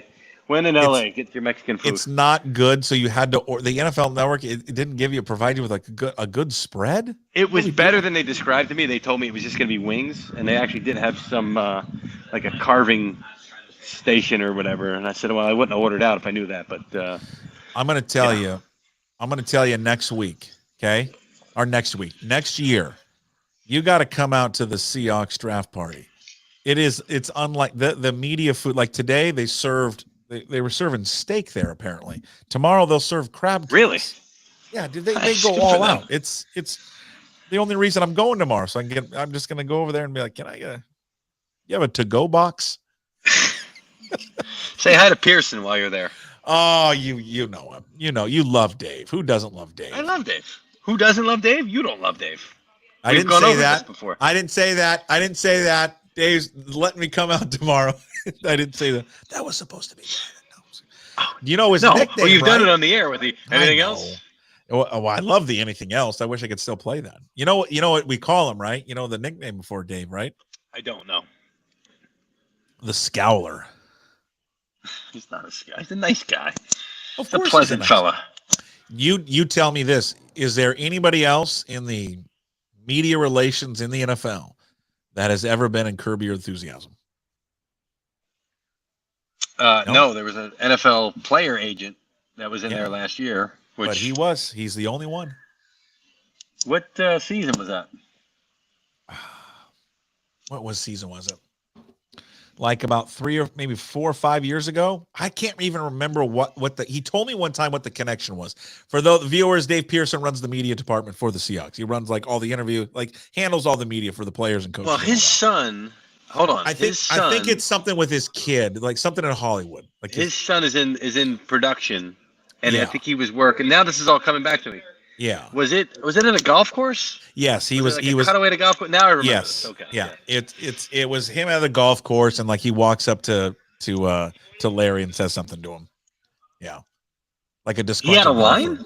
Yeah, he had a line. Oh, wow. And I think maybe his son was writing on the show or something with the show. Pretty cool. Yeah, he went to film school and he's in that world. Amarius Mims, by the way, is the name for the Bengals that you thought you heard. Is Amarius Mims. What are the Rams? What are you hearing about the Rams at 19? They are on the clock right now with Mims going to the Bengals. What's Sean McVay got cooking up? A lot of scuttlebutt for the Rams. The talk that they could be trading up for a quarterback, that obviously did not happen. I would say I would lean offensive line since they've done so much for the offensive line at this point. Okay. You're going to start to see some interior guys come off the board now as well. Let me go back and see if I find my handy-dandy chart here. Let's pause. Let's pause for a second. Pause for station identification. This is brought to you by our draft coverage, Georgetown Beer. Big thanks to Georgetown Beer, Rogers, a fine Pilsner, created by one of the two owners of Georgetown Beer. That would be Roger. Along with Manny, they created a fine beer that is the largest independent Washington State brewery in our fine state, Georgetown Beer. They are open every day, 7 days a week, their tasting room from 10 a.m. to 7 p.m. Because who doesn't like to crush a beer at 10 a.m.? Cheers. I know I do. What a tweet from the Rams. What did they say? The Rams tweeted the old woman from Titanic, "It's been 84 years" memes, 84 years meme, and says we're on the clock in the first round. We had Les Snead in here today, smiling ear to ear, getting the chance. He said usually it's like a hangout the first night of the draft for us. Now it's going to be actual work, so he was excited about that. Okay, so for those that, like a couple of weeks ago, I think in the first episode we did together on this new venture, you and I together, you had talked about how they were real active to get Sam Howell. That they were competing. Seattle was competing with the Rams to get Sam Howell. That they were high on him. What options do they have right now at quarterback? I mean, because obviously Stafford can't play forever. You know, the guy has an injury history. So where do they go here? Well, Les had talked today about Stafford being in what he called the prime of his career, which was interesting because he's not in the prime, right? He's in the back end of his career. Right. He's coming up 16 fairway, let's say. But I'll be honest, when he had that elbow issue a couple of years ago, I thought maybe he was really going to tail off and really lose that zip on his arm because we saw it happen so quickly with Peyton Manning. So he's really rebounded a lot better than I thought that he was. So that's a good indication for the Rams that he's still got some juice left. He's got plenty of guys to throw to. They did a great job last year with the pick to bring in Puka Nacua. So they still feel good about it. It's been more about protecting him, and that's why they put so many resources into building up their offensive line this offseason. It's interesting, and I wonder, do you think there's any sense maybe with the Rams? You know, I know McVay kind of flirted with the not retirement, maybe going to TV.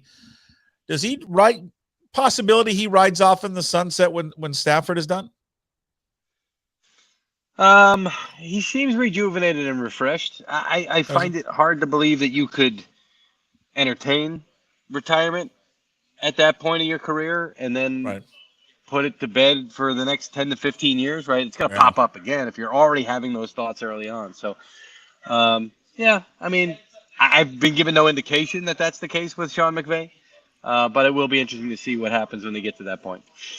Well, they're on the clock right now, pick 19, and they'll be the Steelers, the Dolphins, the Eagles, Jacksonville, who traded earlier there with Minnesota. Then it's the Cowboys, the Packers, and then it's Tampa Bay, followed by Arizona, the Buffalo Bills. They're at pick number 28. Then the Lions, Ravens, Niners, and Chiefs. We have to talk about it because it's NFL show, and if we don't talk about the Cowboys, we're not doing our job. Okay. Is this a one-year thing for Mike McCarthy? Do you think Bill Belichick is waiting for that job, or is he waiting for something else? Whether it's Belichick or somebody else, I think it's this notion of all in. There it is. Okay, what are you laughing about? What do you got? The agent for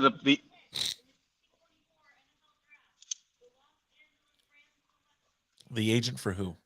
The agent for the players that the Rams just took? Selected had texted me and Ian the other day saying maybe the Rams at 19. Now, he was hoping to shock the world at 9, but he said maybe the Rams at 19. So there you go. So they went defense. I'll put it that way. They just had a live shot of the Rams war room. What a setup there. Have you seen it? Yeah. But do you think where do the Rams employees and the front office personnel, where do they all shop to have the same dress shirt that they don't tuck in and roll up the sleeves? Is there a store? Can you ask around those people that are there in LA? Is there a store that just sells those shirts? We don't have a whole lot of that going on here. We got some flannel here. We got some jean here. I don't know what you got rocking on that print, homeboy. Okay, but there's got to be a store where the Rams shop that is the dress shirt not tucked in. You're not a Giants fan, though. You are?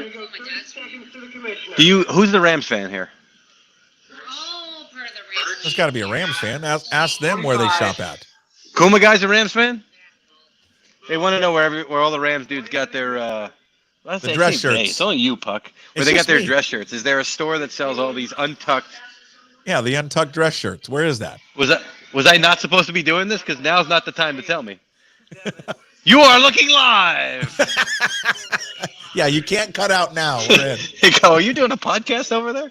Yeah, we're doing a live show. We're doing a live show within the live show. That's what we're doing here. Pucksports.com and YouTube. It's great. It's unbelievable. The ratings are going to be through the roof. Listen, I'm going to send you a great bottle of booze. I just thought what's that? I'm going to send you a great bottle of booze. You don't even realize how nice this bottle is going to be. Well, now I want to work. Let's go. It's going to be real nice, and one of those real tasty, just a pack of those tasty cigars you like. Oh, love it. You're God, I'd gonna love to be smoking one now. Can we smoke cigars in here again? No, Can you ask if you can? just light one up right now and just looking for those sprinklers up there. Yeah. NFL Network studios in LA shut down as reporter Mike Garafolo sparks up inside. Man, there's usually right now we're like, oh, is this quarterback going to be taken? There's no quarterbacks left. Well, Jared Verse just came down. Jared Verse, the Florida State edge guy. That was a guy that was rumored with Seattle. There goes to the Rams there at pick 19. Hey, was there ever any thought with the Rams, because there's always been this thought with quarterback. You talked about Sam Howell, that they liked Sam Howell. And that kind of got into a bidding war there with Seattle a little bit. Was there ever talk of them moving up Nix or Michael Penix at all for those guys? Did they have the capital to move up or want to? The Rams or Seahawks? The Rams moving up. No, I mean, that was kicked around today as that was the reason that they were making calls. But I didn't really get a sense that they were serious about their trade. A lot of times it's people. General managers making calls just to feel things out. Like the Eagles made a ton of calls, and the Eagles didn't move up. It looks like they're going to pick at 22. They got 3 more coming up before they pick. So I learned that years ago. It's like, oh, this team's making calls, and then they just don't move. Either they're canvassing or they just don't find what's happening. Okay. Somebody wants to know, Matthew on the chat, what kind of cigars do you like? What kind of cigars do you smoke? I just had a Tatuaje. What year was the collection? 2008. Tatuaje. It's Spanish for tattoo. And no, but hold on. The translation. The translation was tattoo. No, it's tattoo, but that's the label, or that's the cigar maker. My brain's not working. It's been a long day. But the name of the cigar was. It translates to, so it was Cajonu, not Cajones, Cajonu. Okay. And my Cuban stepfather-in-law, I said, what does Cajonu mean? He said, well, you know what Cajones means? I said, yeah. And he goes, well, Cajonu. And I said, And he goes, yeah, Cajonu. I got a guy here. I got a guy here that's telling me, Brian, people know who you're talking. They know the cigar. See, I like cigars, Mike. I'm not a cigar guy. Like, I got a buddy who loves them, and we go golf. We go on a golf trip every year, and he brings all these cigars, and I'm like, yeah, whatever. Just you give me what you like. He's also my brown liquor guy. Okay. Yeah. So he's good. I think it was a 2018 now, not 2008, 2018. I don't know what if your guys there know what the year means. I don't know if it's from that year, or if it's the I don't know if they could tell me what the year means, but I find it Okay. hard to believe that some of these, because there was one that was available from like 2005. I said, there's no way this cigar is 19 years old, but yeah. Well, this guy, Brian Larson on our chat says 7 years in the cigar industry. If you come out here, he's got you covered. Man, I'm going to have to spend more than just a weekend out there in Seattle with all you guys Well, hooking yeah, me up you with all do. this stuff. It's a long overdue trip here. It's just ridiculous. Okay. Somebody wants to know, have you ever tried a Swisher Sweet?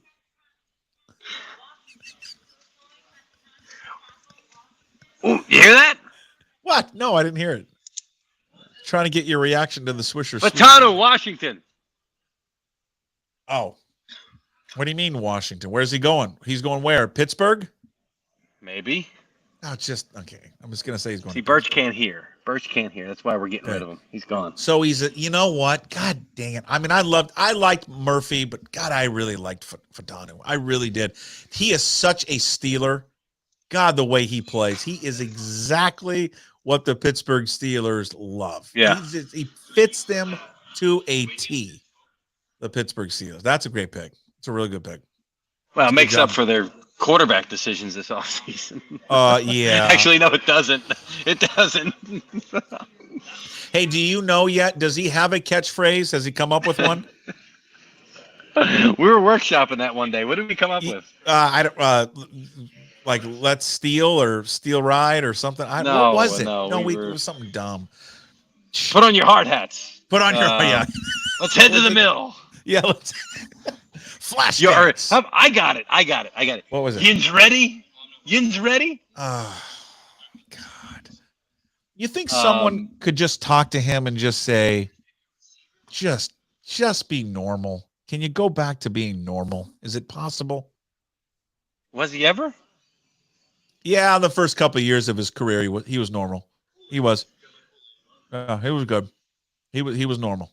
Okay, I'm telling you, he was.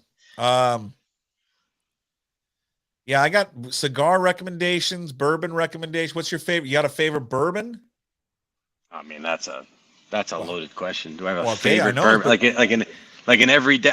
The one that I and it did not get great reviews. The Mic Drop L1901. Mic Drop L9 what? L1901. So 19 was the year, 01 was they every year is 01 because they only release one a year. Okay. So it was a Mic Drop L1901. That was amazing. And Mic Drop has done different. They did a rye, which Okay. was not good.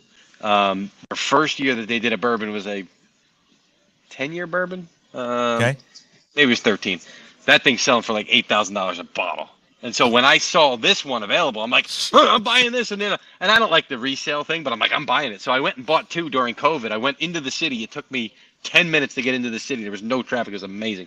And I went and grabbed it and brought it home. And I loved it. I mean, it was like graham crackery and like s'mores to me. It was delicious. And there's still a couple of bottles left. There was one that they had at a liquor store in Manhattan, and I didn't get it in time. It was on sale for, I want to say, $110, and now the cheapest I can find it is like $400 because they obviously they're not making any more of them. It was a 1-year deal, Right. and so I'll probably wind up paying $400 for it at some point because it was so good, so good. Ooh. We're gonna get you a good one. I can't remember what was the one I sent you last time. I don't know. Barrett Graninger. Yeah. Is that what it was? Yeah. That was a good one. It was good. Yeah. You know what it was? It was one of those sneaky bottles where, I opened it. I was like, all right, it's good. Because I'm more whiskey than Scotch. Yeah. More American whiskey than Scotch. Right, Scotch is whiskey. So I grabbed it. I was like, okay, cool. But Scotch is, and it wound up being one of those things where, what I like to do is have a couple of pours and then put a bottle aside and then come back to it later on. And then it was one of those where like the last half to quarter of it, I really crushed it. I was like, oh boy, that was really good. So Buffalo Trace, yay or nay? Buffalo Trace, the standard Buffalo Trace. Yeah. I like Buffalo Trace. United carries it, as their standard bourbon. So that's a good standby. Although it's going to sound weird.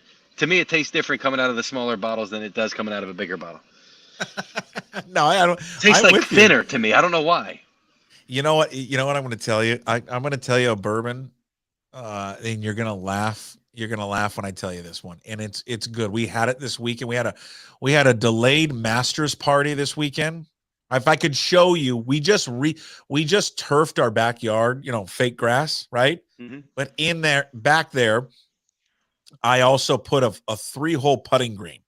Okay. Nice. Good for So I'm you. out. I'll send you a picture. We're out there all the time, just putting away. So this past week, we had a Masters party. All right, where it was delayed. We ordered the boxes that you can get from Augusta. They send you all the food. We made pimento cheese sandwiches, all the stuff. But we had to get a bunch of bourbon, right? I didn't want a bunch of expensive bourbon because we were making bourbon and Cokes. And out there, that's all they drink in Augusta is bourbon and Cokes. So we got a bourbon from you guys have Trader Joe's out there, right? Yep. Yeah. The Trader Joe's Kentucky bourbon. I'm telling you, just try it. I swear to God. I'm not knocking you. I'm down. I know it's dirt cheap, and you're gonna be like, it's not bad. Anybody on the stream, check it out if you've had it. The Kentucky, it's some big distillery must make it. It's not like Trader Joe's. Well, you can source anything from anywhere. MGP is a big one that people source from. But what was their real good. What was their wine? What was their wine called? The $2 Chuck? $2 Chuck. That's it. Yeah, yes, $2 Chuck. Great. Unbelievable. Great. I love it. For the price, it was like $9. No, it's back to $2 apparently. The $2. Yeah. I mean, it was cheap. Oh, there you go. That's a good moment. Fatano's getting emotional here. That's good. By the way, should get emotional. These the ones where they surprise the draft picks with the family. Oh my God, those things kill me. They're the best. You ever see those? Oh, of course they are. I mean, you know what? You think about this. Sometimes you do a good job of this, and others do as well. Is like you got to tell like the human side of these guys. Like I was having a baseball discussion with one of my baseball guys that comes on the show, and we were talking about how hard these guys work and all the stuff that they do behind the scenes that we as fans and the media never get to see. Right, the countless hours of preparation. The not wanting to lose or fail. And I look at these guys like on draft night. These guys have been playing this sport, since they were like 8 years old.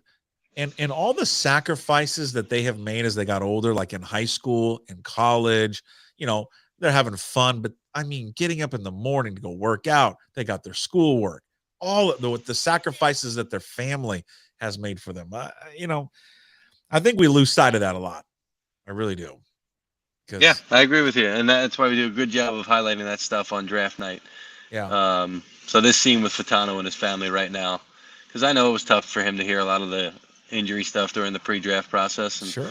Those emotions are coming out right now. So good for him. That's a nice big hug to what looks like his mother. Because he probably thought, right? Okay, so you tell me, had nothing come out there, right, about his knee? Where is he going? He's not going to 20, right? Who? Fatano. Yeah, he's going to they announced it. He's going No. Field. What I'm saying is, had no information come out about his knee, how much higher would he have been drafted? Or do you think this was where he was going to be? No, I think he goes higher than that. Yeah, I think he goes higher than that because there's a thought that he may need surgery moving forward. So he may go 10 to 15 if not for the injury stuff. Okay, Dolphins are on the clock. Troy Fatano. Again, 3 Huskies now have been taken in the first round. Just an incredible season they had this past season, and their 3 best players now have all been taken in the first 20 picks, with Penix going 8, Falcons 9, Bears take Odunze. Fatano now going to the Steelers at 20. All right. Hey, was that Chop? Dolphins pick is in. Mike's Eagles are on the clock. Ryan Hurry up, Dolphins. Make your pick. Chop. Come on, Dolphins. Yeah.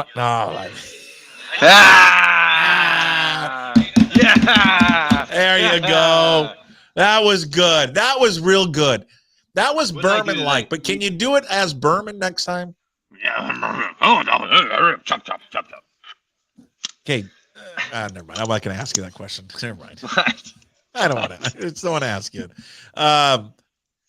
Could Seattle, Ryan wants to know in the chat, can Seattle get back in the second round, you think? Can Seattle get back in the first round? No, sorry. Can they get into the second round Obviously not in the first round now. Can they get a second round pick tomorrow? Can they move up at some point? Are you hearing anything about them acquiring a second round pick? That would surprise me. Again, we don't talk about them as a trade up team, but I'll ask the question. I'll have it for you on tomorrow's stream. What time do we start tomorrow here, Puck? We're not going to do it. We're not doing one tomorrow. I'm joking. I know. I'm not going to make you do this for another day. Jesus, you kidding me? Why does he not like to trade up? Because he doesn't like to give up. All these guys think. Now, I'll give him credit. He has traded unknown commodities for known commodities over the years. Now, the Percy Harvin one, notwithstanding, that didn't work out, obviously. But I say it all the time. I don't know why these guys hold. You know what it is? Every general manager thinks, well, my 5th round pick, I'm going to turn him into a starter, whereas these other guys don't know how to. So my 5th, I got to hold on to. Now teams are starting to get a little bit more looser with these, and I don't know whether it's analytics or whatnot, or realizing that this generation of general manager realizing that these things don't pan out. When you get to the 5th round, we were talking to Les Snead about this today. They get Puka Nacua. 5th rounders are a coin flip whether they're going to make the opening day roster. Like, I've done the numbers on this. It is a coin flip, and so. Would you rather trade away a 5th rounder for a guy? Now, a lot of times you got to pay a guy on top of that, so that's why guys are reluctant. Would you rather trade away that for a known commodity? I love that John Schneider has done that over the years. But when it comes to trading assets to move up in the draft, he's been less willing to do that, of course. Yeah, how pivotal do you think? This draft and maybe next year, just where his stance is right now with the organization. Is it lock solid? There was a choice here, right? That was made. Jody Allen and her ownership group, they could have decided to clean all of it, clean the house entirely. They did not. Yeah. In essence, she chose him and said, I believe in you. But does that come with, hey, you are on a timeline here that you better get us back to where we want to be? Obviously, but I don't think it's a short timeline. I think she realizes that, this is going to be his turn to really be the one who has the stronger voice and more of a say in what's happening. It's Pete Carroll had final say, but those guys worked so well together. I don't want to make it sound like John was, secondary to Pete Carroll all these years at all. Right. But now it's unquestioned, right? Now John Schneider is the guy who is going to have more of the say in how things are done in Seattle. So, You think there's some freedom for him on that a little bit? Even though he would say, I loved my time with Pete. That was great. But do you think he would say he would welcome that a little bit in a way? Maybe in a private moment?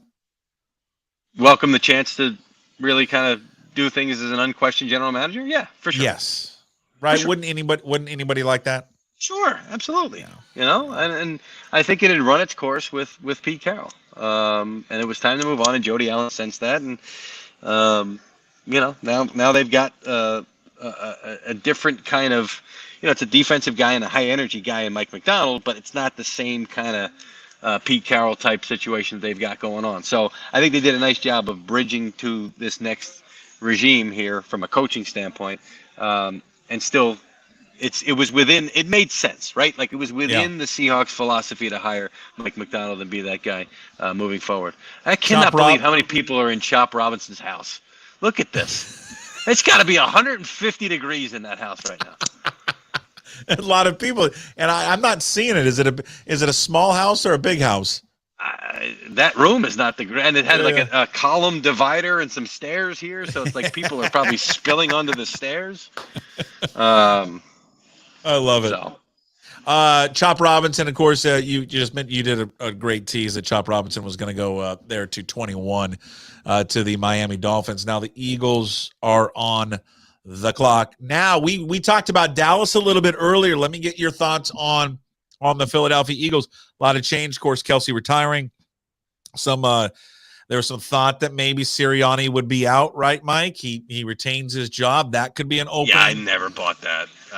You never thought. But what about this year? He's got to win this year, right? He's got to win this year. And they overhauled the coordinator positions. So they definitely. I mean that. when I say that I didn't sense that he was ever possibly going to be in the outs, I did know that there were going to be conversations with Jeffrey Lurie. And anytime you're having those conversations with an owner who has shown a penchant for in the past moving on from guys after those conversations, as he did with Doug Peterson, it's like you're still in the red. Okay, you're not. I didn't think he was going to be let go, but you're still in the red, and you need to start turning things around here. So, yeah, Sirianni's got the pressure on him this year for sure. All right. With that, we talked about Belichick in Dallas. Would that ownership group, that GM, be comfortable with somebody like Bill Belichick? I don't see it. Yeah. I don't see it in the mix. I really don't. And I don't see why Belichick would want that mix either. The Eagles pick in? No. Why is he going? Come on, Howie. Howie's got the charger plugged into the phone here. Who? Who? Oh. No, I don't think they're taking another Georgia guy. I think the Eagles are done taking Georgia guys for a while. There's your scoop. Are there any Georgia guys left for them to take? Yeah, I mean, there are Georgia guys available. It's just a question of, yeah. Okay. Who's he talking to? Come on, Howie. Now, I've asked you this before, but I am curious about it because there's no doubt that, the new head coach here in Washington is Jed Fish. Jed Fish, of course, spent some time in the NFL. Well, I've asked you this before. Howie Roseman and he were college roommates at the University of Florida together. If Jed Fish has any type of success, and he's shown this, he'll take the next job. He has success at Washington. Sirianni stumbles. Do you think Jed Fish would be a candidate for the job? At least a conversation, a call. Jed's on his way. Jed's on the path, and it could be a short path depending on how things go in Washington. I just feel like it would be quite the jump here. What are they doing? Oh, I love it. You're there mad. It is. See, the Eagles fan came out on you. Are you mad at the pick? No, I just want the pick. Hang on. Oh, okay. Good pick. Ooh. What do you got for us? Okay, autocorrect. You like what the Eagles have done this offseason? I love this pick. Okay. Love it. Roseman kind of set himself apart from other GMs. I mean, he just seems to make a lot of just smart picks, like all the time. Like that was a hell of a pick. And I can't believe he's still on the board. And I love his personality too. I like how he goes after people, fans, and all that kind of stuff. Like I get a kick out of it. Like he's a good. Like he seems like he's a fun dude. So I've got 150 Eagles fans. Dude, you got to tell me to pay. You're good. 30 seconds before they. So I had to go down the list and tell everybody who they just took. It's all good. I got dogs barking in the background. You're fine. The 10-year-old has come home from baseball practice. He's going to probably pop in here and want to ask you a question. So I don't know. You're good. Oh, bring him in. Let's see how practice went. Owen, Owen, you want to ask a question? Was there a sale on black suits in Philly here? Look at this. This is unbelievable. Oh, they got a group rate? They got a group rate. Hey, we're all wearing the same thing. Hey, we're on the subject of coaches. Does Pete Carroll coach again? In the NFL? Yeah. Would shock me. Yeah. Would shock me. I mean, done. Yeah. He kind of feels done. I mean, if Belichick's not getting back in, like, how's Pete Carroll getting back in at this time? I do wonder, though, a guy who's got that energy and a guy who's been on the way that he's been on for so long, like, what does he do day to day? Like, what literally does Pete Carroll do when he wakes up? And I know he's still got a role, right? Do you want to ask a question on the draft show? Who? It's Mike Garafolo, NFL Network. Here's the vamp. Oh, I can't call him that anymore. Here's Owen. What's up, Owen? Here's Mike. You got to get close to the microphone, though. Okay? What's happening, dude? How are you? Did you hear what the Seahawks did? Didn't they draft someone from Texas? They did draft someone from Texas. Sources confirm that they took Byron Murphy. It's a good pick. It's a good pick. We liked it. God, Quinyon Mitchell's. So Quinyon Mitchell to the Eagles, by the way. He's going to be a stud. Puck can't even hear me right now, so he doesn't know. Tell me the best thing about your dad. There's not much to choose from. Wow. That didn't He's go a as decent planned. golfer. He's a decent golfer. Okay. Yeah. How is he as a dad? I don't know if I can answer that. You gotta tell. Do you know where Michael Penix went? Because you love Michael Penix. Went to the You Falcons. do love. Yeah. He went to the Falcons. Yeah. See, you were tracking this stuff. You were tracking this stuff while you were at baseball practice. That's impressive multitasking by you, my friend. Were the top 5 picks all quarterbacks? No, but 6 of the top 12 were. So every other pick for the top 12, not every other, but the average of every other was a quarterback. That is a new record. We've never seen that before. Was it Caleb Williams? Here's a tweet. Jaden Daniels. And, Caleb and Williams, then, Jaden Daniels, uh, and then what comes after April? May. Drake May. That's right. Yeah. Why? And then, go and ahead. was it Sorry. Michael? Marvin Harrison. Then Marvin Harrison. Yes, he went number 4. Number 5 was Joe Alt. Number 6 was Malik Neighbors, the wide receiver from LSU. Number 7 was J.C. Latham, right? Number 8 was Michael Penix. That's your guy. He was 10. 10 was that was a trade because the Jets were at 10. They traded to the Vikings. Yeah. That was JJ McCarthy.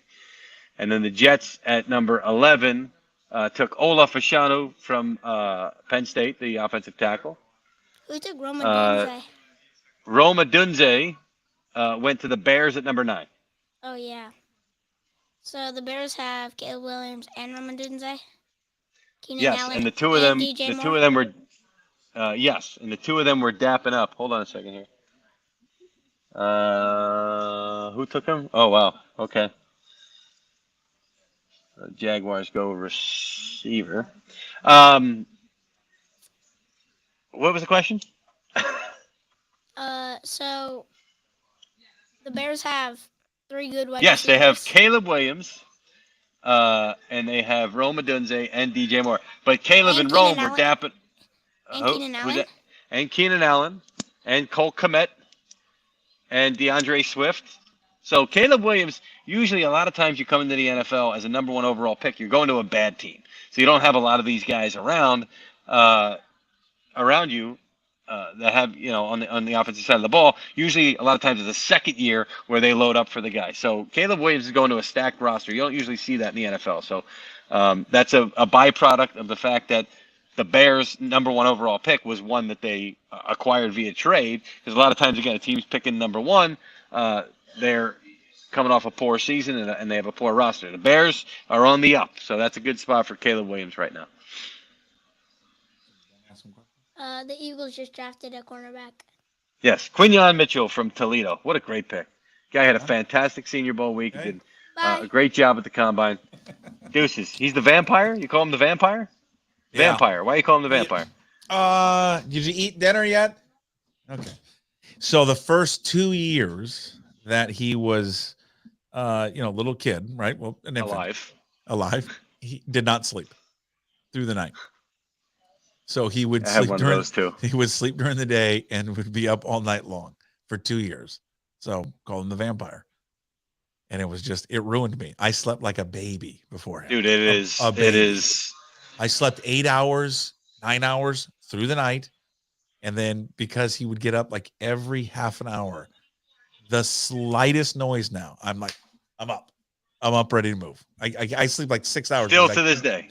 To this day. Can't get by it. Can't get past it. That kid knows his football. I'll tell you that when he won his mom's fantasy football league 2 years ago. Attaboy. See? He's just a machine. How does he sleep now, by the way? Oh, now he sleeps like a teenager. No, but you know what he has? He still has a little bit of he's got FOMO. Do you have that at all? He likes to stay up a little bit, doesn't want to miss out on the action, but then we'll get up a little early too. He doesn't want to miss out on stuff. Okay. All right. So he's got a little bit of that. You. My daughter, on the other hand, is straight teenager. That's 15 hours sleeping. And don't wake her up and don't talk to her. And don't ask her how your day was. How was your day? What do you mean, how's my day? Day's fine. That's your day. Just asking how things were going. just asking how your day was. I'll leave you alone. Hey, sweetie, how you doing? That's what you're wearing today? What? You don't like this? It looks. Well, you fine. never say that. Just asking if that's what you're wearing today. Okay, leave me alone. What did we miss here? Mitchell went to the Eagles. Quinion Mitchell went to the Eagles. I'm telling you, this kid he was nails. They keep showing the highlights from the Senior Bowl. He was phenomenal that week. Okay. I mean, he was on receivers' hips the entire week, and he trusted himself to cover these guys from underneath, which you have to do in the NFL from time to time. It's just a great pick by the Eagles right there. Okay, I'm telling you. Is he the best one that's going on right now? He's the best GM, the best personnel department. They just seem to always kind of get it right. It feels like. The best. I like what Howie does, and the interesting part of what he does, he's always, forward thinking. I say forward. Every general manager is supposed to be forward thinking. He does it as best. I mean, a lot of teams in recent memory have torn it down. Howie knew in his market he wasn't going to be able to tear it down. So they rebuilt. Sure. And they made the playoffs while they were rebuilding. It was incredible, which the Seahawks have done too, by the way. The Seahawks, Josh Staton did a great job of that when they had a rebuilding year 4 or 5 years ago, whatever it was. And everybody thought that they were going to be in the dip, and they still remained competitive, which was also a credit to Pete Carroll as a coach as well. Oh, my God. What do we got? We got a it's big nothing. deal? It's Tony Khan, the son of Shad Khan. Yeah. In one of those, neck braces where you're putting it on because you're... What do you mean? Because you were in a car brace? accident. You were in a car accident, and your lawyer tells you to put the neck brace on. That's what he was wearing. The soft one? No, Huh? the soft one. Was that a wrestling thing? Oh, okay. Oh, okay. So it's fake. It is fake. We think. So Tony's involved in AEW wrestling, so he runs that, which apparently has been doing very well. Okay. And so he was in a neck brace, which is, I'm guessing, carrying the wrestling storyline. I love it. I love that he's carrying Into the the draft. wrestling storyline on. Why wouldn't you try to carry that on? That's unbelievable. Just keep it going. I gotta text people on that one. That's great. Oh my God. Brian Thomas went to Jacksonville. There at 23. The Cowboys on the clock at 24. So again, we talked a little bit earlier about this with McCarthy. This feel like the end of you, the McCarthy and the Dak Prescott era, if it doesn't work out this year.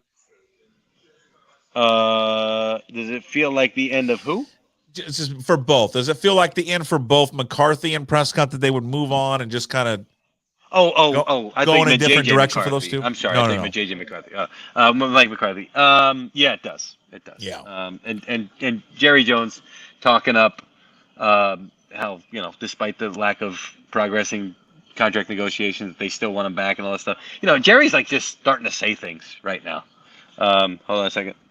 He should just bounce and let somebody else do it. Oh God, this is fantastic.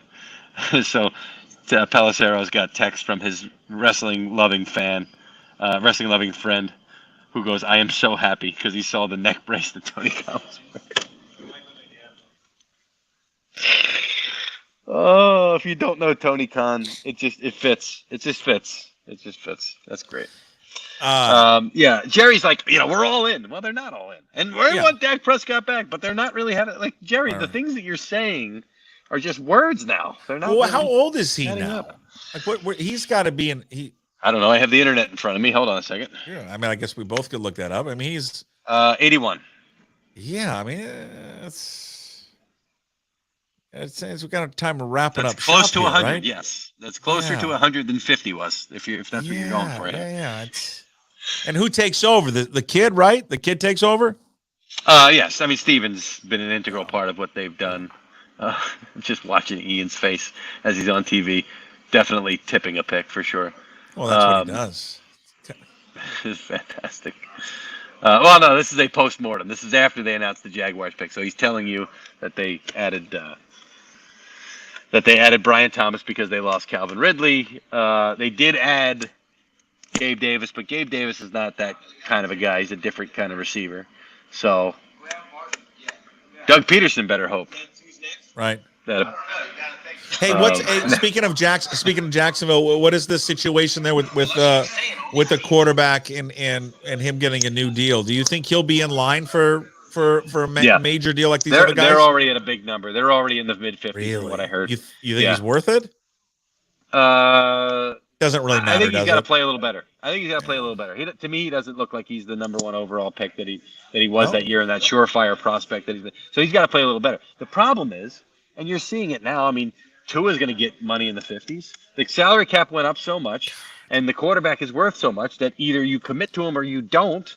So if you're going to commit to Trevor Lawrence, you're going to pay him in the 50s. Joe Burrow's making $55 million. It's going to be right around there. Jesus. Do you think the NFL ever flirts with the idea? Do you remember when the NBA? You mentioned you were an NBA fan at one point. Do you remember when the NBA did the bird rights? Where they did the contracts where you could pay one player more money than anybody else. Wouldn't necessarily count all against the cap. Why doesn't the league just explore that? I mean, the quarterback, he makes so much money. It's ridiculous. Yeah. And half these times, these guys aren't worth it. So just make a separate thing. Cap. Yeah. Well, because then you're going to get the competitive imbalance, right? You're going to get the teams that are going to say, I've got no problem. Like baseball, willing to go over the luxury tax. They don't want that in the NFL. They want the Cincinnati Bengals of the world to be able to compete with the Dallas Cowboys of the world. And if you start to open it up a little bit, then you're going to have problems and that competitive imbalance comes back. This is America. Okay? We live in a capitalistic society. Let's go.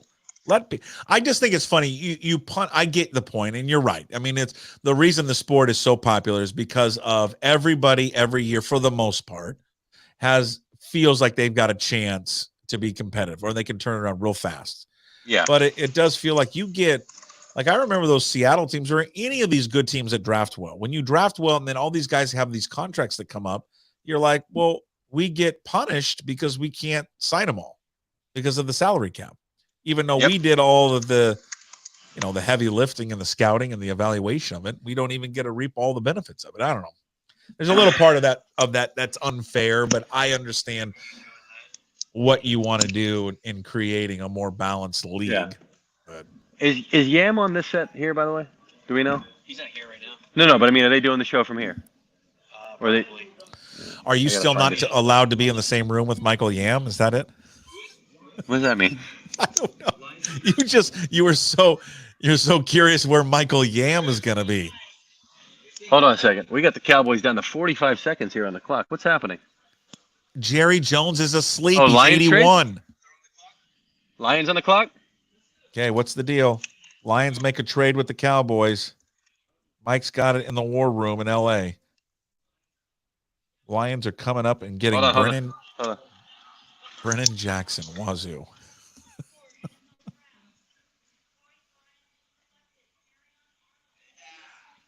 Okay, there you go.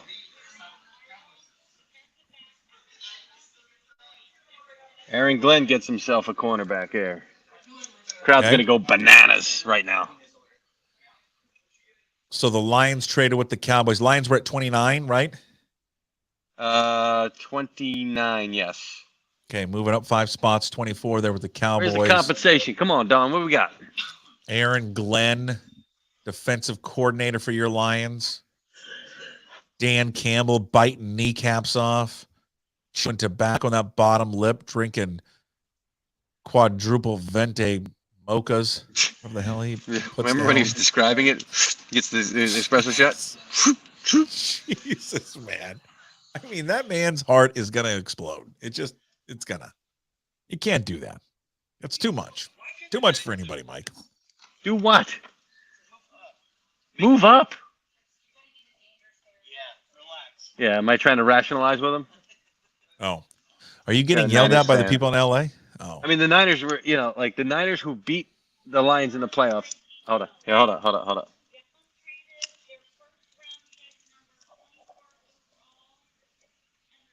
This is all happening live, folks.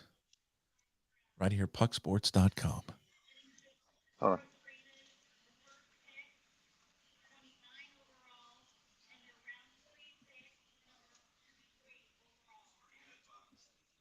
73? She cut out.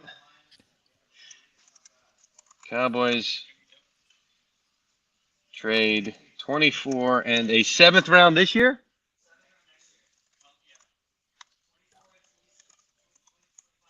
For 20 and 73?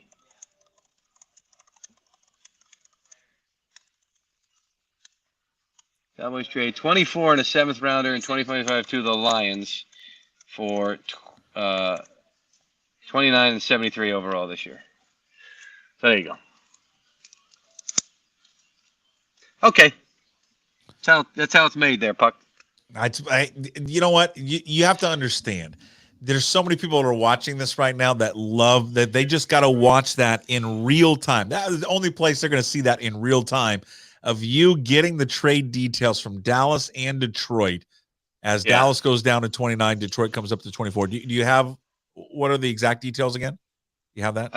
The Lions get number 24, which they just used on Terrion Arnold, the cornerback, and a 7th rounder next year, which is about as low as it gets. And the Cowboys, to move back 5 spots, basically picked up a 3rd rounder this year, number 73 overall. Okay. So Aaron Glenn, this kind of, I mean, Aaron Glenn's got to be happy to get Terrion Arnold at 24. Yeah. Yeah, I mean, these are guys that we were projecting to go much higher here. Well, there was a bunch of mock drafts that had him going to 16 and going to Seattle. Yeah. God. I mean, all these offensive players that went earlier pushed all these guys back again, which Seattle was right in the cluster to start selecting those guys. So, yeah. How can I bail a little bit early? I got to go. I got another mouth to feed in a little bit. Hold on a second.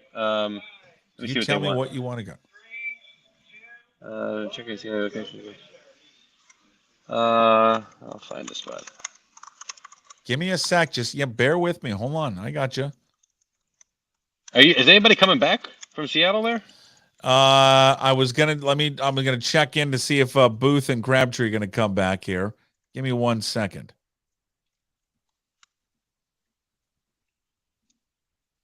Because I got to do Jay Onright and I used to work together at Fox. Oh.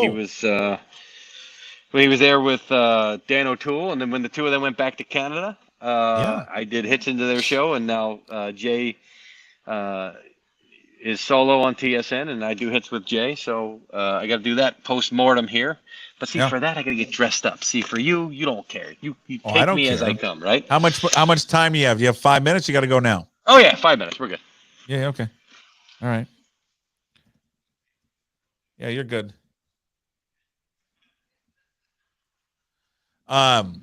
He's still doing the show in Canada, right? Everybody's doing it? He's great. I love Jay. He's great, phenomenal human being, and he's great at what he does too. Very funny. Yeah. Fucking hilarious, man. I loved their show when they were on Fox. Remember they were on Fox? Great. And then it was unbelievable. They were great. And they were so fun. They were such great teammates, and it was so fun to be a part of it. And I don't know why that didn't work. They were off the wall. Well, we could talk offline about that. Yeah, it was good. It was funny. It was real funny. I like it. And Luke Wilson, isn't he doing something up there with him? Luke Wilson's doing stuff with them. Yeah. Ran into Luke at the Super Bowl. We took a picture and sent it to Jay. Worlds colliding. He's gonna have a career in that for sure. You remember last year when Bryce Young? I'm going at the left field here. Terrion Arnold looks great. Oh, Terrion Arnold, my guy dressed him. Yeah. My buddy, Gentleman's Playbook on Twitter, Jen's Playbook. Wow, he looks great. Let me give my guy a shout out. He lives in Hoboken with me, and he's made me a couple of suits. But some of the prints, like this one for Terrion Arnold, that's made for him, not for me, if you're seeing this one right now. But he looks phenomenal. He looks great. He's very eccentric with his patterns that he dresses the players in.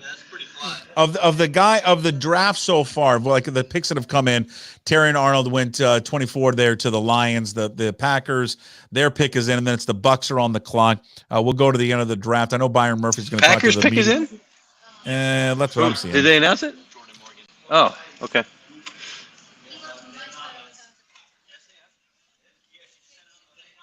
Oh, I didn't hear it. Who do you like so far? Like if you look at who's your favorite pick so far? Let's get outside the top 5 maybe, or you can say, listen, Caleb Williams, I think is Swanga. He's your favorite pick. Yeah. Tally Swanga. I like Byron Murphy. I'm not just playing to the home crowd here.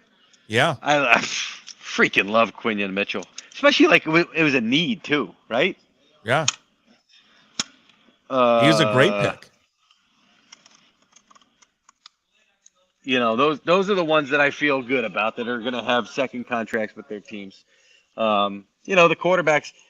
It's a lot of times I can sort of have a good feel for quarterback's not going to work out, and that's all these guys went to good places.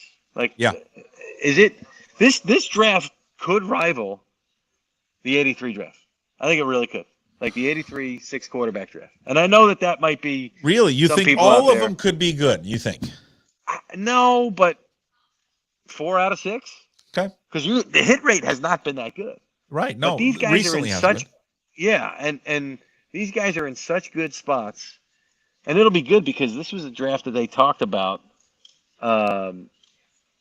This was a draft that they talked about, like, last year was like, next year's draft, and we had kind of heard that a couple of times. I think this is the one where it's really going to hit. I think these guys are all in great spots. You know, Caleb's going to. We talked about his supporting cast when your son was on. Because usually you go your first overall pick, you go to a place where the roster is bare because usually the team stinks. But that wasn't their pick. Like they won enough games where they would have been picking 9th overall, and they had already built up the offense. So now he's going. An offense is stacked with talent. So I think he's going to do well there. Jaden Daniels, I really love, but I also love the pairing with Cliff Kingsbury. So I don't see how that fails. Right. Drake May going to New England is a phenomenal fit for me, and I really like what I've seen from May as far as his ability to be that dude as a quarterback.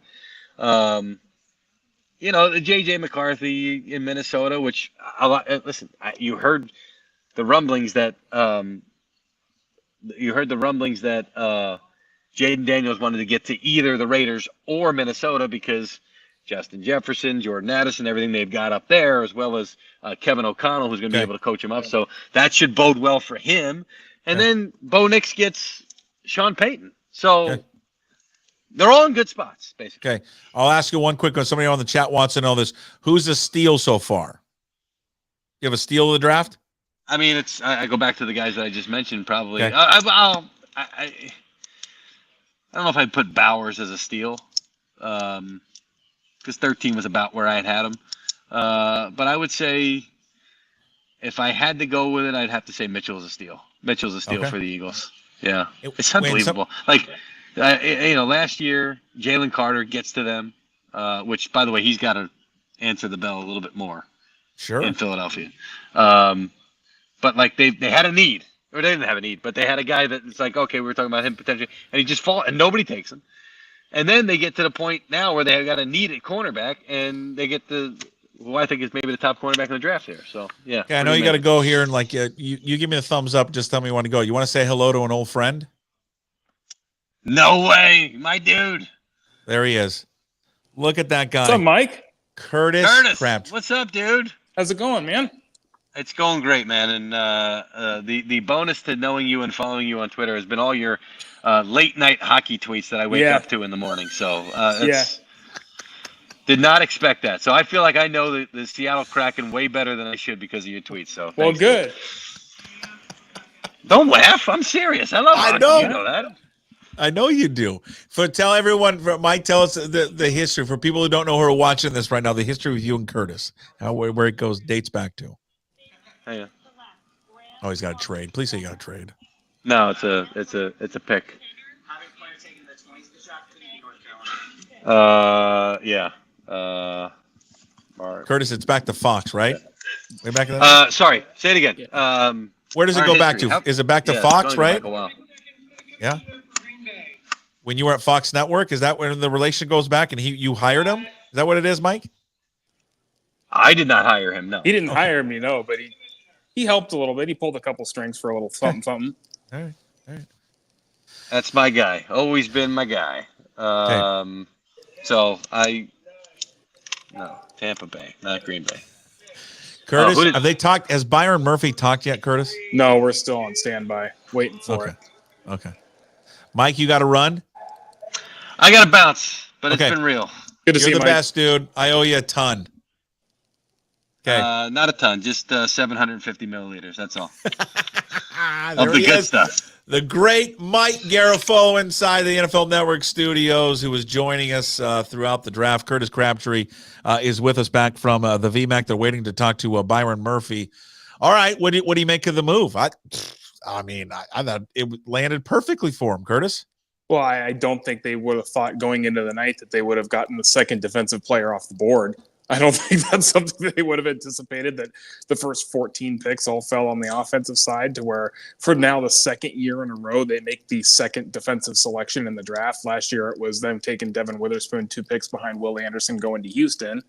And This year they get the second defensive player off the board at 16 overall, which is something I'm sure they weren't expecting heading into the night. So interior defensive lineman can help them with the run game and pass pressure from the interior. It's a really nice fit for them. What do you think there was? How much do you think there was a thought to move down? But when they saw this draft play out the way it was playing out with all these offensive guys going, that they just said to themselves, we don't need to go anywhere because one of these guys are going to be there. Of like 5 guys that we could select, they'll all be there. There's no reason to trade down. You're starting at 16. You're starting to get to about the number range where you start to run out of guys you have graded as first round talents. Yeah. In theory, depending on who goes in front of you, obviously, I don't think the Seahawks on their boards were going to have necessarily Bo Nix rated that high or something, just because of how, what their needs are, and they do their grades with their needs in mind. But ultimately, yeah, just the fact that they were able to sit where they were at, have a guy who was clearly somebody they thought was a first-round talent, to take him there at 16. I think it's a very nice ad for them for sure, given the state of the run defense the last few years, in particular, with Chenna Nwosu coming back from injury, with Mike Morris coming back from injury.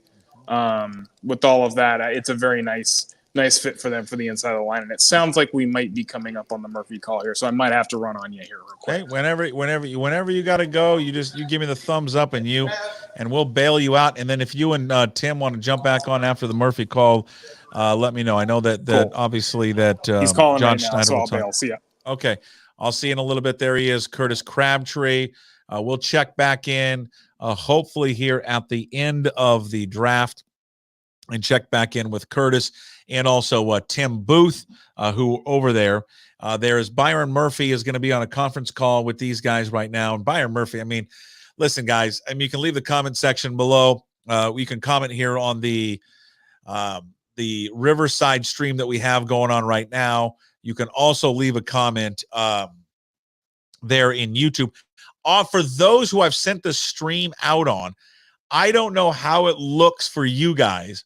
There should be a way in the stream, if you're on Riverside, the link that I sent out earlier, I can send it out again, where you can actually jump in here with me and ask. It's like a phone call.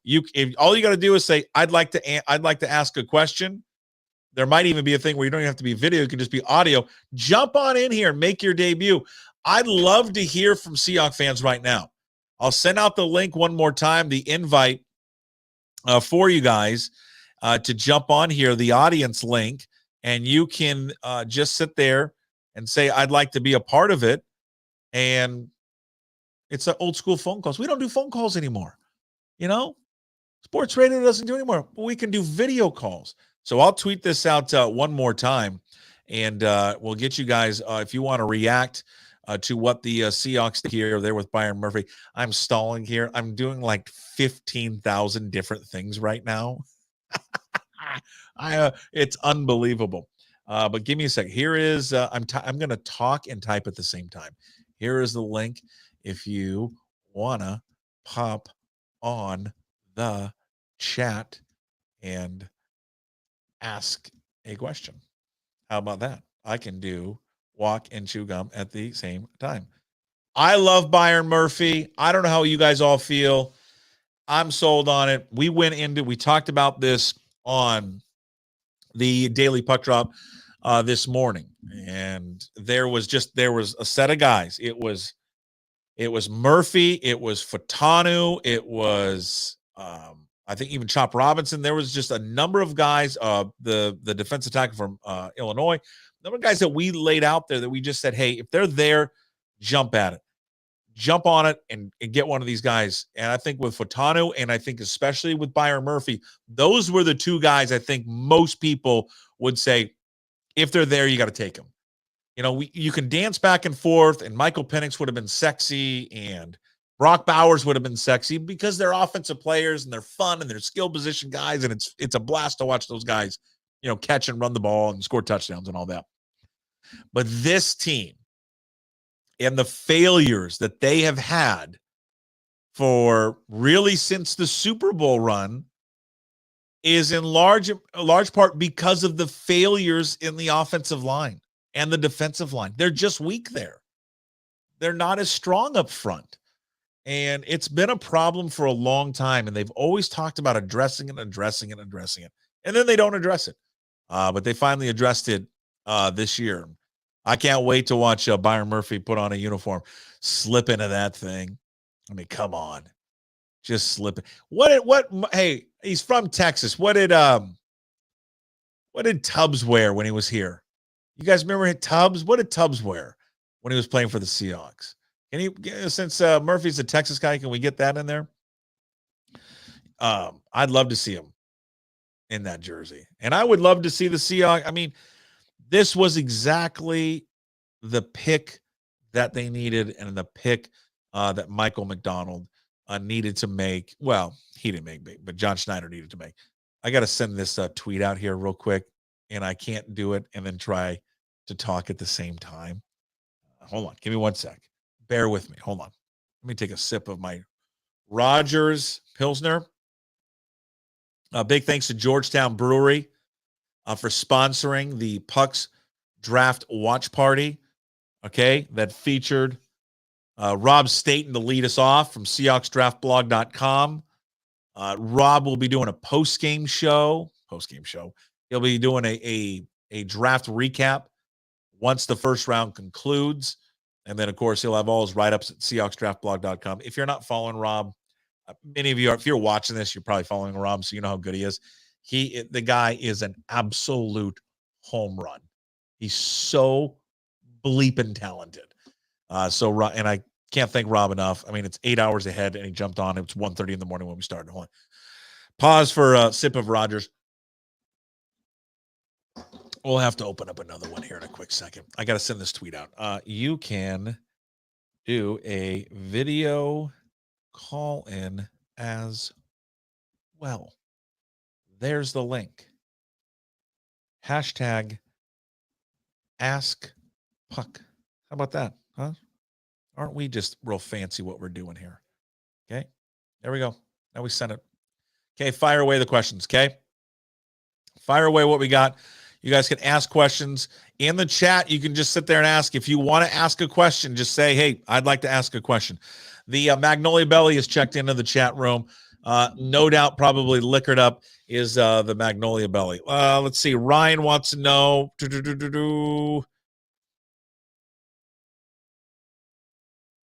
How close are they to the Niners now on the defensive line? Well, I don't know. I don't know how close they are to the Niners on the defensive line. I mean, you look at the Niners and what they've got, what they've assembled here. I mean, I think they're probably still a ways away from what the Niners are doing. Where they're at, the physicality in which the Niners play with, the aggression. I think they're getting closer. This is a step in the right direction. But, you know, I think overall, you know, what the Niners do, they're probably not there yet. I mean, the Seahawks certainly are going to have some holes still on their defensive front. And linebackers is going to be an issue for this team moving forward. I mean, they got two linebackers that are essentially on one-year deals. I mean, those two linebackers that they have, those guys aren't the future of the team. Quickly, just to recap some of the draft picks that have gone by. I know you guys are seeing this as well, but Jordan Morgan, offensive tackle, Arizona. Graham Barton, who some people thought would be an interesting fit for Seattle if they traded down. Barton had played a different position, offensive line, in college, but everyone pegged him as a center. He played a little bit of center. So Graham Barton goes 26 there to the Tampa Bay Buccaneers. Cardinals are back on the clock at 27. Or excuse me, their pick is in. The Bills are on the clock there at 28. And then it's going to be the Cowboys again. Or not again. They traded down with Detroit. Ravens, Niners. And then the first round will conclude there with the Kansas City Chiefs making the pick. So someone noted, love the pick. Glad Penix and the other offensive tackles were off the board. Now, I wonder, are you glad that they were off the board because you didn't want them to face the question of having to to pick him? Because that would have been the question right there. If Michael Penix were available at 16, what would they have done? Would they have taken Penix, or would they have stayed true to themselves and taken Byron Murphy? We'll never know, obviously, what they would have done. I would love to know. Wouldn't all you love to know what they would have done? I thought it'd be great. I thought it would be real good. I think for anarchy of what we do here in this industry, excuse me one second. There we go. Let's get another Rogers here. There we go. God, it's just, folks, it's just the sound of, I say it a lot, it's the sound of freedom is really what it is. When you crack open a nice cold Pilsner, Rogers, big thanks to Georgetown Brewery again. Okay, Georgetown Brewery, fabulous sponsors here of the show, the draft show. Largest independent brewery in Washington State. Check the tasting room. Check out their tasting room. It's open every day from 10 a.m. to 7 p.m., okay? 10 to 7. Also, I want a quick note before I know the first round's winding down. Hopefully we get Curtis and Tim Booth back on here just to wrap it up. Even having a call out there for Chris Egan. I want to thank Hartley and Hartley Insurance, and also in University Place, family-owned and second-generation independent insurance agency. It's been serving the Puget Sound area since 1978. They promise honesty, fairness, integrity. Contact Jamie Hartley at 253-565-8700. Also, Zogs on Fox Island. Great place to grab a cold beer, watch the game, hang out with friends.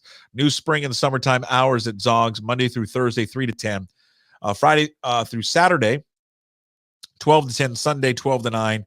Visit Zogs on Fox Island and Facebook for more information. Also, Superior Linen Service, family owned and operated since 1926. Superior Linen Service provides the highest quality of products and service to the greater Puget Sound area. Get a free quote today, suplinen.com, or give them a call at 253-383-2636. Hartley and Hartley Insurance and Zogs on Fox Island bring you Mike Garafolo every Thursday. If you haven't watched or listened, pucksports.com, YouTube Puck Sports, where you're watching here right now, Apple, Spotify, Amazon Music, wherever you find your podcast. That's where I went. Some people may not know. Where did you go? You're doing a live stream. You're not on the radio anymore. I'm not on the radio anymore. Okay. Pucksports.com, Apple, Spotify, all the podcasts are there. Just search Puck Sports. Please like, rate, subscribe, leave comments. It all helps. Please.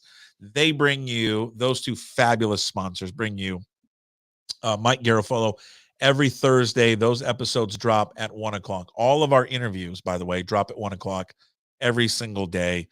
The daily puck drop, just me ranting and raving for 30 minutes or so at the start of the day, drops at 10 a.m.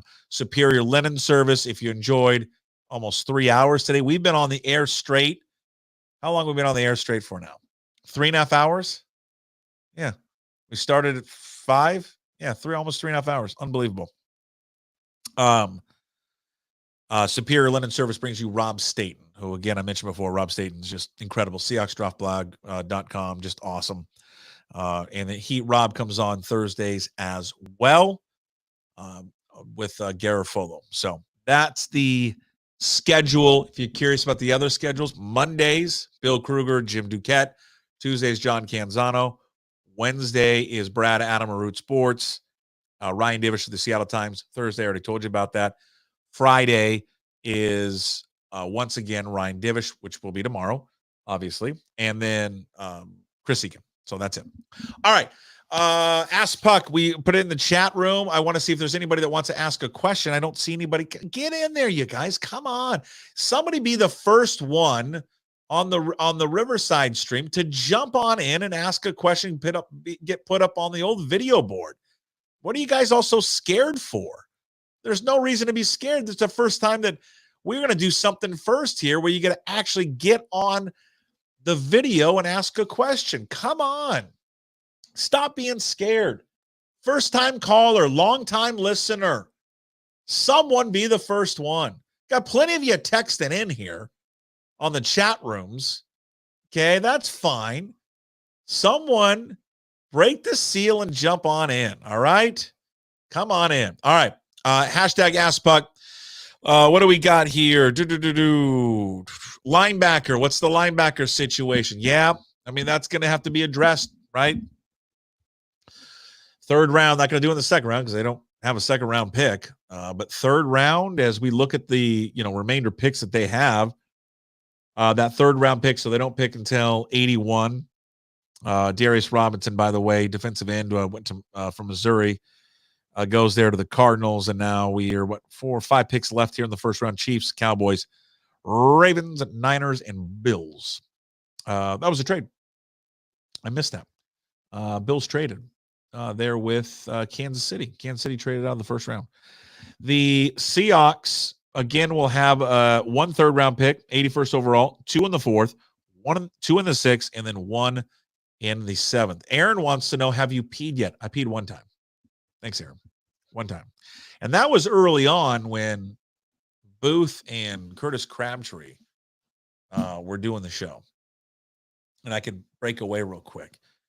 Yeah, I need to slow down probably on the Rodgers. I can start feeling it again. It's not good. Yeah. Ryan wants to know, ask Puck, what's the real Mike G and Crabtree backstory? There's no backstory. I wish there was a backstory, but there's not. There's no. Steve wants to know, how many girls trips does the CEO get to go on? It's a great question, Steve. A lot. But here's the thing. Stephen, thank you for that question. I allow the CEO to go on as many as she wants because I never get asked or prevented from going on any trip that I want to go on. She's not one of these wives, these CEOs that says, well, you can't do that. Where are you going?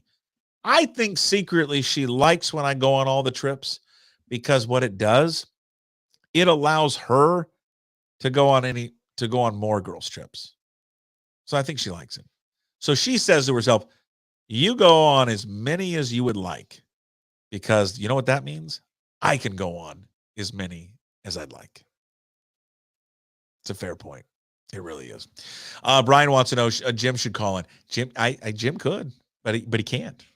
Get a lot of questions about Jim. Respond to as many people as I can.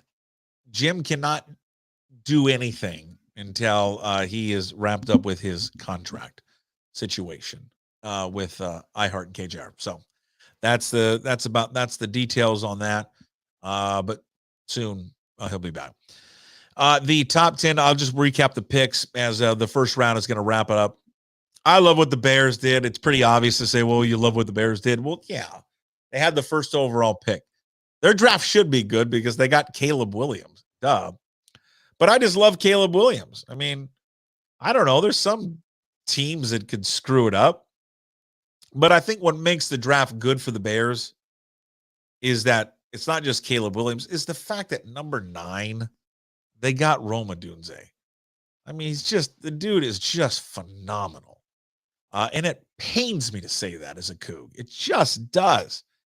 But go back to the Apple Cup. The guy made the single biggest play in the Apple Cup. I mean, it's kind of relatively, for the most part, quiet. But then when the game was on the line, takes an end around and is just phenomenal. He's won to his compete. I think the teammate that he is, I think there's always an attitude, a diva quality sometimes with these wide receivers, but it doesn't appear to be one with him. The one that I don't get, and it's not because I love Michael Penix. I love Michael Penix to death. I don't get what Atlanta did. I just don't. especially with Odunze sitting there, when they could have drafted Odunze at 8 and paired him up with Kirk Cousins.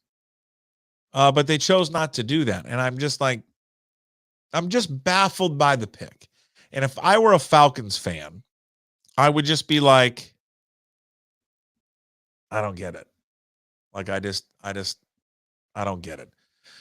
Because, to me, if I'm a Falcons guy and I'm a Falcons fan, I'm saying to myself, hey, man, we just paid like a ton of this money to Kirk Cousins, and now we just drafted a guy number 8 overall. Even though I would say if they didn't have Kirk Cousins, then he would have made perfect sense because he didn't have a quarterback. But you pay hundreds of millions of dollars to a guy, and then they're like, yeah, but we're going to take Michael Penix at 8. And here's the thing I don't get. The other thing I don't get about it. He's 24 years old. How much longer is Cousins going to play? 1 year, 2 years? I mean, to make it worthwhile of the money that you spent, right? He's obviously going to play this year. He's going to play 2 years. So you're going to sit on Michael Penix for 2 years? Maybe it works out in the end. I thought Curtis brought up a good point. Was on earlier. Similar situation, what they did with the Chiefs. You had Alex Smith. You allowed Patrick Mahomes to sit, and then the rest is history. Maybe that's the thinking, but God, you weren't paying Alex Smith the money that you're paying Kirk Cousins. And so if I were in Atlanta right now, I would be really questioning that a lot. But Atlanta was always kind of mentioned that it could be a spot. Hold on, I'm just sending out a link here right now, because you can join here on Riverside. There's a lot of people on the chat, but you can join actually be a call-in if you want to do a video in. It'd be pretty cool to hear from people before we hit up and hear from Curtis Crabtree and Tim Booth, who are back over at the Seahawks facility. So I love what they did. I don't really understand what the Falcons did. Denver, I don't know. Bo Nix is an interesting one to me. I mean, John Canzano and I kind of went back and forth on this one this week. And for those who don't know, Canzano was on with me on Tuesdays. And the one thing I don't understand about Bo Nix, just me, and we kind of pressed John on this one a little bit, is like, what is the game that he won? What's the big game or moment that Bo Nix had? I don't know if there is one. I don't know if there's a signature moment for Bo Nix. I don't really recall one. I don't ever really seeing one from him. So, yeah, I don't get it. Ryan, who wants to jump on it. Ryan, jump on in, man. Come on in.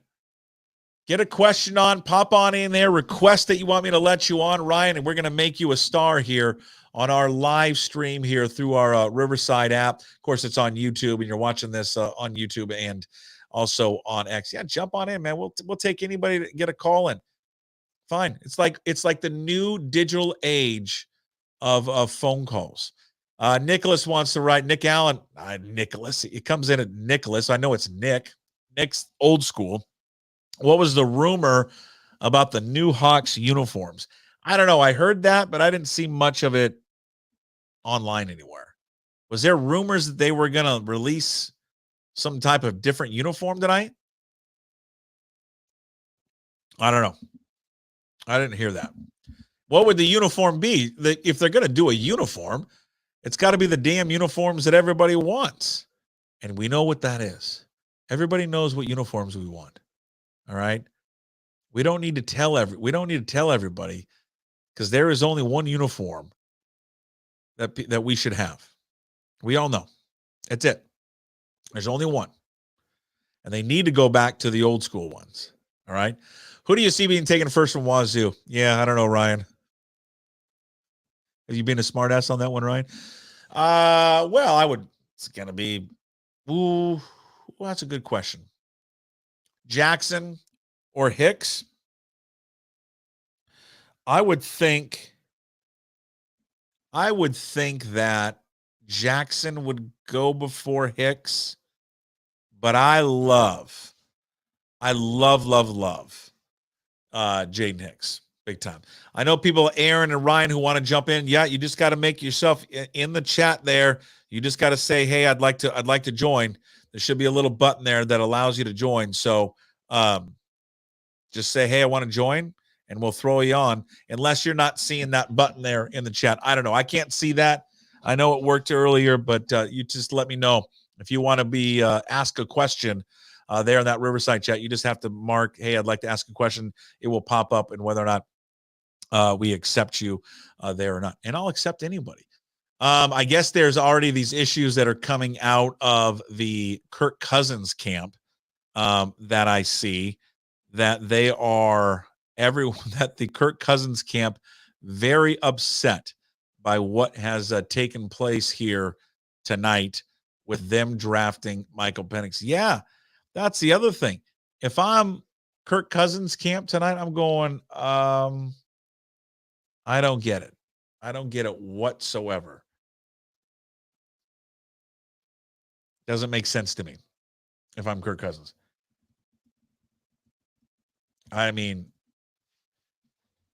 why did you guys pay me all this money if you guys are going to go out and draft Michael Penix with the 8th overall pick? So the Seahawks, again, as they wrap up day one, again, just had that one pick.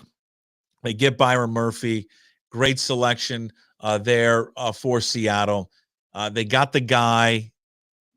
They got the guy that they desperately needed to have to put there in the middle of their defense. That means that was the guy. That's the guy that they needed. That's the guy that they wanted, and that's the guy that they ended up getting. And it's a great pick for them. They have been desperately searching for someone to put in the middle of their defense that can just prevent them from just getting pushed around non-stop. And it's just highly annoying how much they've been able to be pushed around constantly. And but you know what? They finally did it. You know what?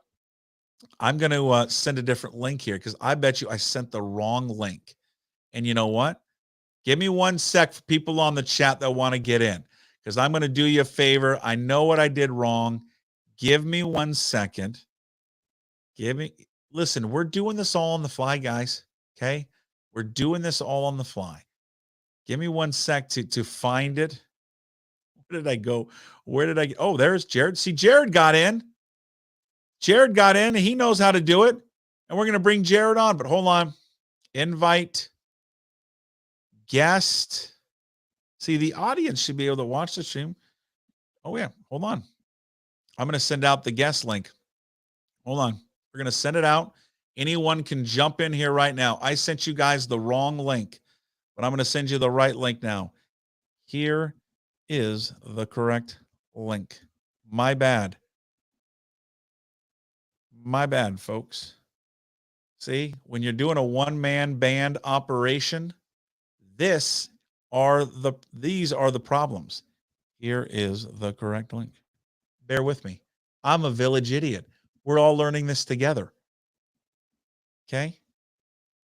I sent you just the audience ones and not the guests to actually appear on the show. And Jared figured out. Now, listen, when I let you guys in, yeah, Mike, technology is a bitch. You damn right it is. Especially when you got 15,000 things swimming in your head all at once. And you had a couple pops in you. Jared, don't swear. Okay? And all those who are going to jump on, don't swear. Let's bring Jared on. Jared, there, look at this guy. What the hell? What do you got? You like what the Seahawks did? Yay or nay? Yes. Yeah. I like okay, it. Why? I think it's I think we can all agree that we had a really tough time up front, right? Both sides of the ball. So terrible. It's been awful. We got to rebuild. It was a good use of the pick. It wasn't anything out of left field, right? As much as I love Spoon, last year I think we were all thrown for a loop, right? Yeah. So It's good stuff. You were asking for callers, so I figured No, this is good. I don't even know how you got in, because I don't think I sent the wrong link for out there for everyone. I went to your tweet. Yeah. And I clicked on the link and it was sitting there for me. I didn't do You're the best. No magic. I don't know a damn thing. I don't know anything. Jared, you're the first one that's ever been the first caller, the first viewer ever on Puck's draft party live. Like, I mean, this is a big moment for you, is it not? It is a big moment for you. It's a big moment for me and for you. Yeah. Look at the star. It's a huge moment for Puck Sports. You know, when they write in 5 years from now, when they write and we receive an award, Jared. Yeah. For how great Puck Remember Sports, the little people. Not PuckSports.com. Yeah. You are going to go down like on the Wikipedia page as the first caller ever. There you go. Okay. You're the best. So the Star Wars collection. Look at the Star Wars collection. Yeah, I'm a tremendous nerd. So I just want to say, since I got you, I am such a fan of yours because of your absolute commitment to youth sports. The way that you have held people's feet to the fire when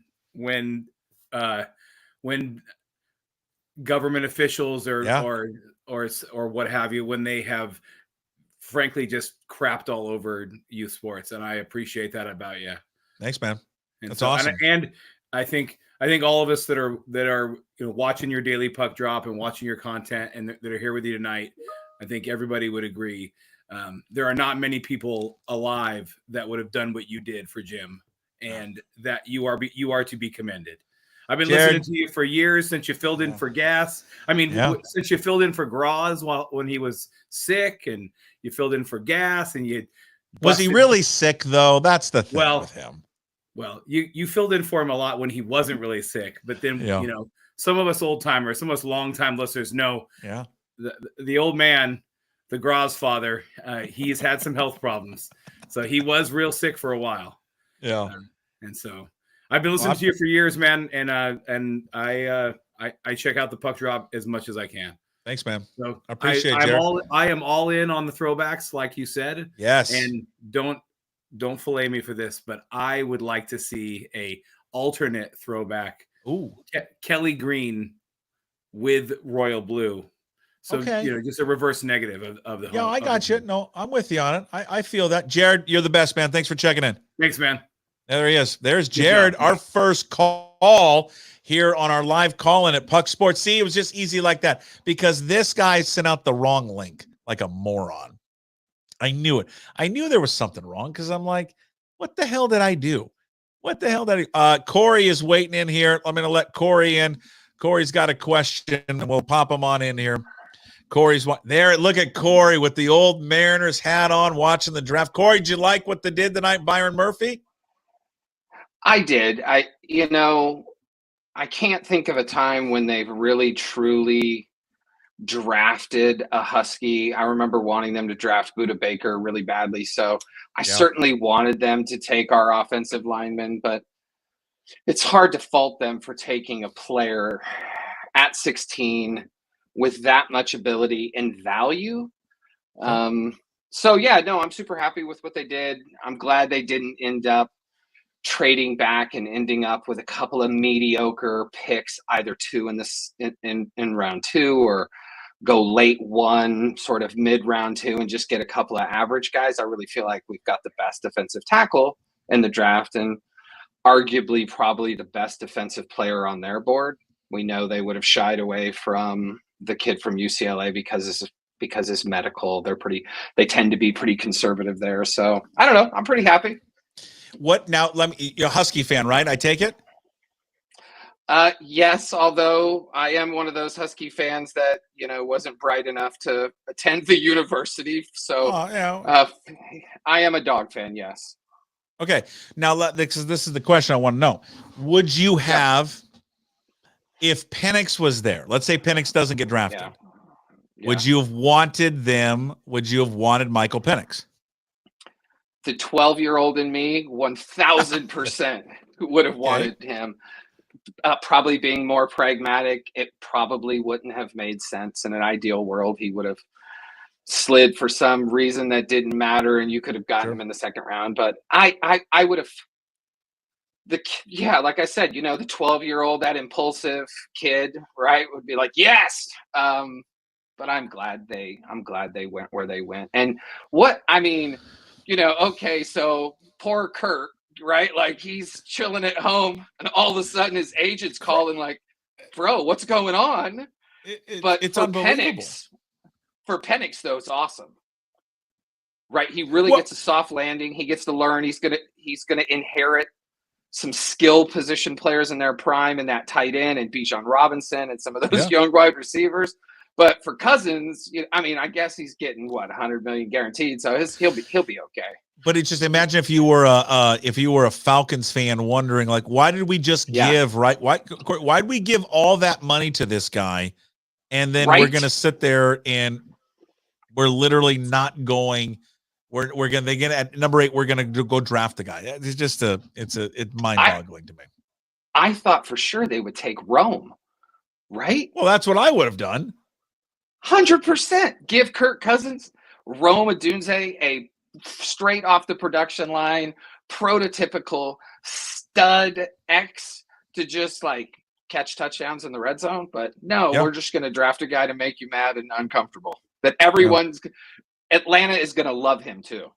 Yeah. Michael Penix, that is a perfect place. They're going to love him. He's going to be, you know what's going to happen there, Corey, is they're going to get into watching like the training camp games or just training camp in general. Yeah. And they're going to see these two guys throw the football. And these fans are going to be like, fuck that, man. Put him in there now. Like Kirk Cousins will not survive once they start throwing the ball around, because Penix is he spins the ball way better than Kirk Cousins does. He just does. I saw Sean Kemp play in one of his first exhibition games against the Portland Trailblazers at St. Martin's in Lacey. And Dale Ellis sat right in front of us, had a spicy conversation with somebody in his family. But you just watched him and were like, oh my God, I don't want to see any of these guys play anymore. Put him in. Yeah. Just the off factor of what he will do physically when he starts throwing the ball in training camp. It does salivate. Yeah. Corey, man, appreciate you checking in, man. Thanks for doing it. Thanks for staying up and watching and listening, dude. Can I say one more thing before I go? Sure. Yeah, you say whatever. It's your show. Go. Well, I'm so happy for you. You're killing it. Your kid who's playing Fortnite now, wait till he's 18 years old playing a grown-up game, and the whole house is shaking at 2 a.m. And it's not bro. It's no longer bro. Yeah. It is like they are dog cussing each other in the same way. The bro becomes a dog cussing, and you're just going to want to turn the Wi-Fi or the power off in the middle of the night. Well, he's on suspension right now, violating team rules, and this week is going to be the best week of my life. I'm going to tell you that right now. Best week of my freaking life. I was so happy when he took his monitor and sloughed off to college. I was like, good luck, my friend. The house just got quieter. Puck, take care, friend. You're the best. Thank you. Thank you for checking. There's Corey checking in here, pucksports.com, also on YouTube. How about this? What time is it? 8? I can't do the math. 9? So 3? Is it 5 in the morning? He's calling back in. He didn't get enough of us. He wanted more of us. Rob Staton is back from SeahawksDraftBlog.com. He's like, yeah, I'll jump back on. What is it, 5 in the morning almost? Yeah, 5 in the morning. 5 in the morning. And listen, Puck, I have got I'll be writing a 2,000-word article, and I've got a live stream to do. So I've got a couple more hours to go here. You are, and here, I want listeners to know. Like when we did this, like coming up with this idea a couple of weeks ago, I just said, hey, I'd love to have you on as much as you can do. It's like, all right, I'm going to be busy. I can't do the whole time. I'll do 20 minutes or 30 minutes. It was really at 20, but I made him do 30. And then I'm like, cool, you're gone. And then Rob is like, I didn't even expect him to come back on. And he's like, hey, I can come back on and talk about the draft pick if you want. You got your wish. Yes. Huh? I wouldn't have come on if it was a cornerback. So I know. But listen, Puck, it was exactly the kind of thing we've talked about. And listen, whether it was offensive line, and if they'd have gone with Troy Fatano, they again, even Ian Rappaport, I was watching on the NFL Network. He's mentioned that there was this lingering knee issue. Tony Pauline mentioned it. He was the first one who reported that when we had the conversation last Friday. Albert Breer then followed it up. And now Ian Rappaport's mentioned it. So you can understand if the Seahawks have already got a bit of a concern with Abe Lucas, are they really going to want to add another similar concern? I'm guessing Fatano's knee's not as serious as Abe Lucas's situation, but still. And then Byron Murphy's there, and he's like a cobra, Puck. Like he can coil down, get down on one knee, explode through contact. They played him at nose tackle a bunch. They played him across that line. I've got all the PFF stats here, in terms of pressures and everything like that. He was right at the top. He and Tavondre Sweat graded better than any of the defensive tackle in college football. All of the talk in the last few days, you'll have noticed it, was he's going to be the first defender taken. And the feeling was that he was going to go in the top 10. Tony, when I spoke to Tony last week, he said the Seahawks want Byron Murphy. It's just that he ain't going to be there. He's not going to make it to number 16. So he's there. Can we say a thank you to Denver and to Minnesota and to Atlanta for the chaos that's brewing in Atlanta, by the way, because Kirk Cousins' agent's telling Diana Rossini he is not happy. So can you blame him? Like, I would be like, what are we doing here? Why did I come here if you're going to go draft a guy who's 24 years old, he's plug and play, he's ready to go? And every time that he has a bad spell over the next 2 years, because they're basically locked into 2 years. If he has any kind of dry spell in any of these 2 seasons, the fans are going to want to see Penix in there. This just heaps a whole bunch of pressure on Kirk Cousins. You know what? We just had a couple of callers on, and I'm the second these fans, Rob, go out like at a training camp or a preseason game, and they see him throw the ball compared to Cousins. It's over then. I'm not saying he's better. I'm not saying that Michael Penix right now is a better quarterback than Kirk Cousins. I mean, Kirk Cousins got years in the league, and he's a very good quarterback. But the second that they see Michael Penix spinning the ball all over the place, forget it. It's over. It doesn't make any sense. And I like Michael Penix Jr., but you are going to waste at least 2 years of his rookie contract. Yeah. Just having him ride the bench. And then... is he going to start in year 3? Only if Kirk Cousins doesn't play well. If Kirk Cousins plays like he generally did in Minnesota, it's going to be quite hard to justify cutting him and taking on a huge dead cap hit to move on to Michael Penix. So it just doesn't make any sense. If they intended to draft Michael Penix Jr., why did you go and sign Kirk Cousins in the first place? Maybe it was one of those situations where they just, the draft unfolded. They fell in love with him more. Maybe they regretted here's the deal. Maybe they regretted the Cousins decision. Maybe they'll try to trade him. You think it's tradable with that contract? He's not. He can't shift out of it. Like he's a master at negotiating contracts. Like it's like totally guaranteed up to his eyeballs. So they're stuck. But the wider point is that because the Falcons do that, so they don't go defense like everyone expected. Right. Then you've got the Broncos taking Bo Nix. You've got 14 offensive players coming off the board in the first 14 picks. And then the incredible thing was from the Colts got their pick of the defensive players and they took whoever was top there. Fair enough.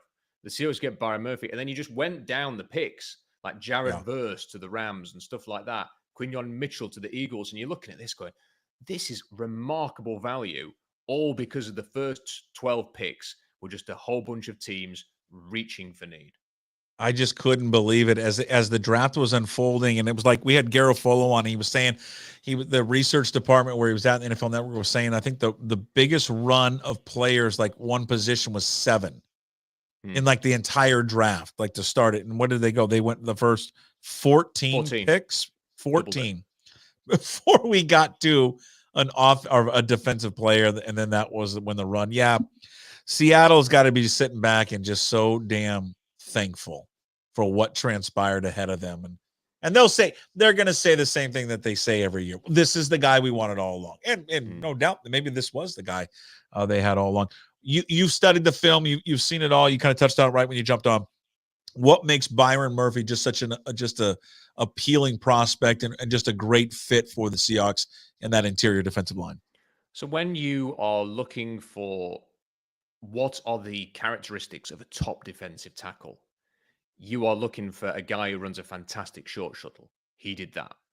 It's somebody who has got the general athleticism and quick twitch movements that he has, but can also be explosive. He was an explosive tester. You just have to look at his arse and thighs.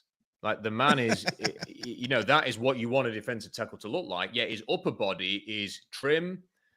He had this great comment. He did an interview during the combine, and he said he basically came out of the womb swole, and he's been that way ever since. So, and he looks the part. Now, the one concern I have a little bit, Puck, is that I had a little bit of a concern that he's not a game wrecker. Okay. Like he gets a lot of pressures, high number of pressures, only 5 sacks, doesn't have many easy wins. So when you look at someone like Kalijah Kancey, who was taken in the first round by the Buccaneers a year ago, he would just swim, rip, backfield, sack, easy.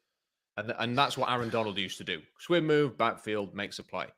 And with Murphy, it's a lot of knifing through gaps. It's power. I don't think he's going to be just that quick, penetrative defensive tackle who's going to ever get like 10 sacks. But what he is going to be able to do is he's athletic enough to stunt. They're going to do a lot of stunts under Mike McDonald.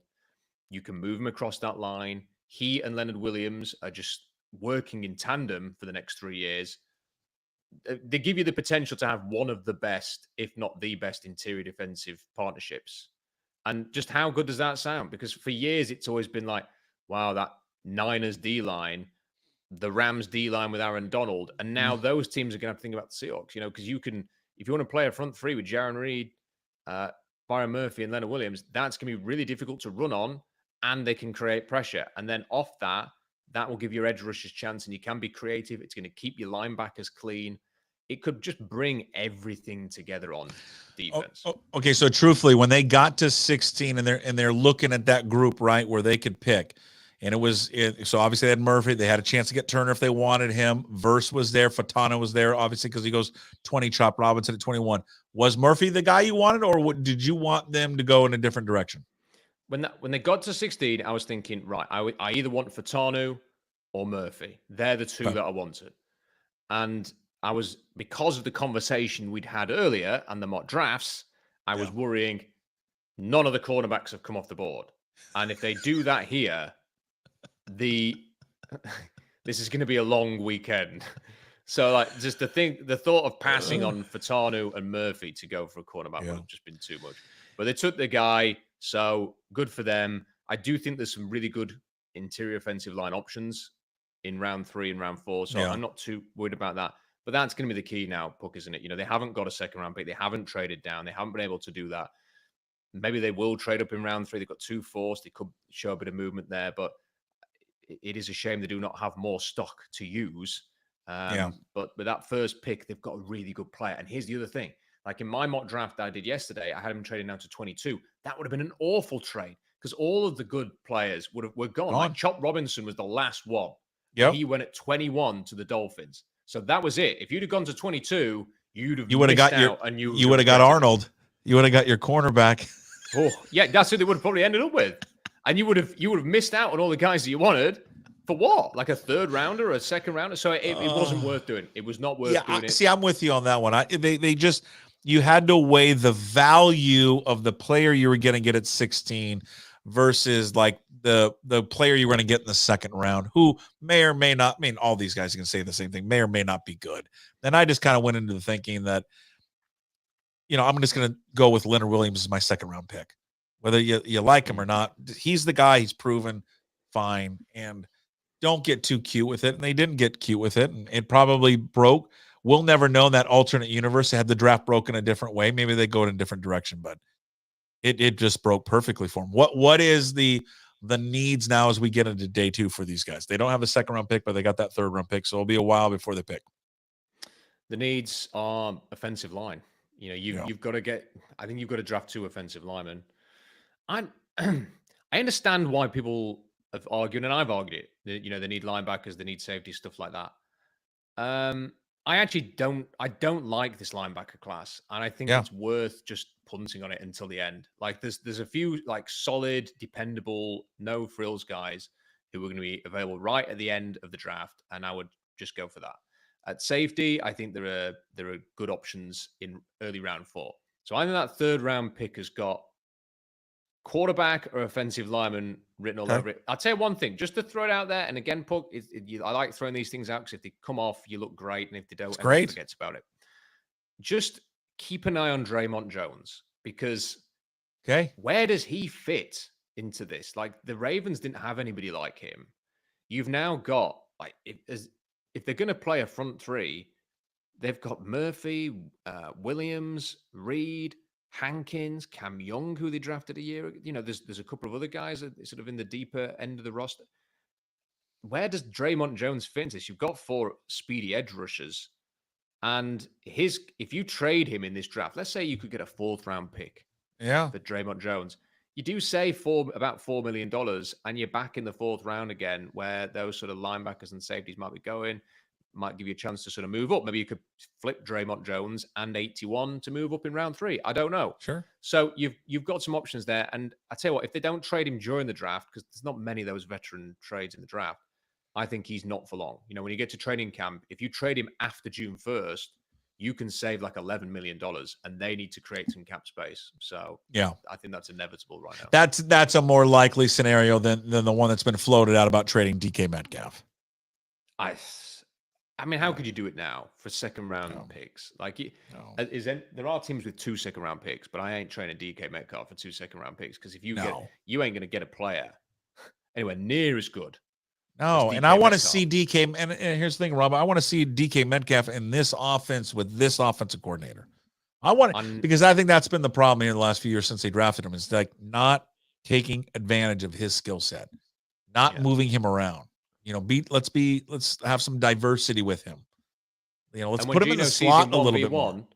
Throw the ball his way. Yeah, you know, well, that's too. Now Pete's gone. You know, you need to say to Gino, listen, you've got to risk a few things now. Right. 1v1 with him, it needs to go his direction. Yeah. All right, I'm going to let you go. I know you got a lot to do. I can't believe you wanted to come back on. I would say get some sleep, but you're not going to get any sleep because you're going to sign off here. Okay, what are you going to do? Right when you hang up here, where are you going? What are you doing? Live stream now, and then article, and then straight through kids to school, dog to vets, then sleep, then day 2, then day 3, and Sunday, do not disturb sign going on the bedroom door. Go away. I'm sleeping. Where is it's Rob Staton on YouTube? Who do you got coming on with you? Is it you, or you got a cast of characters? Robbie's one of my co-hosts. Robbie is coming on with me. So all right, so we'll see you there. You're the best. Go there now. Thank you.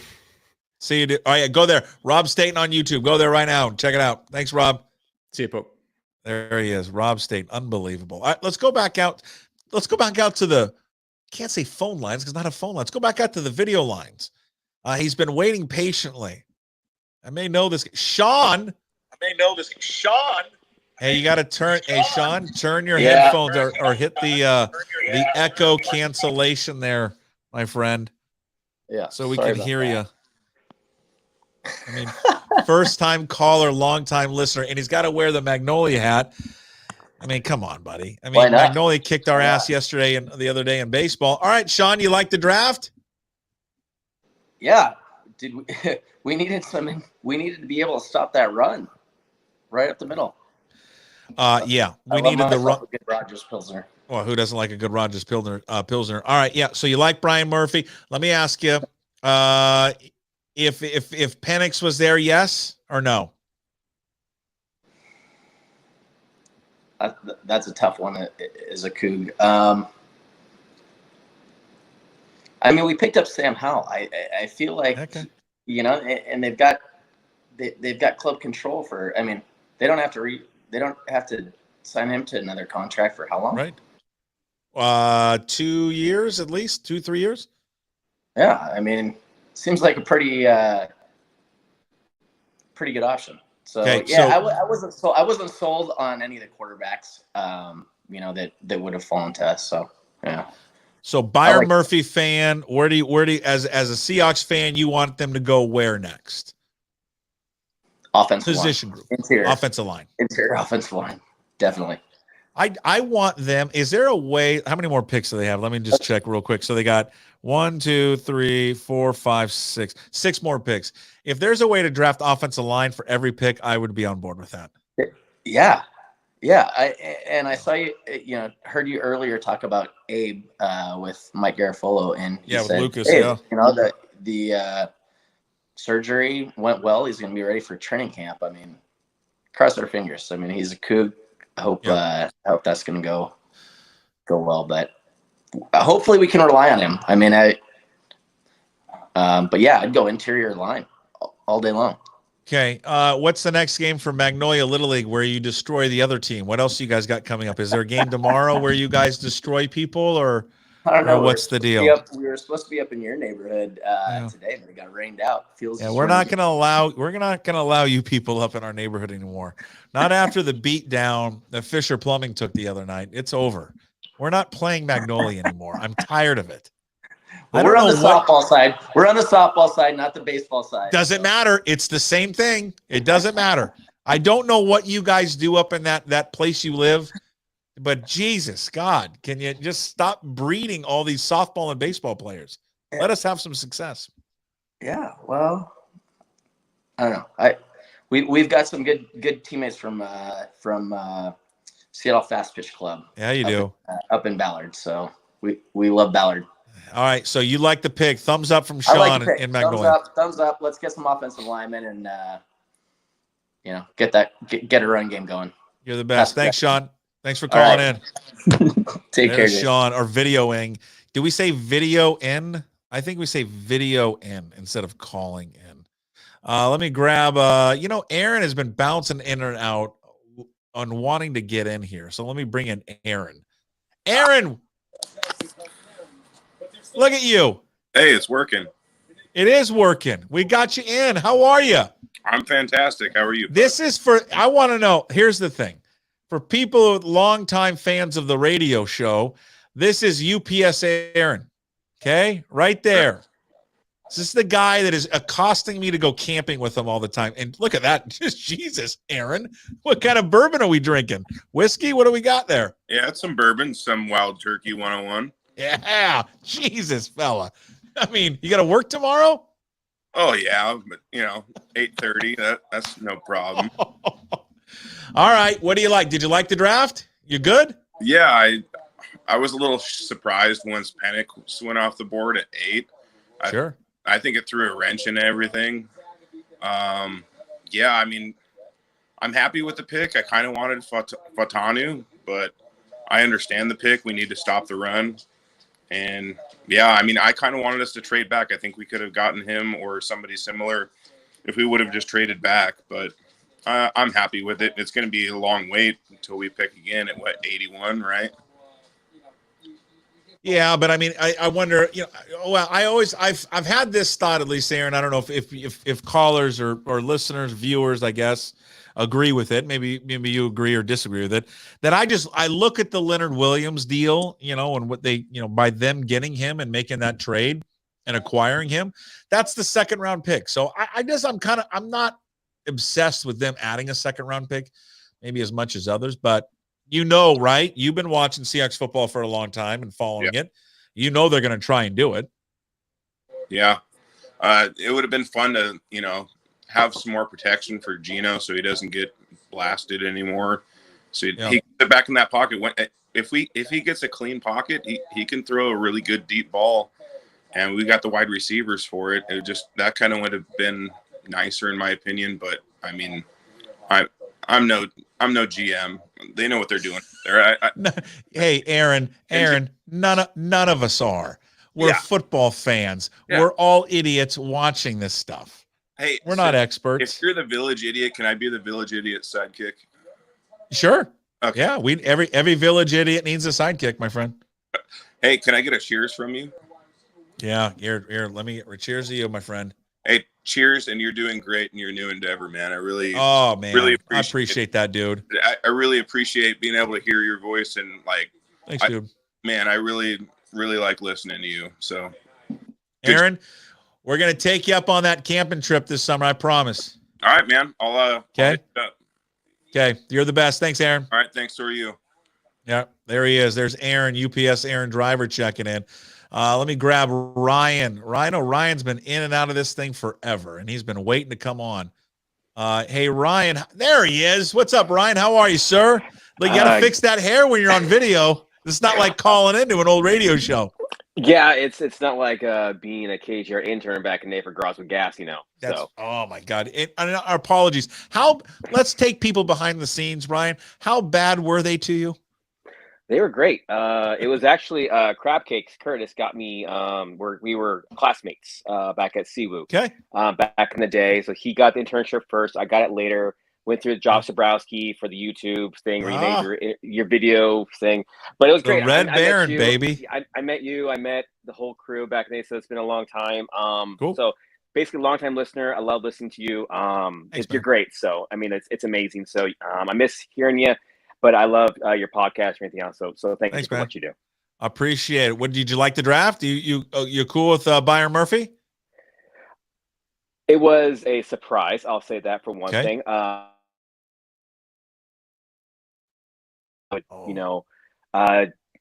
Go back in the draft. But you know what? It's kind of like with if you watch the movie Draft Day, it's with Sonny Weaver. Like you get what you get, and if the defensive line does what they need to do, they're going to create less pressure on the linebackers and the cornerbacks and the safeties to help out.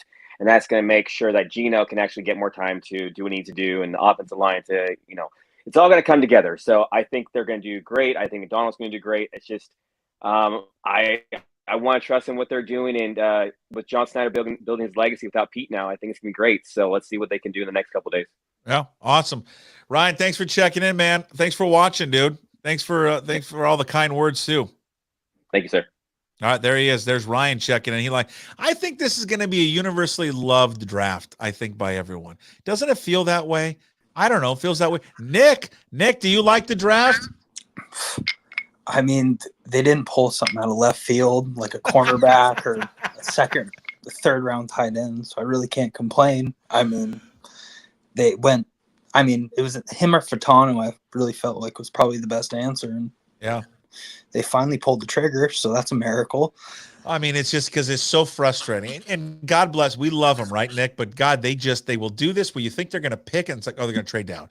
That was my biggest concern tonight. And I'm like, I can't fill this whole thing if they don't pick at 16. It's going to be miserable. They trade down. Me and my buddy were talking about it for weeks. I was like, I'm going to be in an emotional tailspin if one of the Huskies goes, if they pass them and they go to the Rams, like Penix or Fatano. Oh, yeah. It worked out well, I guess. But, I mean, no, I think Murphy has a chance to be pretty damn good just from what I saw when the Huskies played him and everything else. So, yeah. I mean, we'll see, but. All right, what are you drinking on there? I mean, what are you sipping on? What do you got there? What did I get? I think it's Four Roses bourbon. Oh, yeah, there you go. It's cheap. I can't complain. So it's okay. A little Coke splashed in there? No. Why water it down? It's already bad enough. All right, so big on Murphy, like that. Now you're a Husky fan, so I'm asking all the Husky fans this because I'm curious because I'm trying to put myself in the position. Let's say Michael Penix. Let's live an alternative universe here, right? Michael Penix was a Coug. Yeah. And so we're sitting there at 16, and you have a chance to draft him, but you know that the real need for the team. I mean, quarterback obviously at some point, but the real need is lineman. Okay, so. If he were there, did you want to see them pull the trigger for the quarterback? It was one of those fantasy things where, I mean, I envisioned him shooting the arrow after throwing a deep ball to DK, obviously. I mean, yeah. Who wouldn't? But yeah, that'd be sweet. We have decent players, but we don't have like those good players all around to where I'd be like, okay, we need the quarterback. Our line's can't say crabs because you said no swearing, but I mean, you can swear. Go ahead. Yeah, kids. What kind of kids do you got? How many old are your kids? 2.5 and 5 months. So yeah, the 2.5-year-old's complaining that Bluey's not playing. So hey, I'm sorry. Cheers. Let's cheers. Come on. Yeah. Oh my God, buddy. I remember that age. It's a tough one. We're getting through it. But no, I think I could have gotten myself around to Penix. It would have been a cool kind of first, like, yeah, okay, cool. But and then it kind of set in like, we don't have line to protect him at all. And no, I don't think I would have been around to it. It was either, like I said, Fatano or Murphy for me was probably kind of the way to go. The most logical picks, which it's gonna be a weird. For like Anarchy, I wanted to see him there.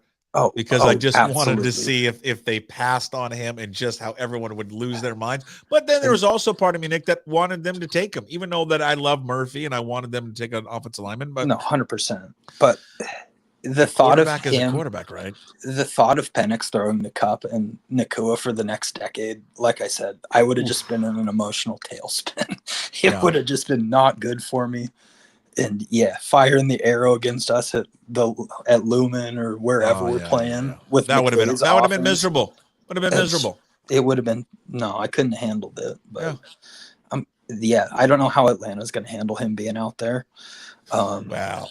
Kirk Cousins. I mean, the Kirk Cousins thing has just already been like. I mean, people are losing their minds. Well, I know you're a gambling degenerate. I did a QB pool, and I had him. I thought Penix was going to the Raiders for sure. I thought it was a lock.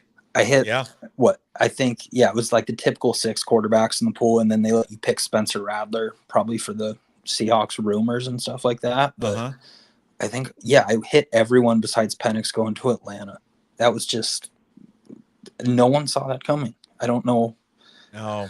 Well, I was talking to Garafolo about it, and I was like, when it was happening, and I'm like. And I'm thinking, because I remember Atlanta had been mentioned, and then he's like, "Well, but they got Cousins." I'm like, "Oh, that's right. They're not going to draft him. They got Kirk Cousins." And then, but then Mike stopped me. He's like, "It doesn't matter." He goes, "They still like him, and so there's still a chance." Yeah, I think Denver with Russ kind of set that precedent. Like, if you screw up with a quarterback, like you can move on, like you can eat the dead end for a while. I get that, but like it's not Kirk's not. In the Russell category, he's been pretty consistent. So I don't see. I mean, granted, he's coming back from an Achilles. Yeah. I mean, I can see where that would be a problem, but I don't.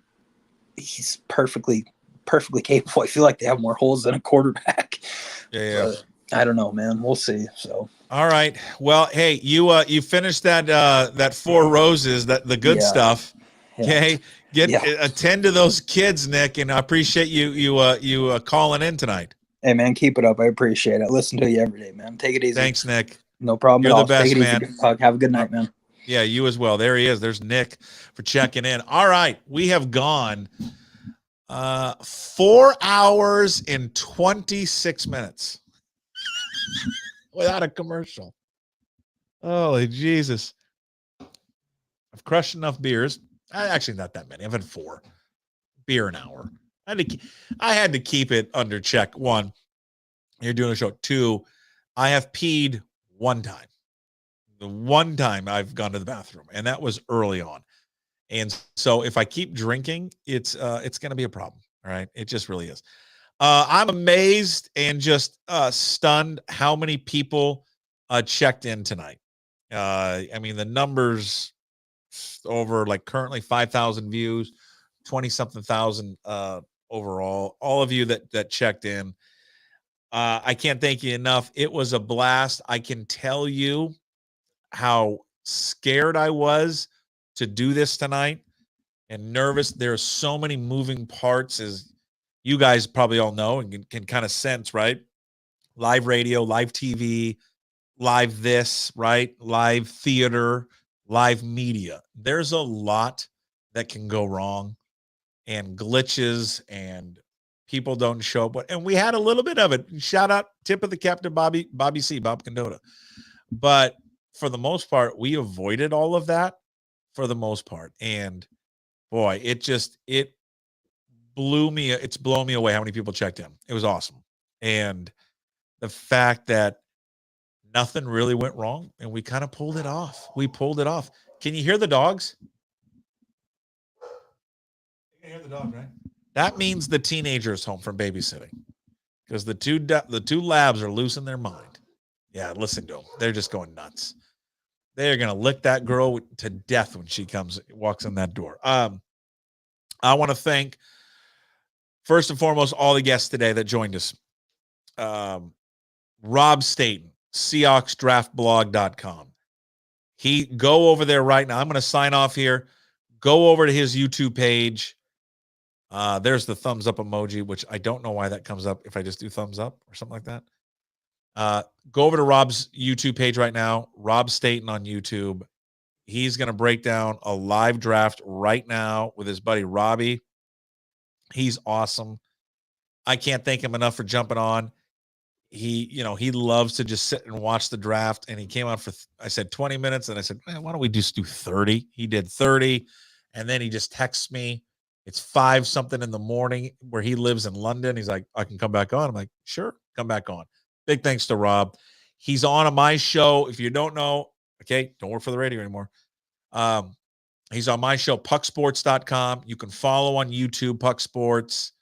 It's download the podcast. Please rate, like, subscribe, leave a comment. Apple is, of course, the number one. Spotify, those are the 2 heavy hitters.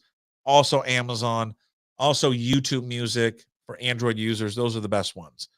But please like, subscribe.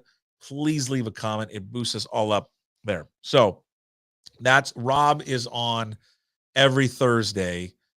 And his episode drops at 1:00. And again, I'm going to repeat myself a lot here on this because maybe there's some new listeners and new viewers and they don't know. All of our episodes drop at 1:00 every single day. Monday, Tuesday, Wednesday, Thursday, Friday. The Daily Puck Drop, the DPD, we do it every day. Record it. Boom. Puts it up 10 a.m. every day, Monday through Friday. About 30 minutes of me just kind of riffing on the top stories in the world of sports. Again, that's 10 a.m. Big thanks to Mike Garafolo. I can't express how much I love that man.